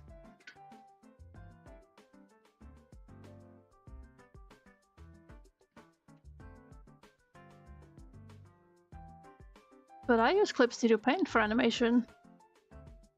If you're looking for free software for animation, Krita, at least for 2D stuff, seems reasonable enough.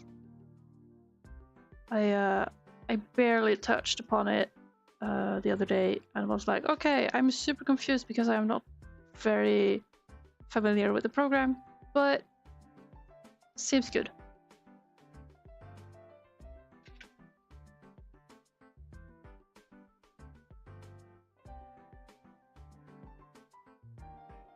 Like, if people want to double with 2D animation, I think I would recommend Krita easily, since it's open source free software.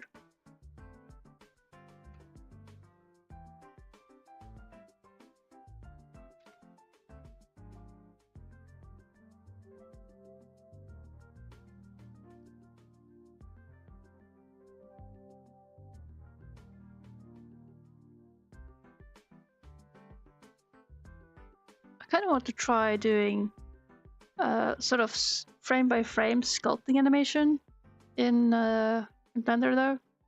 That seems very nice. Could be fun. Like, that's one of those things that would really show what Blender can do. Okay, I'm very much guessing like what's going on here. We got some ink that's not supposed to be there. What else? He's here too. He's everywhere. Poor guy. Blender has everything for free. Yeah. If you understand grease pencil and 2D animation on there, it's probably a good tool too. I'm thinking that for people who have no interest in 3D stuff, then Krita is probably better. Took me a good while to get into Blender as well, but I would love to do some more Blender stuff sometime in the future. Oh, whoops. There's a hole where it should be. Hope I remember to fix. Okay, who we got? We got this guy. Oh, we haven't turned off these layers.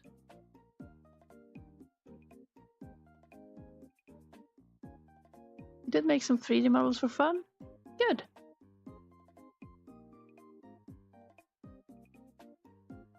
Making 3D models for fun is good.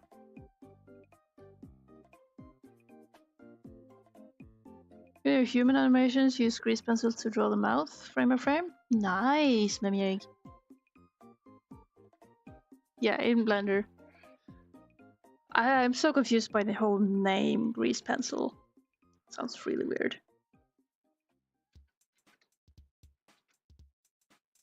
Like, it doesn't sound very good, you know what I mean?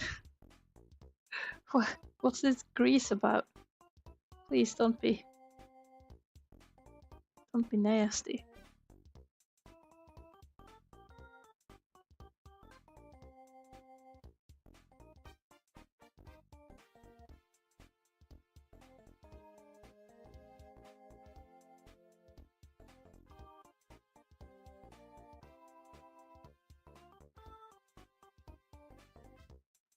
At this point, I can't really help going a bit out of my way to fill in all the characters. I really hope for the future that I will sort of sort out characters and prioritize more.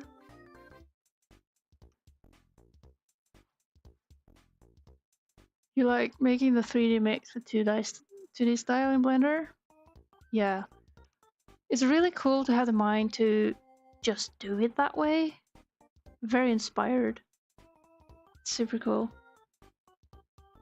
Let's see, this is a boat. What colors are boats? Whatever. It's a boat. There's the boat again. Now these guys are going to be just separate, non-detailed.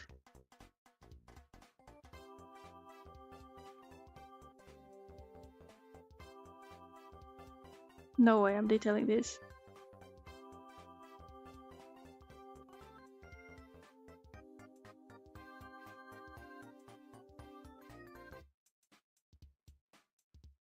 Okay, we're moving on to Edgar this time. It's Edgar's turn. Oh, my boy.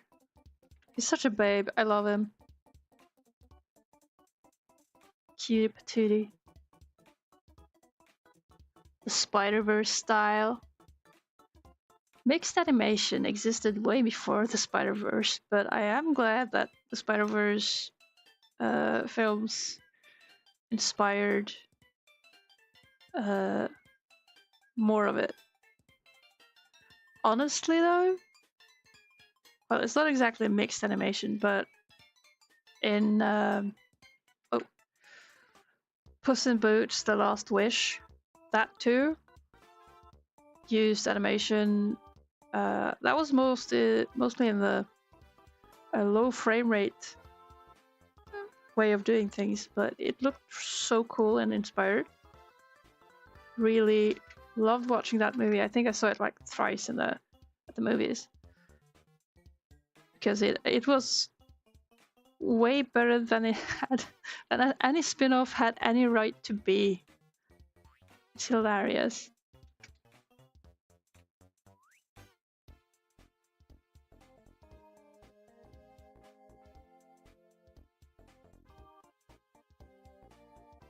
In your old account, Mimicraft, you made some animations where it is 3D, but you added a 2D shadow. Yeah, that's a nice way to get the 2D looks. I always find that toon shaders, unless one does a few things with it, it may look a bit cheap. I think, well, I'm not meaning to poop down on it. It is very cool. But I'm thinking of like the early days where Disney would start experimenting with 3D in their stuff, and you could always tell the 3D apart from the rest. I think that was mostly because of like I think maybe the frame rate is wrong on those, so everything ended up being too smooth, and then it's kind of too visible that it's different in a sense. So kind of in the same way that using, say, pre-made brushes to make foliage or stuff in art programs, it will require more touch-ups to make it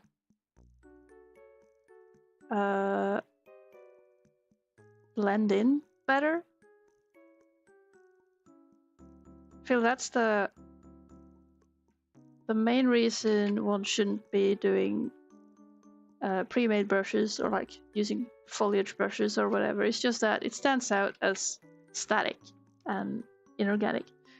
While speaking of brushes, I got my own brush going on here because goodness gracious, I need something to make up the Skelly Beach. But then it is very important to touch it up, make stuff that stands out as too mechanical or doesn't look good. Those things need fixing.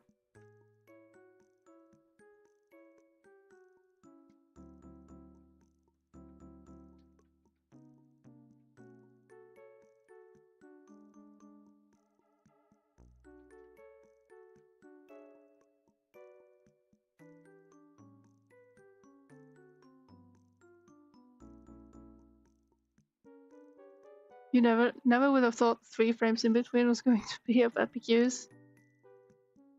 Yeah, no. But I'm super glad to see it happen. It's good that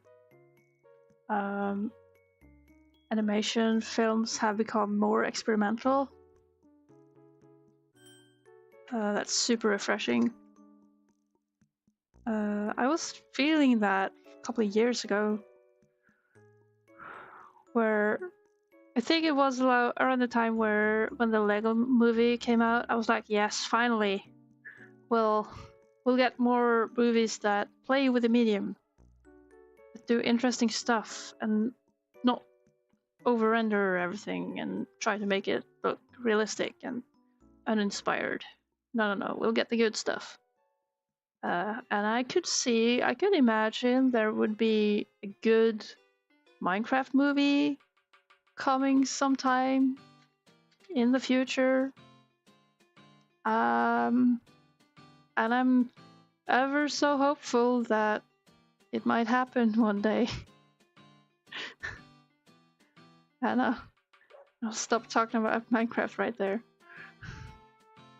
No, I remember seeing fan-made music videos made with, I think it was made in Maya actually, 3D software.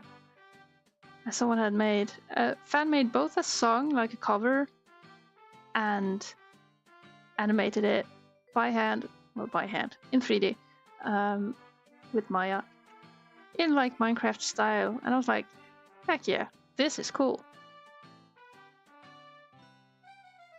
There should be a better Minecraft movie. Let us live on in hope. I am hopeful that someone someday will write a good Minecraft movie. And not a complete brain rot abomination movie.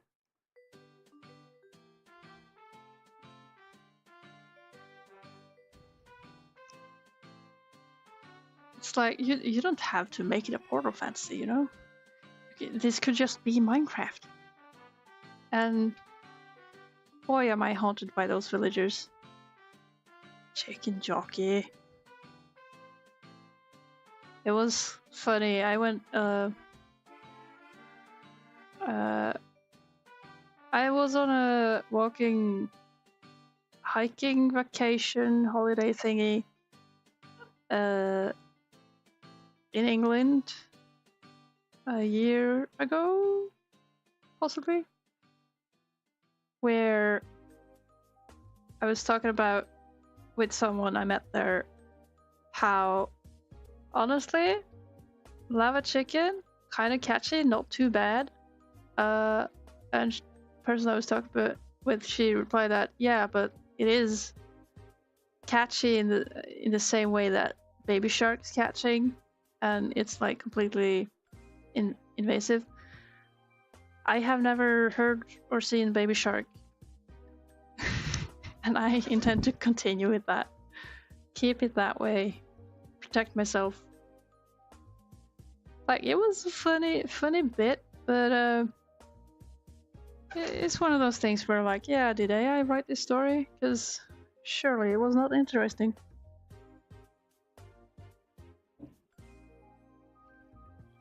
Characters you don't care about. You can make characters you care about. Oh. The chicken Minecraft dissolves in the lava. Oh, I don't know, like, further lava chicken lore in that regard. So I wouldn't know what's wrong about it. Alright. We got the captain. Color pick the captain.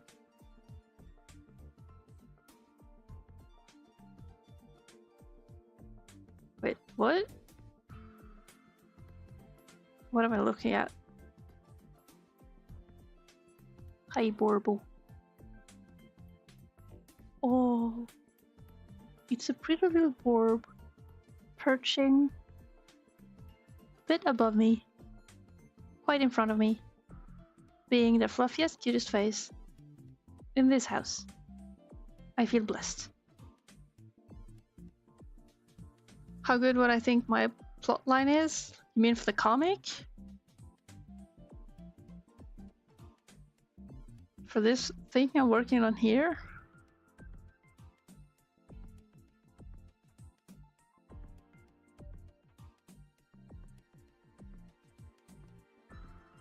I think it's somewhere between good and mediocre. It is for sure a mess. But it is my mediocre mess. However, lots of people like it. So I keep thinking that, you know, it doesn't really matter if I'm not that impressed. Because people are going to like it anyway. So if I don't really like it or don't think that it's that good, there's still people who are going to enjoy it. So I kind of rest with that. as a comfort.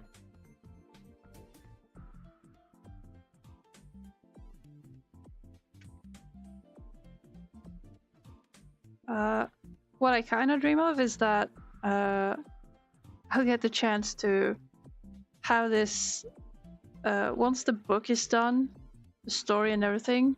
It would be really cool to have it made as an animated feature film. However, that would require quite a lot of rewriting. And that could potentially allow for some ever so slight retconning of things that didn't go quite as well in the story.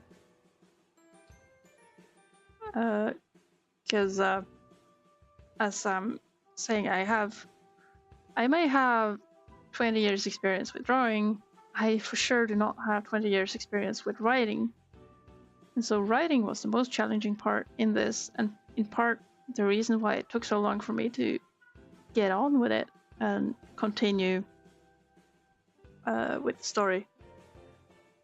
Like, carry on with the book. And for that, it would have been nice to have someone to talk to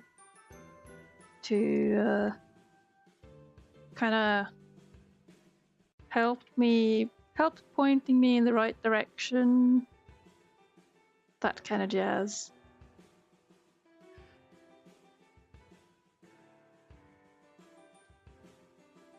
I mean, at this point last year, I had accepted that, okay, I'm not hearing from the publisher. I cannot rely on them to tell me that my thing sucks, if it does. And so I guess I'm on my own. I feel clueless, I feel lost, but I'm on my own. Of course, then I came in contact with one publisher who was interested, and I'm like, oh, well then. Well then. So I had started finalizing some pages, and then suddenly someone were interested and were willing to do the talk that I have been wanting for a long time and needing. Of course, I've been needing that because it's really hard to tell like whether or not the thing you're making, especially when it's huge, ambitious, just a big project in general. When it's this big, it's easy to get lost, and it is nice to have like a second opinion from someone else, someone that is not you.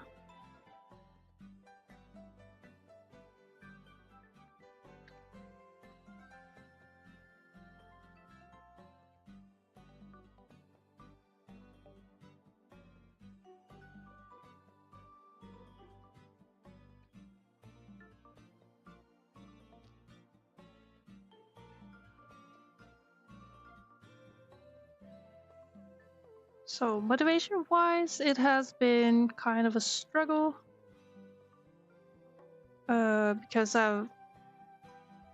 when I finally got into a mindset that at least would give me forward momentum, I suddenly it came to a sudden stop when I was going back to having a publisher to talk to. But it did help. We had some startup issues, but otherwise it's pretty good. And I really appreciate the help I've received, or the feedback, I should say.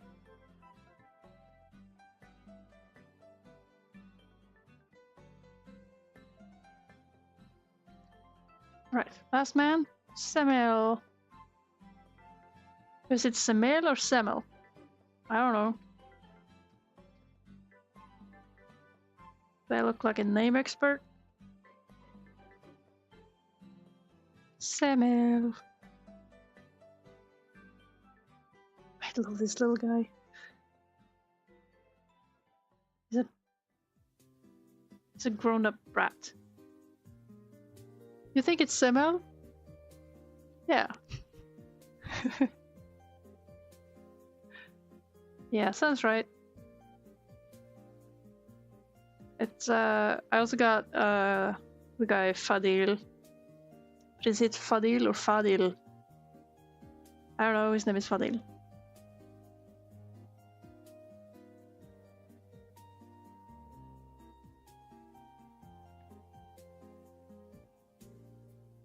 Which are... none of those are common names. I'm not even sure if I've heard them as names, but that's what their names are.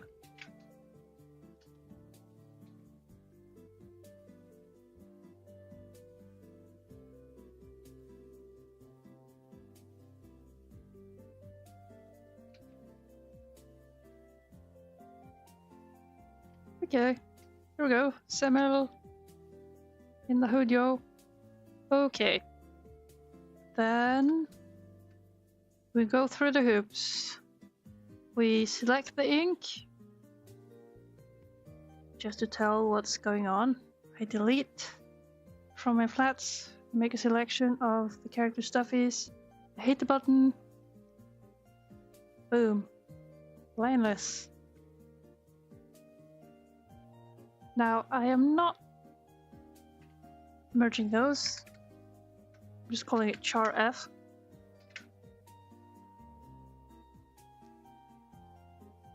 Oh, the barb. Blessed this day. I actually have to go soon. Would be nice to wrap this up in not too long. Alright, we got some detailing to do. Because character designs shouldn't be complicated, but they are.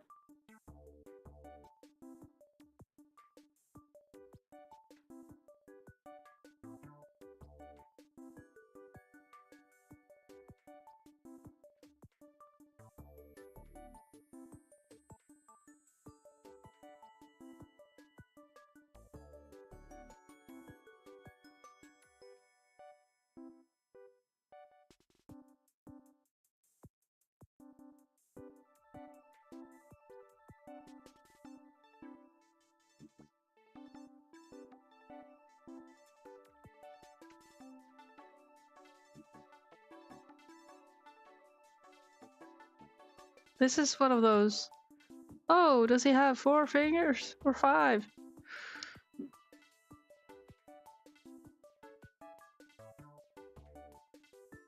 It is. He does have 4 fingers. It's just that the stuff is.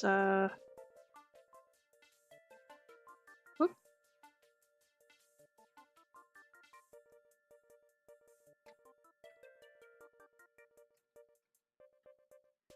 He's clenching his hand and showing it from an angle that kind of exposes the side of his palm.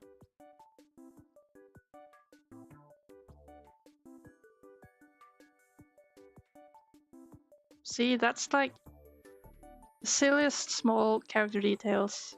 I think most people who do character design would advise you against having details like that. But surely some detail must be allowed. Surely.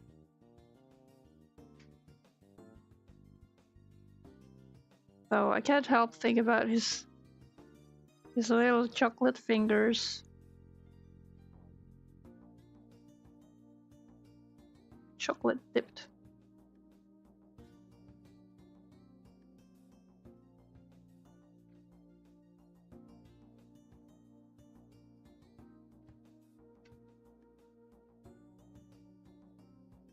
So it's AI? Who? Hemst?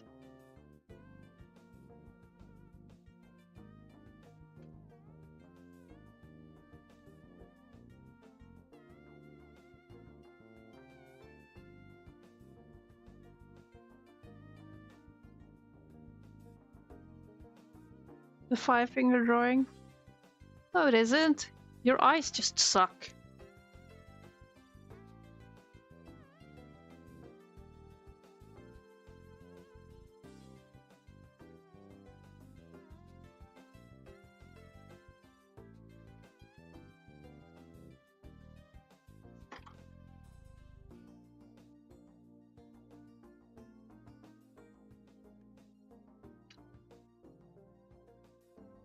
Hey, Borbo. Don't tell me you're gonna poop.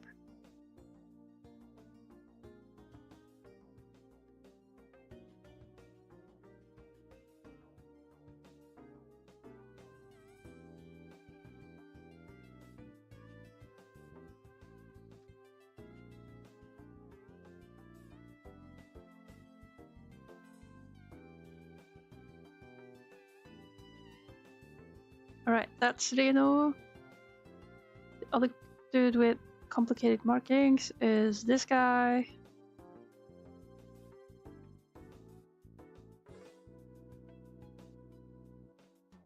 Oh.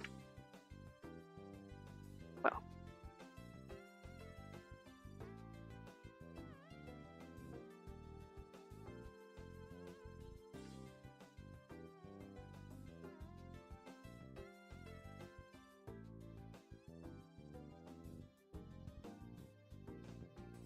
Do you think about how they were animating Bambi and they had to keep track of his spots?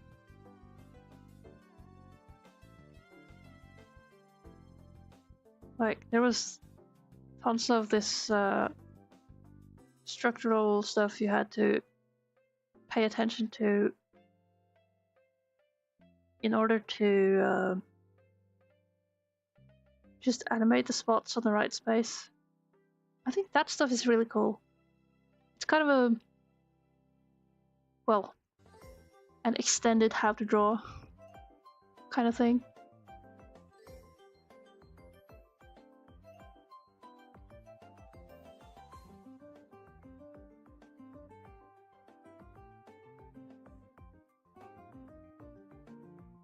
We don't really see his spots in the face from this angle. He's just an angry rat.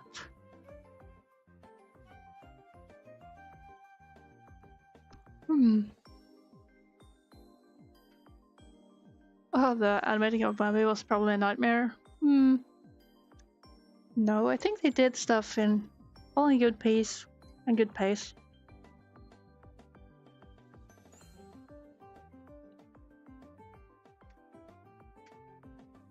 Okay, so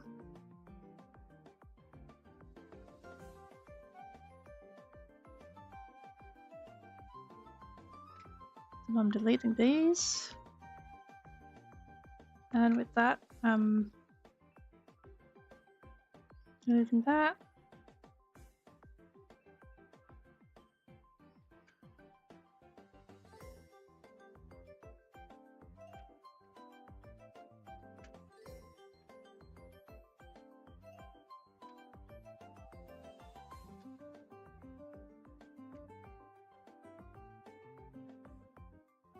Now this is where it's kind of messy.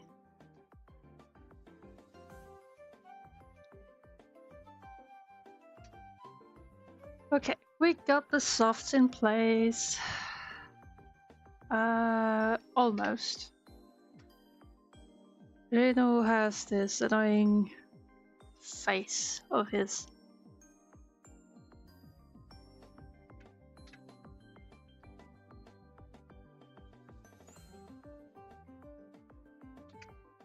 Reference that layer. And well, this is kind of in the middle of the day. I'm not sure if I actually need to do so much, what do you call it? Oh, what do you call it? Adjustments.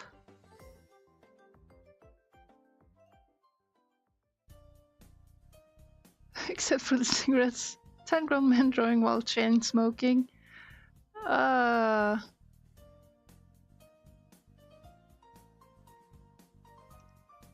Yeah.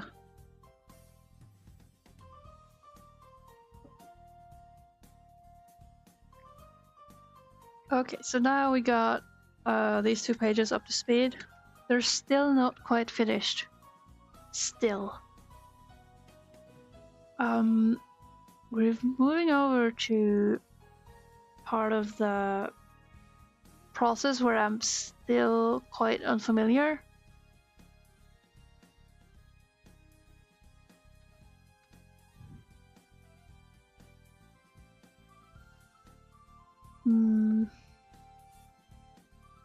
But at least I can mark off the... Which page is this? 8. Page 8. Yeah, I've done flats on this. Woohoo! That's one step. Oh, page 8 and 9. Nice.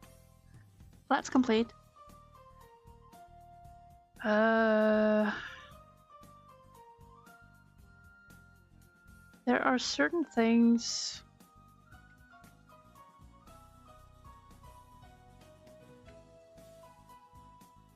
If I were to bring up an old page, I gotta look for it. Comic work. Reno. Work files. Book 1, master clip files.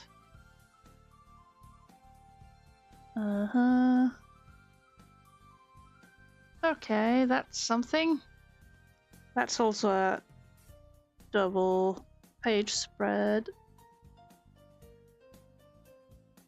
Yeah, we're waiting, hoping Clip Studio doesn't crash. There we go. So genius me, while making the previous book, decided that having like effects on top, super wise. It does look okay. It's passable. It looks perfectly fine without the effects, but it looks extra delicious with the effects. And now I'm in terrible predicament that I kind of have to match that. So what we got here? We got glow, fog, area shading. Oh, a selection thingy. Shading. And hard brights that are like the shine in the eyes. Oh, there's so much stuff. So much darn stuff. I'm gonna copy this layer and hope nothing dies. And I'll just oh, I need 2 of these. I'll paste it. There we go. Very nice. Now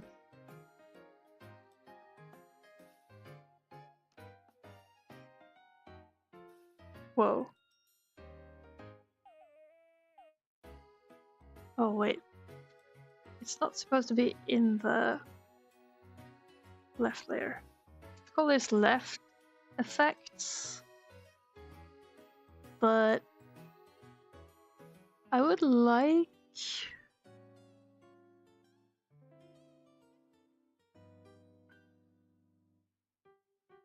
to somehow preserve the colors used in the specific effects layers.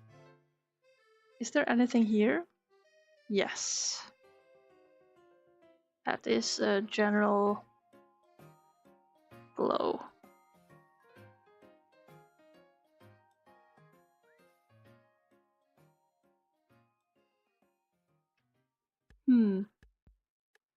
How do I go about saving that?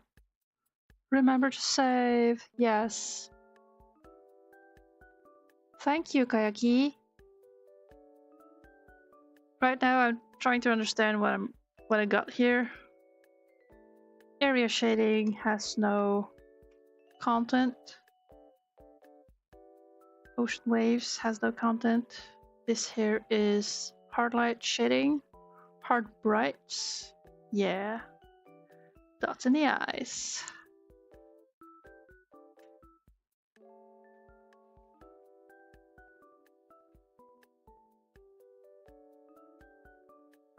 Like, this is very confusing to look at. I'm just trying to figure out what I need.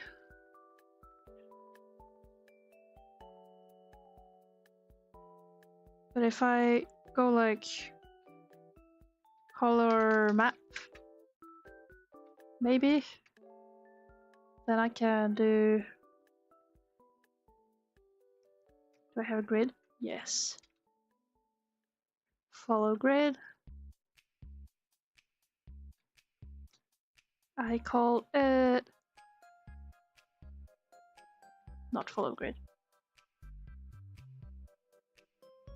Herd. Right.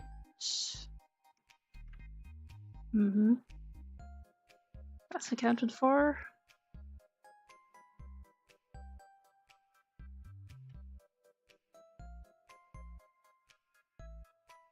And the shadows are usually this.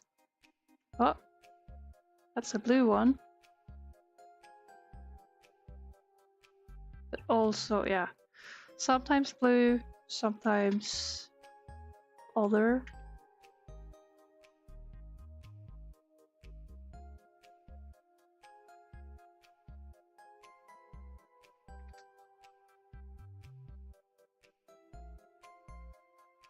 Area shading, didn't have anything.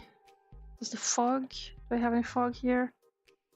Yeah, fog is just kinda whatever.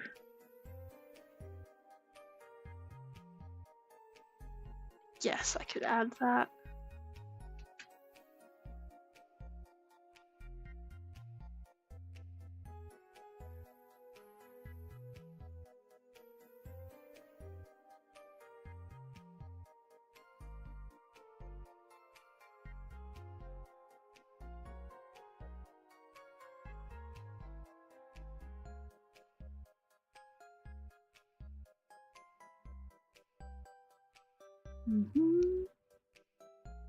And the glow.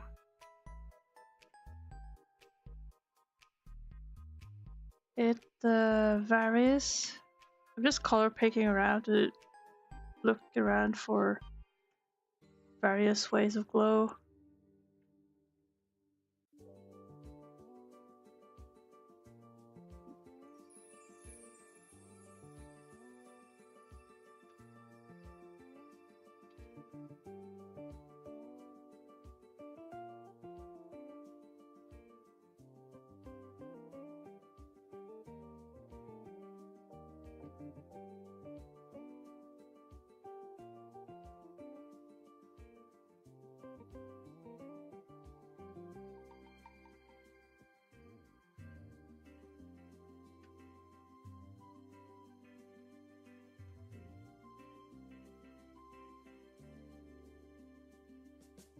Now what's left here?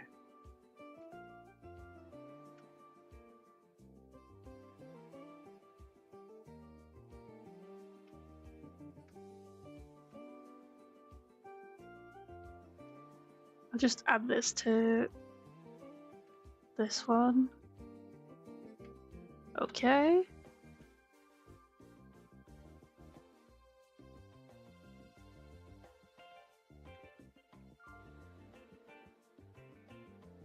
Oopsie. Delete the information here.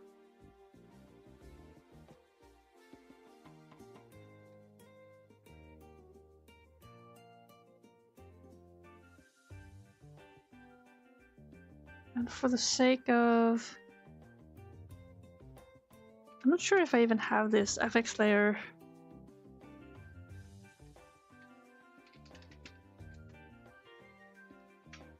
I'll just add this to my...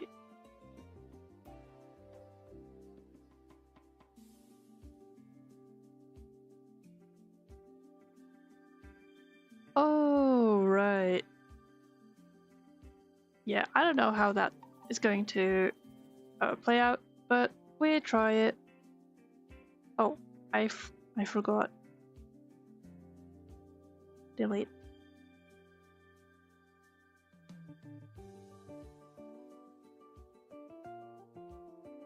Making the color map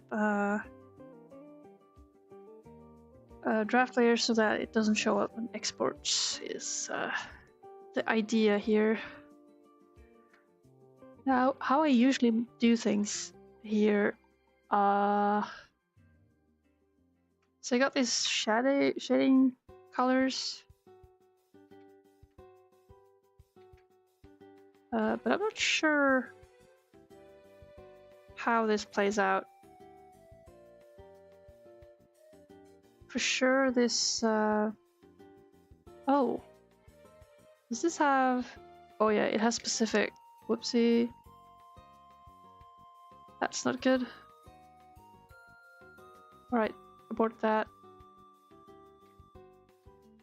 That might explain why this one looks so weird. Yes, delete that material file, retry. Yeah, okay, that's less weird looking. Very good. Okay. What we got? Back to the shading.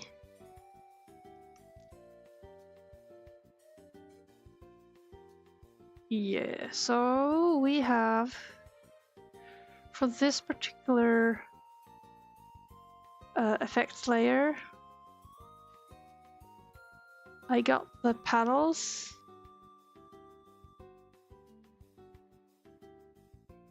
I wonder...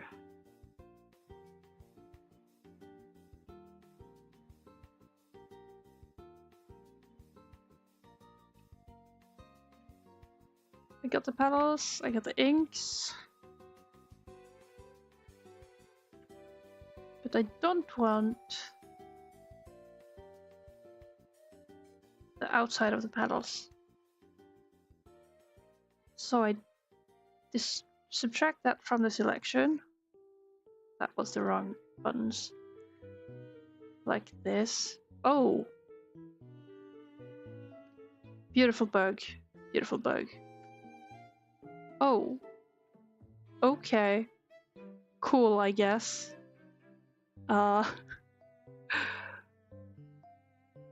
Let's just do that and save. Very cool bug. Love it. Yeah. You dig? I think Clip Studio is getting a smidge overwhelmed. Hello? Guys. Hobby thingy today? Yes, there's a hobby thingy today. Will you be at the hobby thingy? This magnificent bug right here. Oh. What is going on? I'm having rendering issues.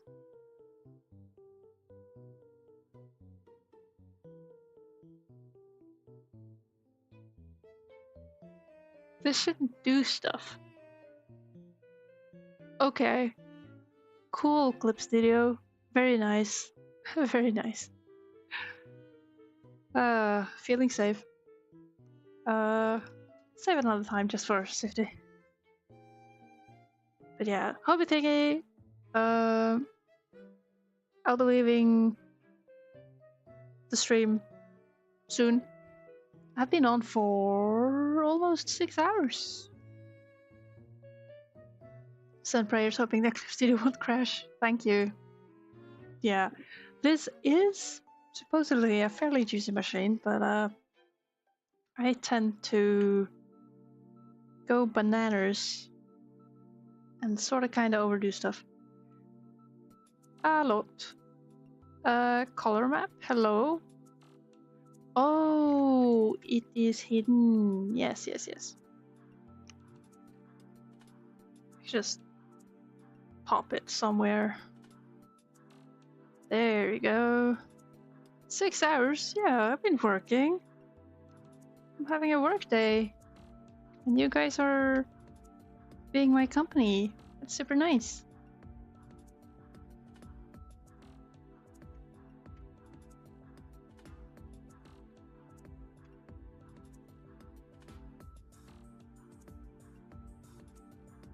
the overdoing looks great though. Thank you. Let's see. Shading. Let's get to the shading. Now, this part is mostly about adding more depth. Oh, I hate it when I do that. Oh. I draw the perfect lasso fill line and nothing happens because I was drawing with transparent. And I do that super often, and that's one of the peak times where I really miss having a function that you find in TV Paint, which is you do a motion, and if you hit enter, you repeat that motion, but you can change color in between. So with my active color being transparent, I sort of goof off and end up drawing nothing. If I could, it would be glorious to just hit enter with the color selected and fix it. Basically, would be nice. Oh well. You keep thinking it's over. Kayaki! This is the last one. Next week, there is Malemandag. So, less than a week till next thingy. But it'll be good. Now, I'm not sure how much I should be doing on this here.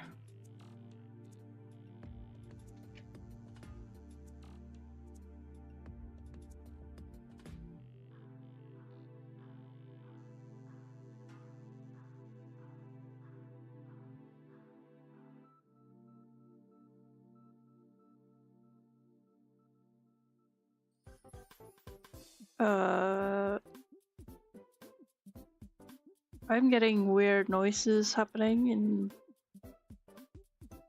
my nostrils. What the heck?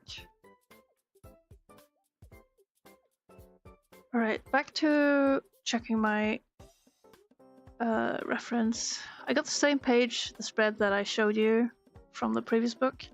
I got it up on a PDF so I can kind of compare. Like, how much shading and stuff did I do?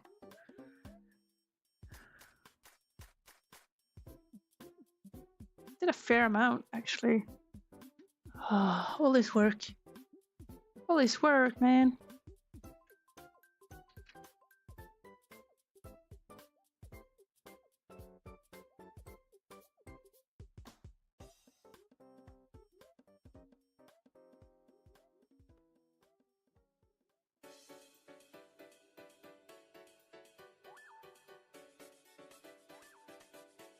Alright, question for myself. Do I really want to be detailing with shadows?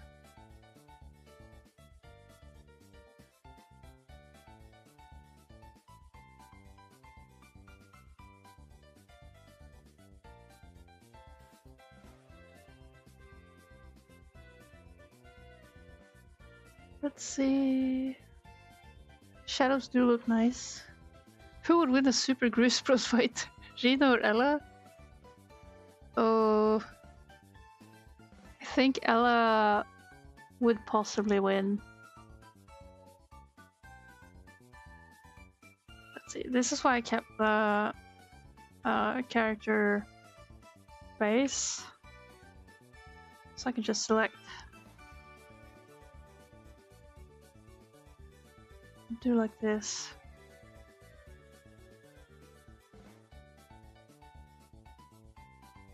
Yeah.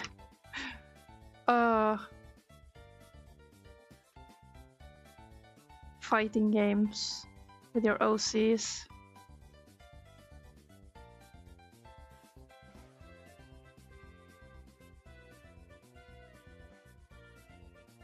Super Smash Bros. Yeah.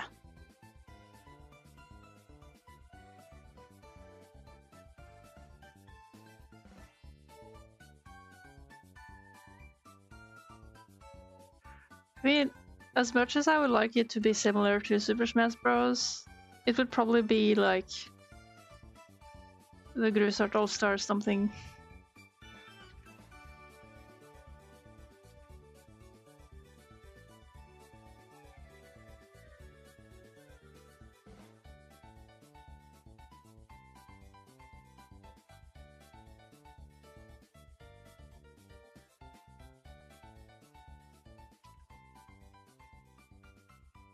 I gotta remind myself it doesn't have to be very complicated. All we want is just some shades to give just a slight idea of the shape.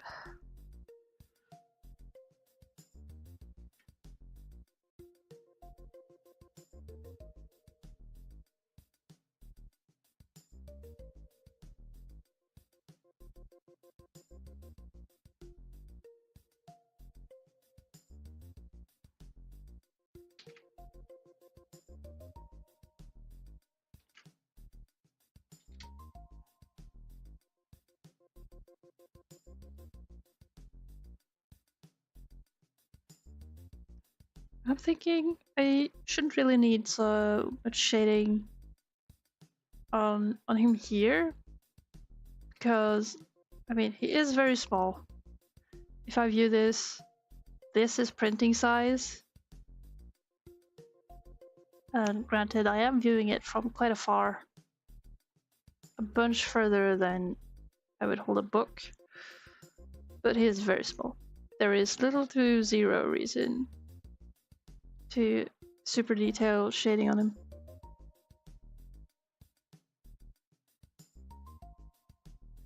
What size is the comic? It is 24 by 17 centimeters.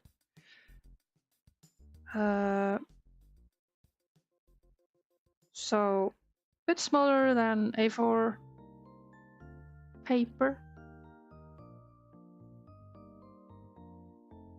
Which is, I find it to be a handy size for comics. It's not too small, though I am really challenging how small can you go. In that I am detailing a lot, and as when you've seen me inking, you can tell that I'm really struggling not to over detail.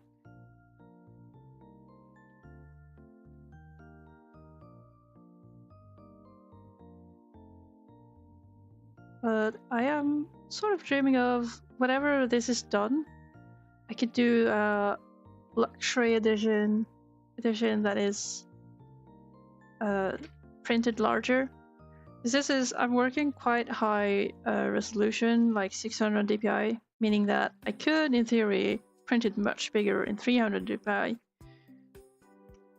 As a luxury item.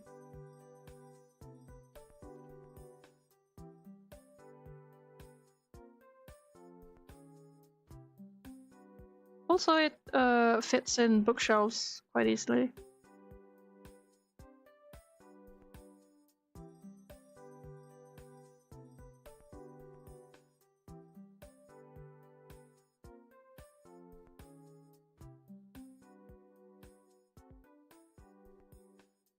Yeah, I think.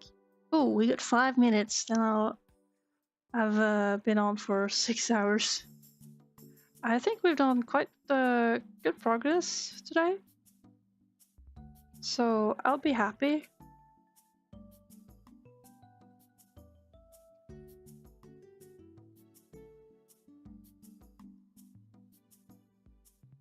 I'll be happy with our accomplishments for today. It's been good.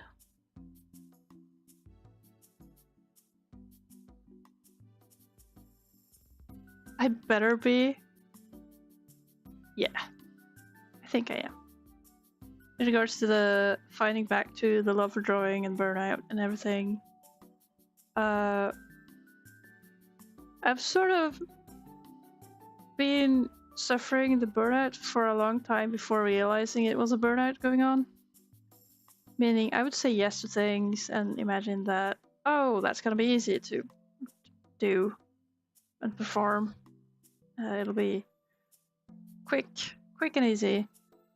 And then I would just have a huge struggle with executive dysfunction.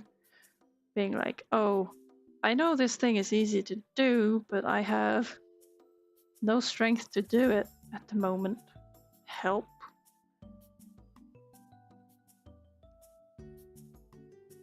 And what would then happen would be that, oh, I can manage to perform as much as I had expected myself to do.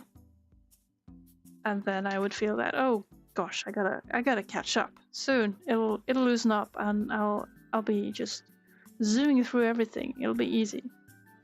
And it never came. And I would be like constantly blaming myself for, not making it and having to catch up.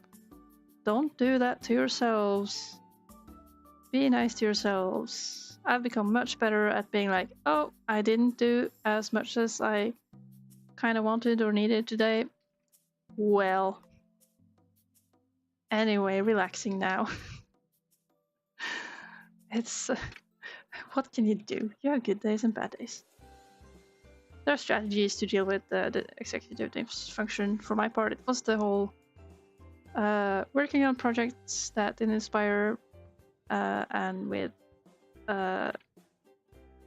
collaborators who weren't really ever there, so it felt very lonely to be working on stuff. All that jazz. Now I'm very much okay with stuff. And who would think? Being just relaxed about not doing as much kinda sorta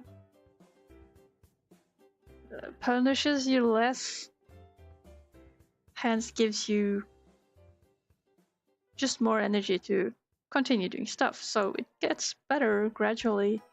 For every day I do work, I'm like, yeah, I'm doing great work. Oh, the worst part was back in the day, if I had one good day, this was like mid burnout, and I would be like, oh goodness, if I had a good day, I'd be so worried that, oh no, I'm having a great day, I'm being productive, I have no chance to match this, tomorrow is going to be the worst day. And it would be. Because I would be wanting to match the energy and the output, and I would fear not being able to, which I of course wasn't. I wouldn't. So that there is a whole struggle and a personal mind game you gotta play if you want to output stuff consistently. You gotta figure that stuff out. Like I said before about oh, I could have done stuff with my life years ago and I didn't. It's all wasted. It's like, yeah, well, what can you do? Don't sweat it. It's fine. And enjoy it. You're finally getting good times and you blame yourself for not having good times. But that's your whole personality. No, Casey, why? You can have personal growth on these things. I know. I've gone through it. It can happen. You can become a healthier person who enjoys stuff. Enjoy what you're doing and don't think so hard about wastes of the past, I guess. Alright, so what we got? I still got some... Yeah. These things need some shade. But I gotta do them quite efficiently, quite quickly.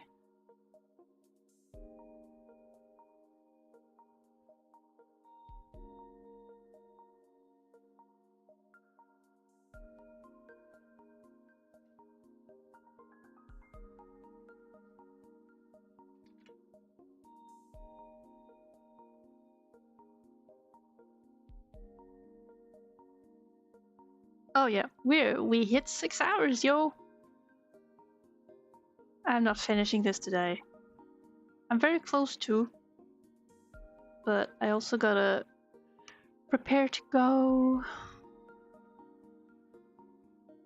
Got places to be, friends to see, people to meet. Move on? Alright. I might have phrased the move on redeem poorly. But it's when I'm stalling because like I stop drawing because I'm yapping. Are you telling me to to scram, Casey? Should I be going?